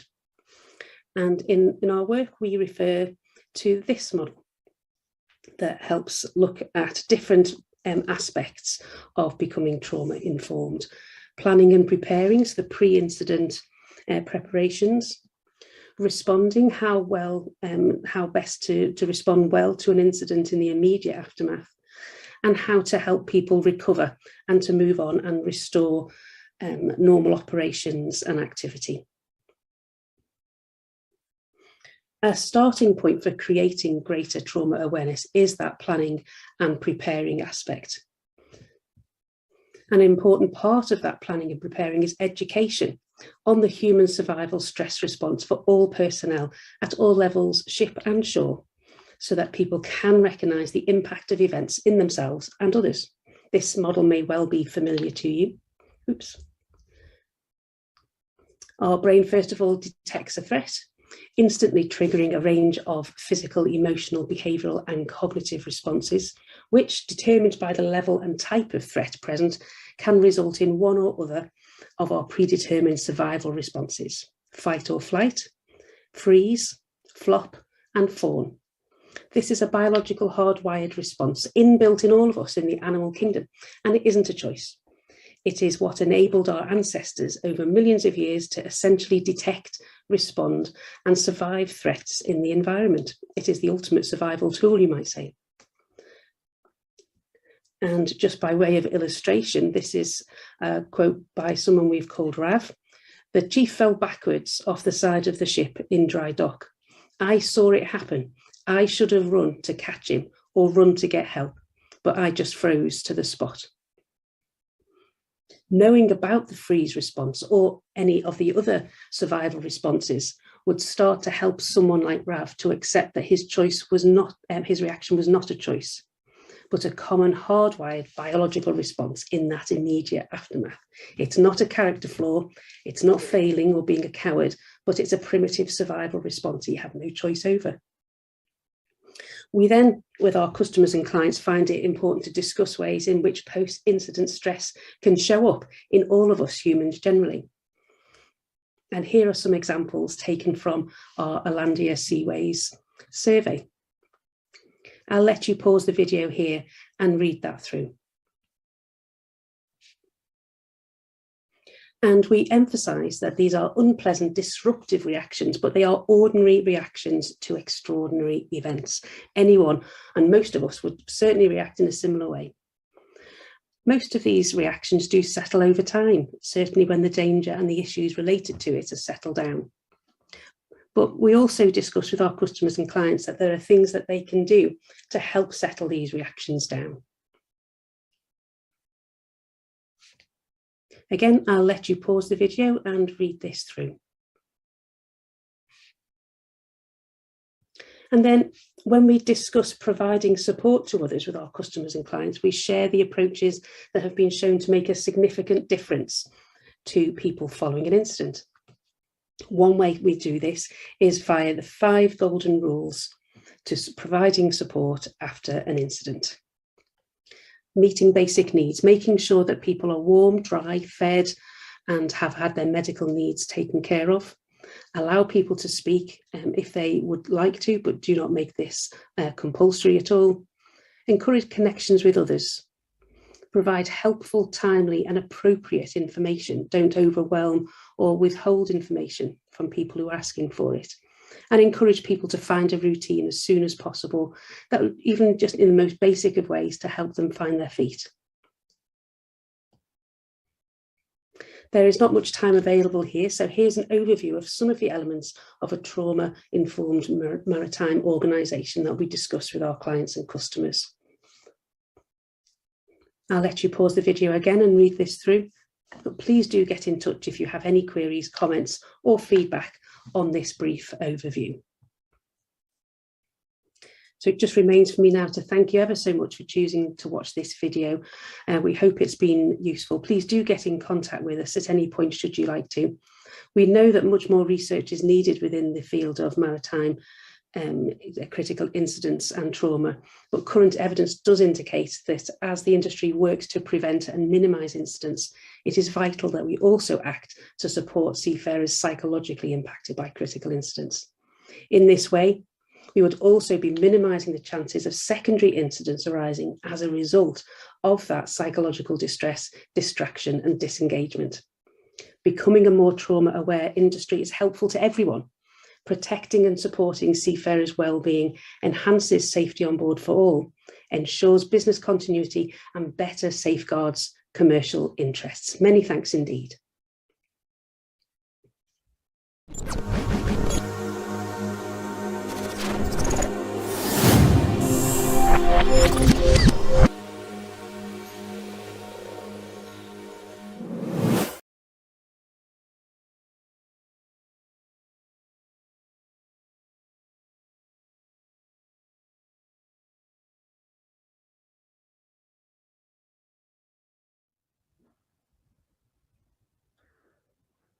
Greetings, everyone, and welcome. I'm very honored to be part of this. My name is Charles Watkins. I'm the CEO and clinical maritime psychologist with MHSS, Mental Health Support Solutions. We are there to help seafarers in need when it comes to mental health issues, psychological struggles, both on the phone, remote, but also on vessels, on ships. We support them after tragic events. Yes, and today the topic is leadership and psychological safety. What are these things and how are they connected with mentally healthy ships? Why are they so crucial? So today I will start talking about leadership, of course, and then a mistake-friendly culture. What is a culture of excellence? What is psychological safety? How do we define it? How do we make it happen? How do we apply it? What happens in an environment that doesn't have psychological safety installed? And then in the end, we'll look at why all of this has to do with mentally healthy ships. Now, let's first talk about leadership. Why is it so crucial? What makes it so extremely important? So leadership has an extreme impact on the entire vessel, on the entire work culture. It kind of sets the stage for mental well-being in the first place. It's how you deal with conflict, how you manage conflict, how you manage bullying and harassment, and how you deal with people that make mistakes. If they're either punished, penalized, or Is it in fact an environment where people have the feeling they can speak up, make mistakes, and learn from their mistakes? You know? So important to notice that strong leaders and good leaders, we call them compassionate leaders, compassionate leadership. They have not just a sense of vision, but they also have a very clear idea of what they accept, what they don't accept. Yeah, there's a lot of mentorship going on. There's an idea of how the group can work together, and the management style is defined by a healthy and compassionate, empathetic way of going about disturbances and conflict. Yeah? There's eye-level communication. That means people are valued as a person. Yeah? They're heard, they're appreciated for their work. Yeah? There's an assistance when it comes to skill development. Now there are clear rules and guidelines when it comes to conflict management. How do we deal with conflicts on board? How are these dealt with? How respectful, how appropriate, and how well are these things dealt with on a daily basis? And how do people feel? Do they feel included in a group? Is there a sense of togetherness? Or are people isolating themselves and are feeling like they are alone? Or are they feeling in any way or form that people are against them or for them? So, and that also has to do with how is feedback structured? How is feedback given on a vessel? Yeah, so that's a very important aspect. I could talk the whole day just about how to do feedback properly and how feedback is extremely important. But in a nutshell, if feedback is both appreciative and critical, meaning what are the things that need to be improved, but what are the things that are already going well? What are the things the leader or the person giving this feedback is already seeing as valuable for the crew and for the environment? Yeah, so highlighting both aspects. What is already there? Yeah, it's called work appreciation, extremely important, and unfortunately it's not often given, because a lot of people say no feedback is good feedback. But in general, we as human beings, especially seafarers, they think about these things. They worry about, am I not doing a good enough job? Was this right? Or could I have done this better? So if feedback balances the positive and the developmental part, where areas of growth, this can take a huge burden off people's worry, daily worry. And of course, there are certain rules that get established, rituals on board. Yeah, what are things that are allowed? What isn't allowed? And these things need to be communicated as well, so people understand there is a certain type of road and certain type of limits to this road. I can move on from right to left. It just gives people a more secure and better feeling. So I briefly touched on mistakes and how to deal with mistakes. Mistake-friendly culture seems to be the culture that is most successful when it comes to creativity, productivity on vessels, but also feeling inclusive and feeling a strong sense of togetherness. So in this type of mistake-friendly environment, mistakes are not punished, or there aren't harsh consequences, but they're highlighted. So everyone can learn from them. So there's the ability of personal development. Mistakes here in this culture are considered necessary to learn and grow as a group, but also as an individual, to build skills and to help people move up the career ladder. And again, appreciation, feedback, there it is again. This is extremely important, that you have the feeling, of course, from higher ranking to lower ranking, but also that lower rankings feel that they have at least the ability, they're not afraid to give feedback back to the higher ranking officers, so they can also learn and profit from maybe a different type of idea, mindset, right?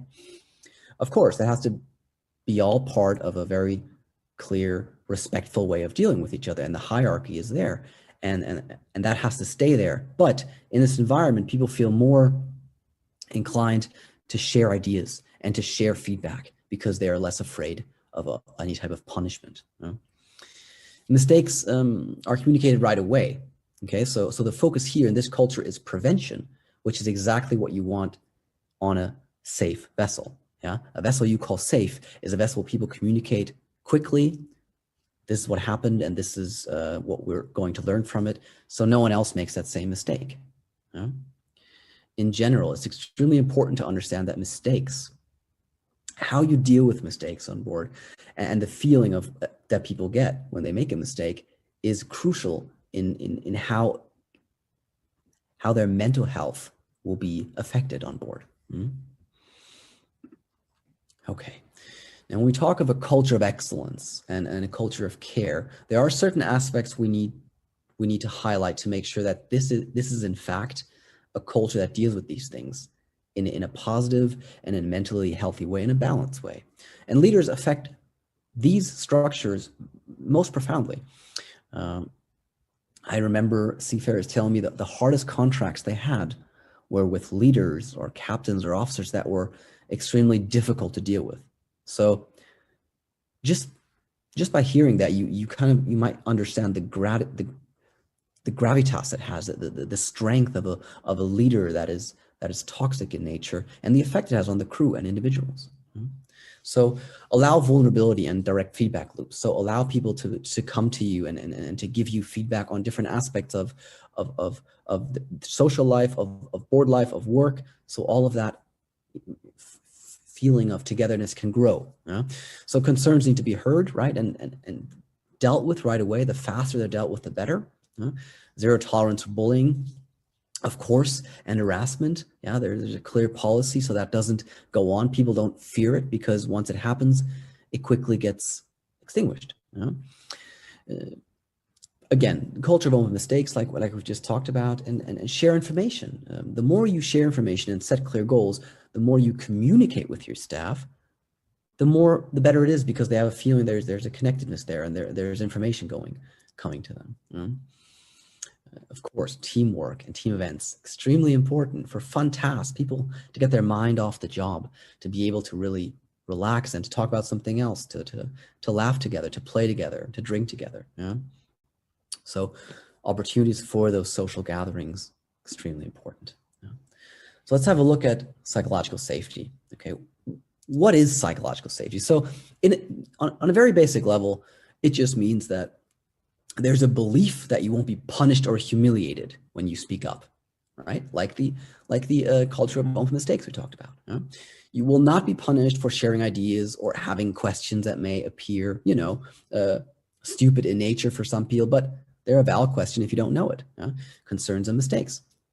So it's a shared belief, held by the crew, by the team, that others, once they speak up, will not be embarrassed, they won't be rejected, they won't be punished for speaking up, but they will be included.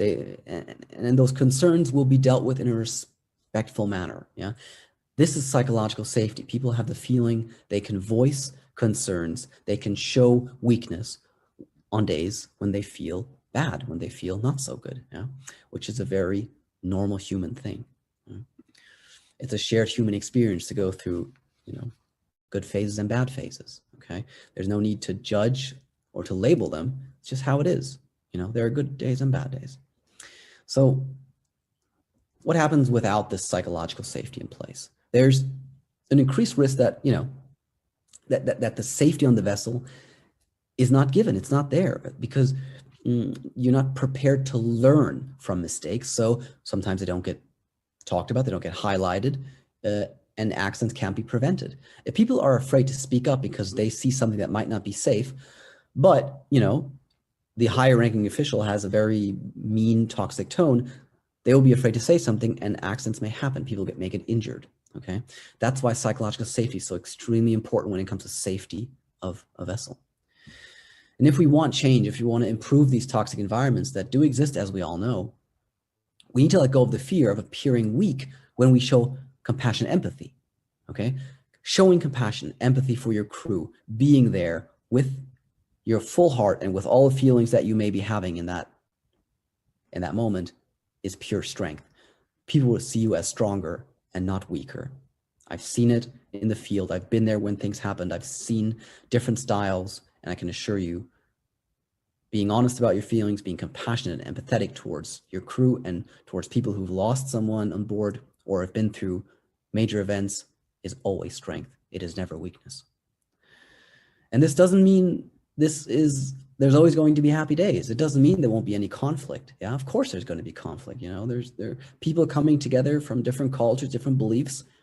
That happens. That's also very normal. But it does mean that the conflict will not be ignored, but that conflict will be embraced right away. Yeah, it means you go towards conflict, you don't run away from it. So like in medicine and psychology, the faster you treat something, the better. If conflict goes on for too long, it can become toxic. You know? So what are mentally healthy ships? Last but not least, that's what we're trying to create here, right? So again, everything we talked about is basically summed up here. Yeah, it's an environment where you feel supportive and caring towards the suffering of others. Yeah, you help each other when conflict arises, and you feel free to talk about, you know, fatigue, depression, scary thoughts, bad days, anxiety. That's okay, because we're human beings. This is a normal thing that happens to all of us. Yeah, laughing together, playing cards, you know, being social, not always working, but spending time with non-work activities. Yeah, voicing concerns freely and speaking freely about feelings like anxiety and depression. Again, extremely important, and that happens on mentally healthy ships when you give people the chance by creating that environment that feels trustworthy. Yeah. Yeah, I think I'm out of time now. Thanks so much. I could talk forever about these things, but thanks so much for listening to me today. I think this is an extremely important topic, and showing that people have interest in this just makes me very happy, because it really increases the quality of life people have on board. These are some of our partners that we work with already, just some of them, of course. And again, if you want to get in contact with us, please feel free to reach out to us for questions, for consultations, for anything. We're happy to help in any way we can. So thank you very much for inviting me today. I feel, again, very honored, and have a great day and safe sailing.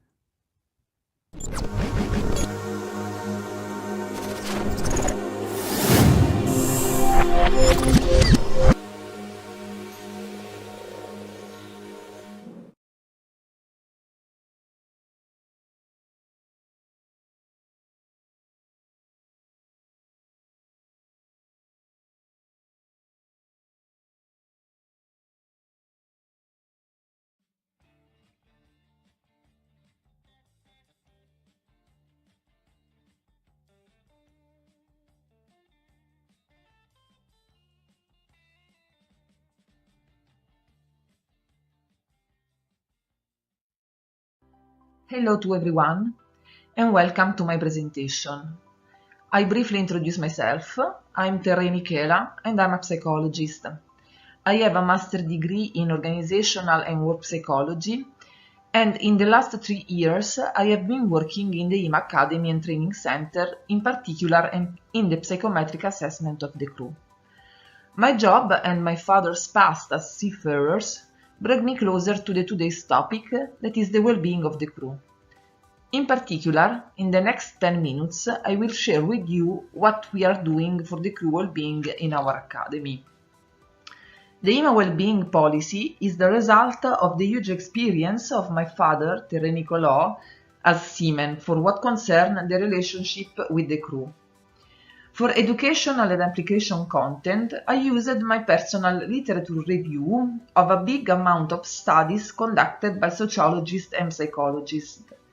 In fact, in the last decade, the growing concern about the seafarers' well-being paved the way for numerous researches. The main objective of these studies is always to understand how to best manage the particular condition of life on board.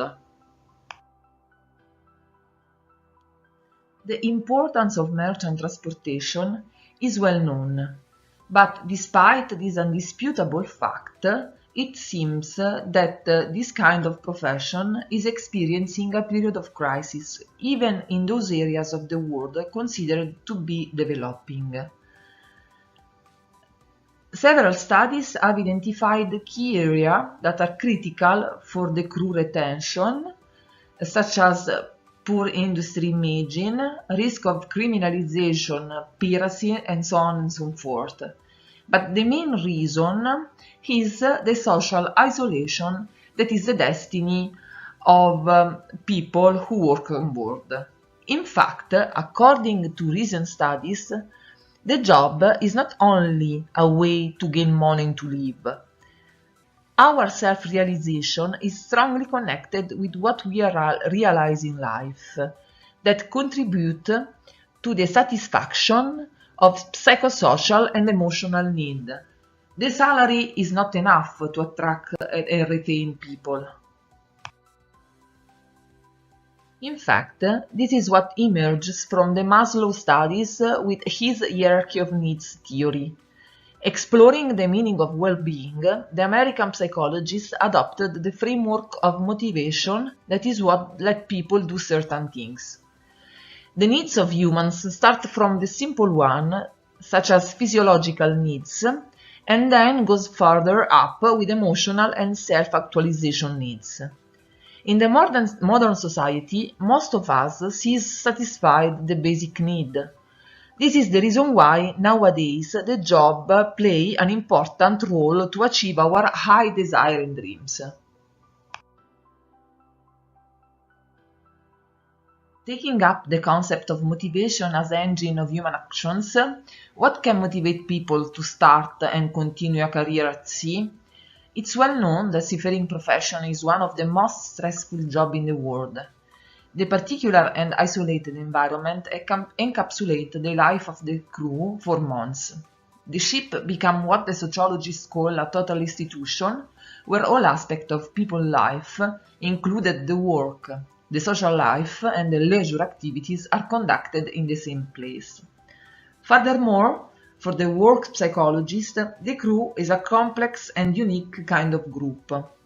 As humans, we are part of different groups that help us to build our identity. The family, for example, is our first group.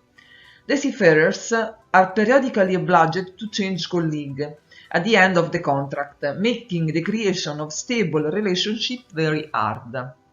This for sure affects also the social well-being. It's clear now why mental health of seafarers are so important. According to the World Health Organization definition, in fact, the mental health is a state of well-being in which everyone realizes their own potentiality, can cope with the normal stress of life, and can work productively. So, as you can see here, in the concept of mental health, we can find the well-being and the capacity to work productively.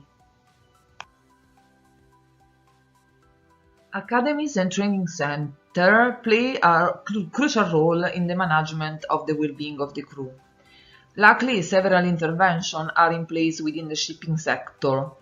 In the IMA Academy, we decided to create an in-house program starting by the psychological examination. Due to the complexity of the human being, we combine the result of two instruments. The first one is the MMPI-2-RF. It's the psychopathological evaluation used for the high-risk professions such as aviation and police officers. This new version of the old MMPI has the potentiality to evaluate not only the presence of pathology, but also some attitude that could be used to guide the career of the cadet. Like all professions, the seafarer also has a framework of skills necessary to perform a specific task in the best possible way. For this reason, it's not enough merely the evaluation of the psychopathology. And we need also a picture of the soft skill of the cadet. For that we use the Vartec test. It's a culture-free test and it's suitable for all levels of the education because it's a graphic test. It is used since 1999 by the Italian Navy and he has the capability to give us an idea, for example, of the communication skill, of the leadership skill, and of the social skill of the candidate. It's really simple to do and to score, And because of it's an unknown tool for most of the candidates, allows us to have authentic and undiscovered results. Knowledge is the best tool for dealing with situations, and the learning process is able to change some individual attitudes due to the plasticity of our brain. This is the reason why in the IM Academy we decided to introduce our in-house mental health awareness training. The training is made by 3 modules. In the first one, there is an overview of the most common mental health illness.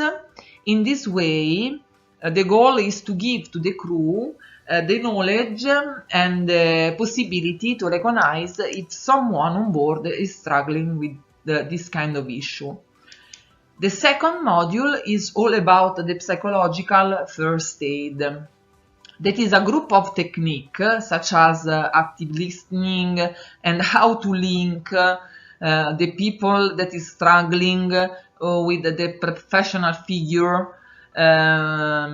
or with family, for example. These kind of techniques are suitable for everyone. You don't need to be a psychologist or a counselor to use this kind of technique. And in the special environment of the ship, it's a really powerful instrument. The third part is all about the physical well-being, and in particular there is a part dedicated to the mindfulness. In the following video there is a description of what is mindfulness. Cover couched it in Zen stuff. You know, I approached it with mindfulness. Mindfulness. Yes. So we talked about mindfulness as being, you know, as much as we pump iron and we run to build our strength up, we need to build our mental strength up. We need to build our mental strength so we can focus, get one-pointed attention, and so that we can be in concert with one another in times of need. When you come off the court, you had a bad call, things going wrong for you, you sit on the bench, you take a breath, and you reset yourself. You reset yourself. And you do that through this mindfulness. You just come right back in and collect yourself. So we practiced mindfulness, is what you have to do. But what did stick was meditation. That was always something that was able to stick with these guys. So powerful. Yeah. I meditate every day. And it normally takes, I do it in the mornings, and I do it for about 10 to 15 minutes. And I think it's important because it sets me up for the rest of the day. You know, it helps me. It's like having an anchor. You know, if I don't do it, I feel like I'm constantly chasing the day, as opposed to being able to be controlled and dictate the day. Not that you're, you know, calling the shots on what comes forward, but the fact that I am set and ready for whatever may come my way. You know, I have a calmness about whatever comes my way, and a poise, and that comes from starting the morning off with meditation. So you would literally have the guys sit in stillness. That's right. Meditating. That's right. Taught them how to hold their hands, where your shoulders had to be, the whole process of, you know, being in upright situations so that you're not slouched and you're not going to fall asleep. And they bought into it.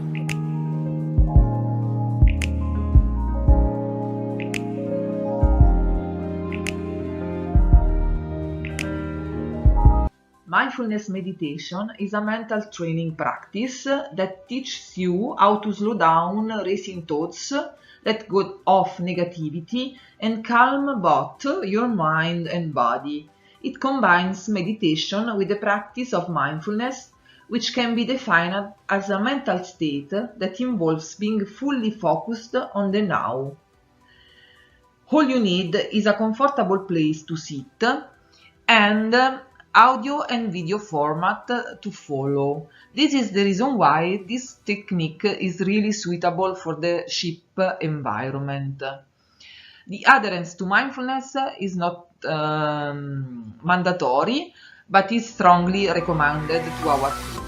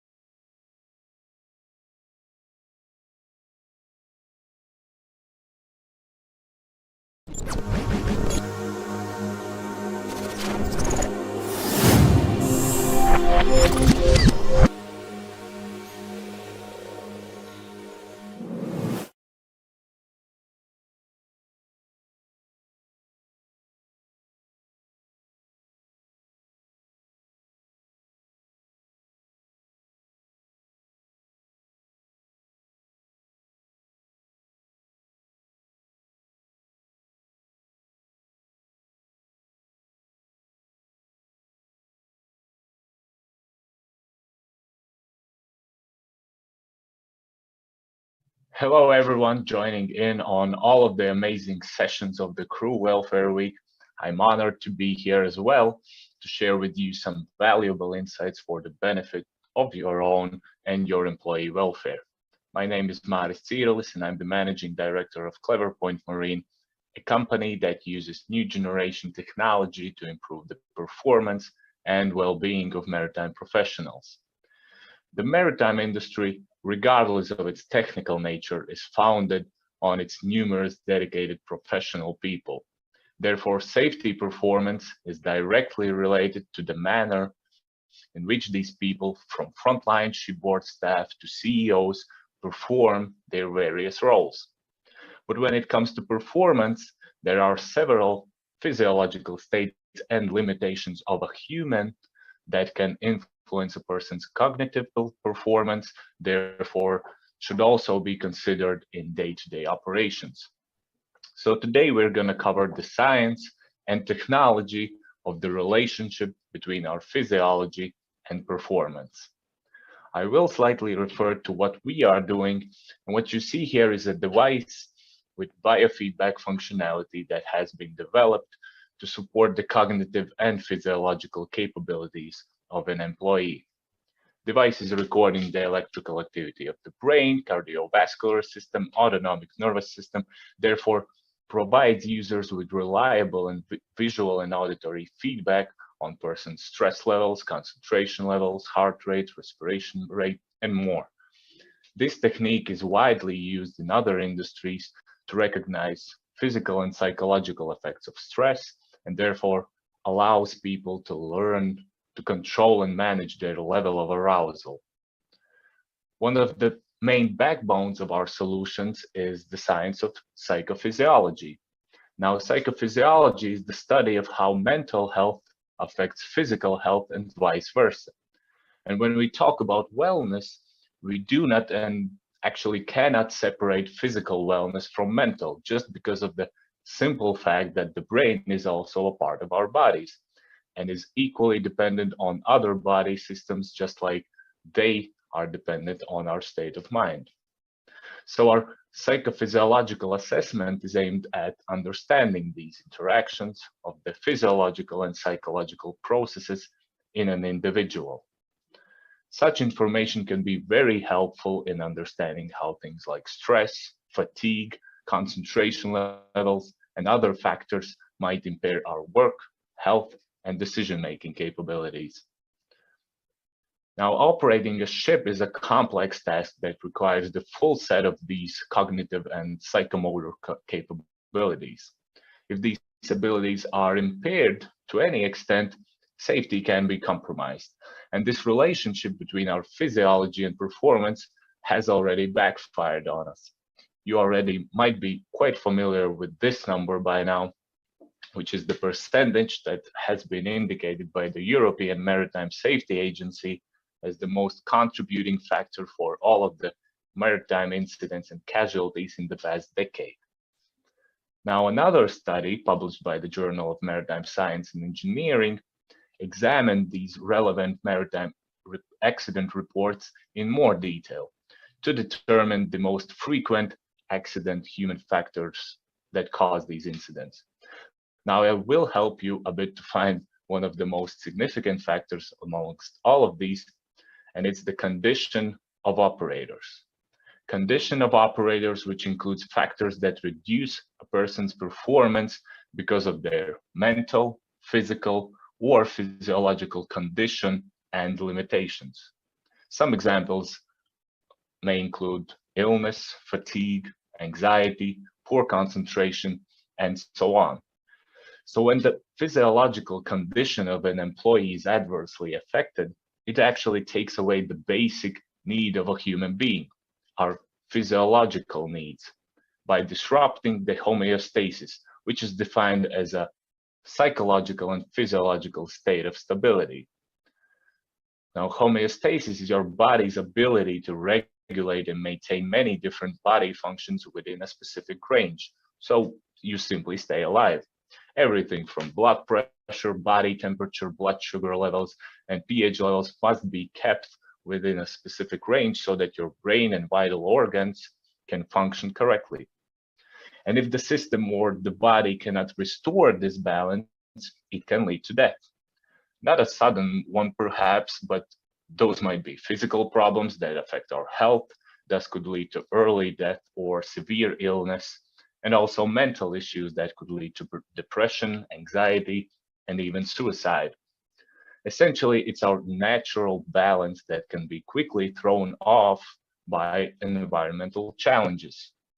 And it's not a secret that maritime professionals face particularly unique environmental challenges, including combinations of extreme physical and mental fatigue, high levels of anxiety and stress, and other challenges like isolation, noise, vibration, ship motion, and so on. And what you see here are research data on what physiological effects a variety of these environmental challenges have on us. And from the physiological perspective, it actually means only one thing, that the homeostasis or the natural balance of our well-being is disrupted in these situations. Now, many of these physiological changes cause impairment to our performance. For example, all humans occasionally have mild illness, such as colds, that can potentially impair the performance. Now, if you feel really sick, we usually say, no, I cannot go to work or do a job because of my condition. And it's normal, you know, it's us realizing from the signals given by our body that we will not be able to handle the workload. It's because in our lives, we've learned to recognize such symptoms like illness in an early stage. However, when it comes to other things that we experience more often, for example, stress, fatigue, low motivation, and so on, we tend to forget to recognize the signs and symptoms and harm it may do not only to our performance, but also health. Now, the good news is that there are things we can do to learn to recognize these signs and symptoms, which are specific body reactions. What you see here are just few of the physiological processes that happen in our bodies, specifically when we experience stress. Now, at some extent, stress is good for our performance. In an acute case, our attention and vision become sharper because our pupils dilate. We breathe faster to get more oxygen. Our heart rate goes up to pump more oxygenized blood to our muscles, and our muscles tense up so that we could jump higher and run faster. So these are our all clear positive signs and body reactions to an environmental challenge. However, because it's not our normal balance to be in such state, if these challenges are prolonged, it can quickly lead to fatigue, causing a cascade of adverse physiological changes that affect both our cognitive performance and health. In any case, what's important here is that there are mechanisms built into our bodies that can both enhance our performance and reduce it. We just need to start to recognize early signs of such adverse conditions and stop engaging ourselves in all the non-critical work, just like we would if we were really sick. You know, it's not only something individuals can control. Actually, organizations have the biggest influence when it comes to the environmental challenges our employees face. So the objective of a company's well-being processes should be to help the employee maintain the balance of homeostasis rather than put them off balance because of adverse work conditions, financial insecurity, harassment, and so on. And we may think that these things only affect employees mentally or in their job satisfaction, but actually the stress it creates also causes physiological consequences. So we must invest in our employee health and other dimensions and processes that will support this investment. And not only because it's the right thing to do, but because it will help improve the quality of work and mitigate the detrimental effects of burnout and stress. This is actually where leaders should start asking relevant questions and challenge their own organizations in terms of how do we really approach our employee well-being? Do we really consider our employee physiological and mental capabilities and limitations in day-to-day operations? Do we have protocols in place to evaluate these conditions? And how do we teach our workforce to keep track of stress or fatigue? Now, the answer is people and organizations would only benefit from developing new set of mental skills like self-awareness, meaning following your own and your colleague and subordinate physiological condition versus performance. And then we might have a chance that our employees really start practicing healthy habits like sleep hygiene, healthy food, frequent exercise, and so on, because they'll understand that their performance might be affected by the state their body is in. So the main purpose of our technology is not to be used mainly as a recruitment tool, but as a self-awareness and self-development tool. The assessment is a valuable instrument for employee to get better awareness of his physiological states, awareness of his cognitive abilities, and understanding of how physiology and cognition affect their performance. Further, the results can be used by users themselves to improve and maintain their daily functioning. They are given personalized recommendations to develop healthy habits that would optimize their mind and body for peak performance. You know, it's very hard to control the mind with the mind, but what we are looking into is controlling and strengthening your body to affect your mind in a positive way. Organizations should encourage and utilize such tools like psychometric assessments, not only for the tick of the box of the industry standards, but to further develop their employees so that your workforce would be physiologically and mentally prepared and capable of performing assigned duties at the highest degree of safety. And it's a joint responsibility, where the responsibility does not place the burden of showing up fit for the duty solely on the crew member, but also on other crew members to monitor and follow the condition of their teammates, as well as the management to provide the crew with adequate work environment, organizational processes, support, and other tools that are not just luxury, but a part of the normal work environment and company's culture. You know, things like having a nap in the middle of a working day, or exercising when you don't feel like it, taking deep breaths to calm ourselves down, or having a healthy cereal bar on a navigational watch seems like something abnormal to us now. However, from science, physiological, biological, and even psychological perspectives, such practices might be the key to an optimal performance in any situation of our lives. So thank you all very much for your sustained attention. I wish you all a productive day, week, and life. Thank you.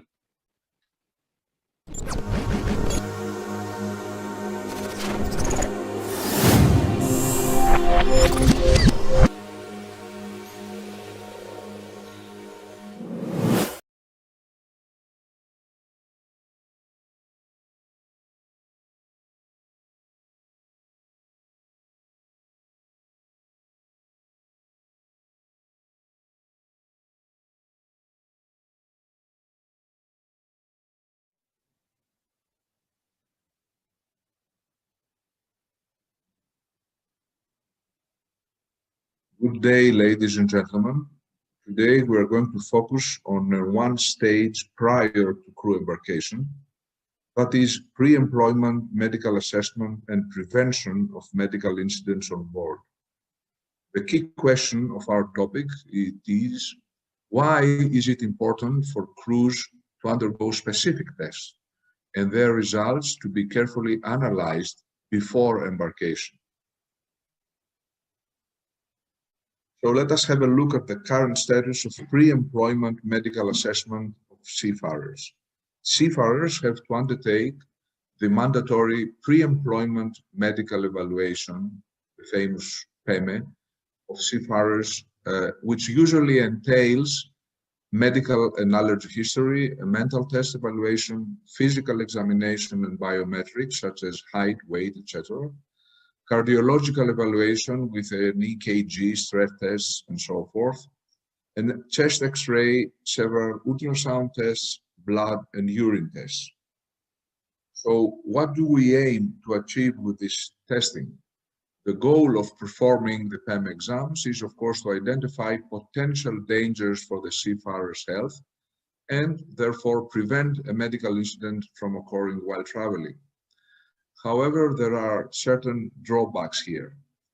The usually PEM exams may have to be supplemented according to specific characteristics of the individual person, that is, on a case-by-case basis according to medical history, special biometrics such as body weight, for instance, etc.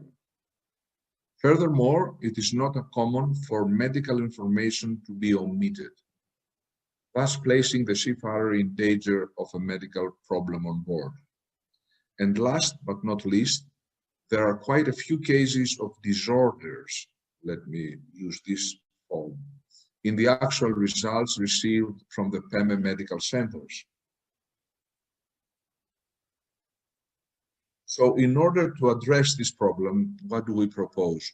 We propose a detailed assessment of physical status and all medical tests, one by one.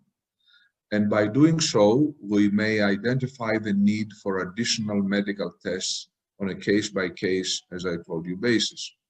Furthermore, we ask the seafarers, and we suggest that everybody does that, to receive again a medical and allergy history, a mental test, and an alcohol abuse questionnaires. All this medical information will form the seafarer's medical e-file that accompanies him throughout his journeys and is at hand for use from the medical health provider. Our approach to pre-employment assessment and prevention follows and completes the Fit for Duty certificate with some extra comments for healthy lifestyle and caution on board. Our advice is always applied on a case-by-case basis. So our major goals are, of course, number one, to reduce the risk of future medical incidents on board. At the same time, we may indicate the need for additional medical tests for the individual seafarer. And of course, identify possible differences concerning the medical history, the laboratory testing, and so forth. Now let me show you a few characteristic examples of what can be detected.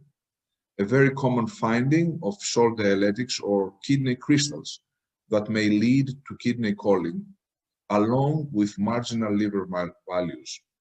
So what would be our supplementary advice here? Well, kidney crystals, please make sure that the patient is going, or the seafarer rather, is going to drink more than 2 liters of liquids per day. We should avoid dehydration. And as the liver enzymes are marginal, he should avoid animal fat and alcohol. This advice is mainly concerning the seafarer himself. Another case of a seafarer with known hypertension under treatment and a history, this is important, of thrombocytopenia, a blood disorder associated with bleeding. Re-evaluation of the lab tests revealed low platelet count, indicating a possible relapse of the disease and danger of bleeding disorders. So here, our supplementary notes are, of course, hypertension under treatment. Make sure that he has sufficient medication on board with him, but we have detected an abnormal platelet value. So this could mean that there is a possible relapse of his disease. So we underline here that he is a rather poor candidate, and this information goes, of course, to the company. And last but not least, a case of liver function tests being marginal along, and I stress that as well, with alteration of the normal value limits. So our supplementary advice here is, of course, a red flag. We noticed here that there is an alteration in normal values, and you can see that they have been adjusted to fit with the values of the seafarer. So our comments here, a marginal lipid floor file, we underline that all values are at the upper limit, and of course we ask a repetition of the test in 6 months. So this well, a few of the many examples that we have gathered so that now we need to draw some conclusions. What do we gain by re-evaluating the seafarers' PMEs? Well, the obvious benefits is, of course, the protection of the seafarers' health, both on board and ashore. And of course, at the same time, protection of the shipping company's interests in terms of financial savings, normal fleet function, and crew retirement, and so forth. Ladies and gentlemen, the seafarer, the shipping company, and the medical centers are aiming for a fit for duty certificate. And this, of course, is completely understandable. The main purpose of a scrutinizing policy in PEME reevaluation is to enhance the effectiveness of this certificate. Thank you very much for your attention.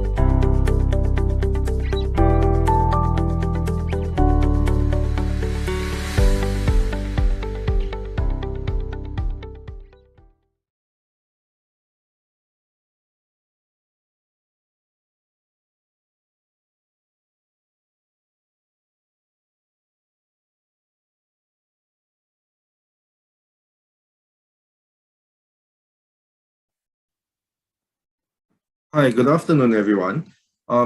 Today I'm here to talk about how we've been using telemedicine and how we've been developing telemedicine for seafarers, especially over the last 2 years, over the pandemic. Together for Impact Health, I'm Alex from Impact Health, and we actually developed the telemedicine program for seafarers together with the Seamen's Association or Organization of Singapore, so SeaCare. Yeah. But I'll just go into how we actually started out getting into telemedicine for the maritime industry in the first place. And today's topic is that telemedicine is a service and not a platform. So what we are trying to do here is trying to decipher telemedicine for the maritime industry. Our platform is known as Smart Room, Smart RM, and originally, we had developed it before the pandemic for the medical tourism industry. It was meant to be a consistent and safe platform for medical tourists who are coming into Singapore and also other Southeast Asian countries so that they could continue to be connected to their doctors. And in early 2020, we converted it to telemedicine for seafarers because at the time, due to COVID-19 restrictions, there were many seafarers who were unable to receive proper health care. They were unable to sign off the ships, they were unable to disembark and see a doctor, and usually unless it was a life-threatening condition. So obviously, from a medical point of view, we thought that that's not the best way to manage the health for seafarers. And so we actually did some work and development on our platform and changed it such that it could be used for seafarers calling into the Port of Singapore. Since then, since about late mid-2020, over 12,000 seafarers have been using our platform for their telemedicine needs. It does work, but we don't think that it's enough because the pandemic is ending, and thanks to the pandemic, or rather because of the pandemic, we've gotten a view of how the maritime industry works. While the offerings that our platform had for telemedicine were somewhat capable, I think there's a lot more to be done because there's a lot of unique needs in the maritime industry which the general telemedicine services out there right now do not really cater to, including our own. So what are some of the unique needs? One will be accessibility. There are offshore operations that require intrinsically safe conditions, and you are unable to use mobile phones, but yet the vast majority of telemedicine platforms available today are existing as apps on the mobile phone. So that creates a big problem already. And on top of it, there is always a big connectivity issues. When vessels are in motion or during bad weather conditions, a lot of times, your satellite internet connections are not going to be good enough, right? Especially in cases where people will have to go and search for a particular app on the App Store, on the Google Play, and then they have to download the app, create a user account before they can actually start trying to use the telemedicine app. So there are a lot of conditions where the connectivity on board the ship is fairly limited. There is also a diversity issue because you have different vessels, crews from different countries, they're using different mobile devices, different computer OS. So you have an issue where, not everyone's gadget is probably compatible with the latest apps or the latest services that are being provided from the telemedicine platform. So what the response that we have seen out there, again, it's the ones that, I think telemedicine isn't particularly new to the maritime industry, but the majority of the ones that we see, they rely on photos sent over emails, they rely on written reports, and that's what the maritime industry in a lot of cases are using. Whereas on land, you can see a lot of modern telemedicine platforms that, they have very strong video call capability, they even have health gadgets, things for you to measure your blood pressure, your temperature, all of these, and you can connect it via the telemedicine platform. However, because they are used and designed for land use, they don't often have this capability to adapt to the needs of the maritime industry. On top of it, they are usually also used as a first line of defense. So whenever something is somewhat serious, they will just do a referral to a physical consultation at a clinic or hospital that's not far from you. So there isn't really much ability to try to manage the condition from there, other than delivering of medications. Consistent follow-up is also non-existent. At least from what we are seeing in Singapore, most telemedicine platforms use a rotating rota of doctors. So patients using it, they seldom see the same doctor twice, even for follow-ups. And it becomes very difficult for a new doctor who isn't particularly knowledgeable about the needs, the physical demands of the maritime industry, for them to understand the situation, which again, this is the same problems that we have run into. But right now, we are in the process of redeveloping our platform. We are renaming it to Be Well. But at the same time, we realize that a technological platform is not enough to provide this service of telemedicine to the maritime industry. What we want it to be is service-oriented. It shouldn't be tied down to just downloading a specific app or a specific website. We feel that telemedicine should be provided on demand using the best form of internet connection. So whether is it an app, which is where our platform is, or a website, or even video calls using VoIP platforms such as WhatsApp, Line, Viber, Telegram, Zoom, MS Teams.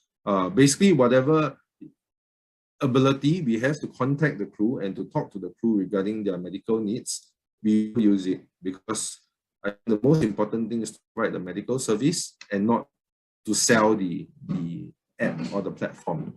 So it's important, I think, when it comes to seafarer welfare, that we have to focus on the people. Any medical emergencies, as we've known, that happens on a ship can actually affect not just the crew on board, but also the agents, the ship owners, charterers, the whole route of the ship might be affected. And it's something that if you could keep it simple and you can just limit the amount of ramifications and the impact that is going to happen to the normal operations of the ship. So I believe that telemedicine for maritime needs to be, instead of tech-centric, it needs to be people-centric, and it needs to focus on just providing the best and fastest available medical service to the crew by any means necessary. Thank you. And the next speaker will be Dr. Chia Yih Woei from SeaCare Maritime Medical Center. So Dr. Chia will be talking about the actual usage and the actual medical benefits that could come from telemedicine. Thank you.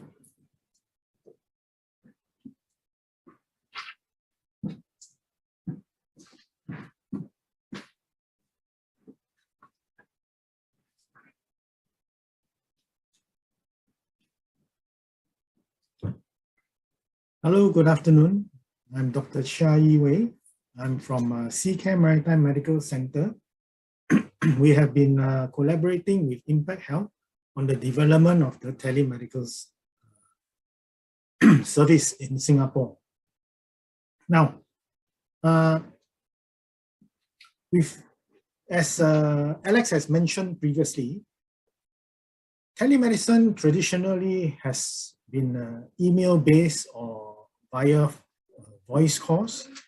The email may contain pictures of the lesions and also based on questionnaires that the doctors have prescribed for the condition. Now, with the COVID-19 pandemic, telemedicine has been brought to the forefront for the healthcare, for maritime healthcare in Singapore. With the help of Impact Health, we have been using this telemedicine platform ever since about 2 years ago. What we have used is for a variety of situations, right? Mostly is for video consultation, right? Patient consultation and evaluation via video. So this has given us the added benefit of able to visualize the patient, to get a sense of his overall condition. And we are also able to assess basic parameters which are available on board, such as temperature, pulse rate, blood pressure, and oxygen saturation.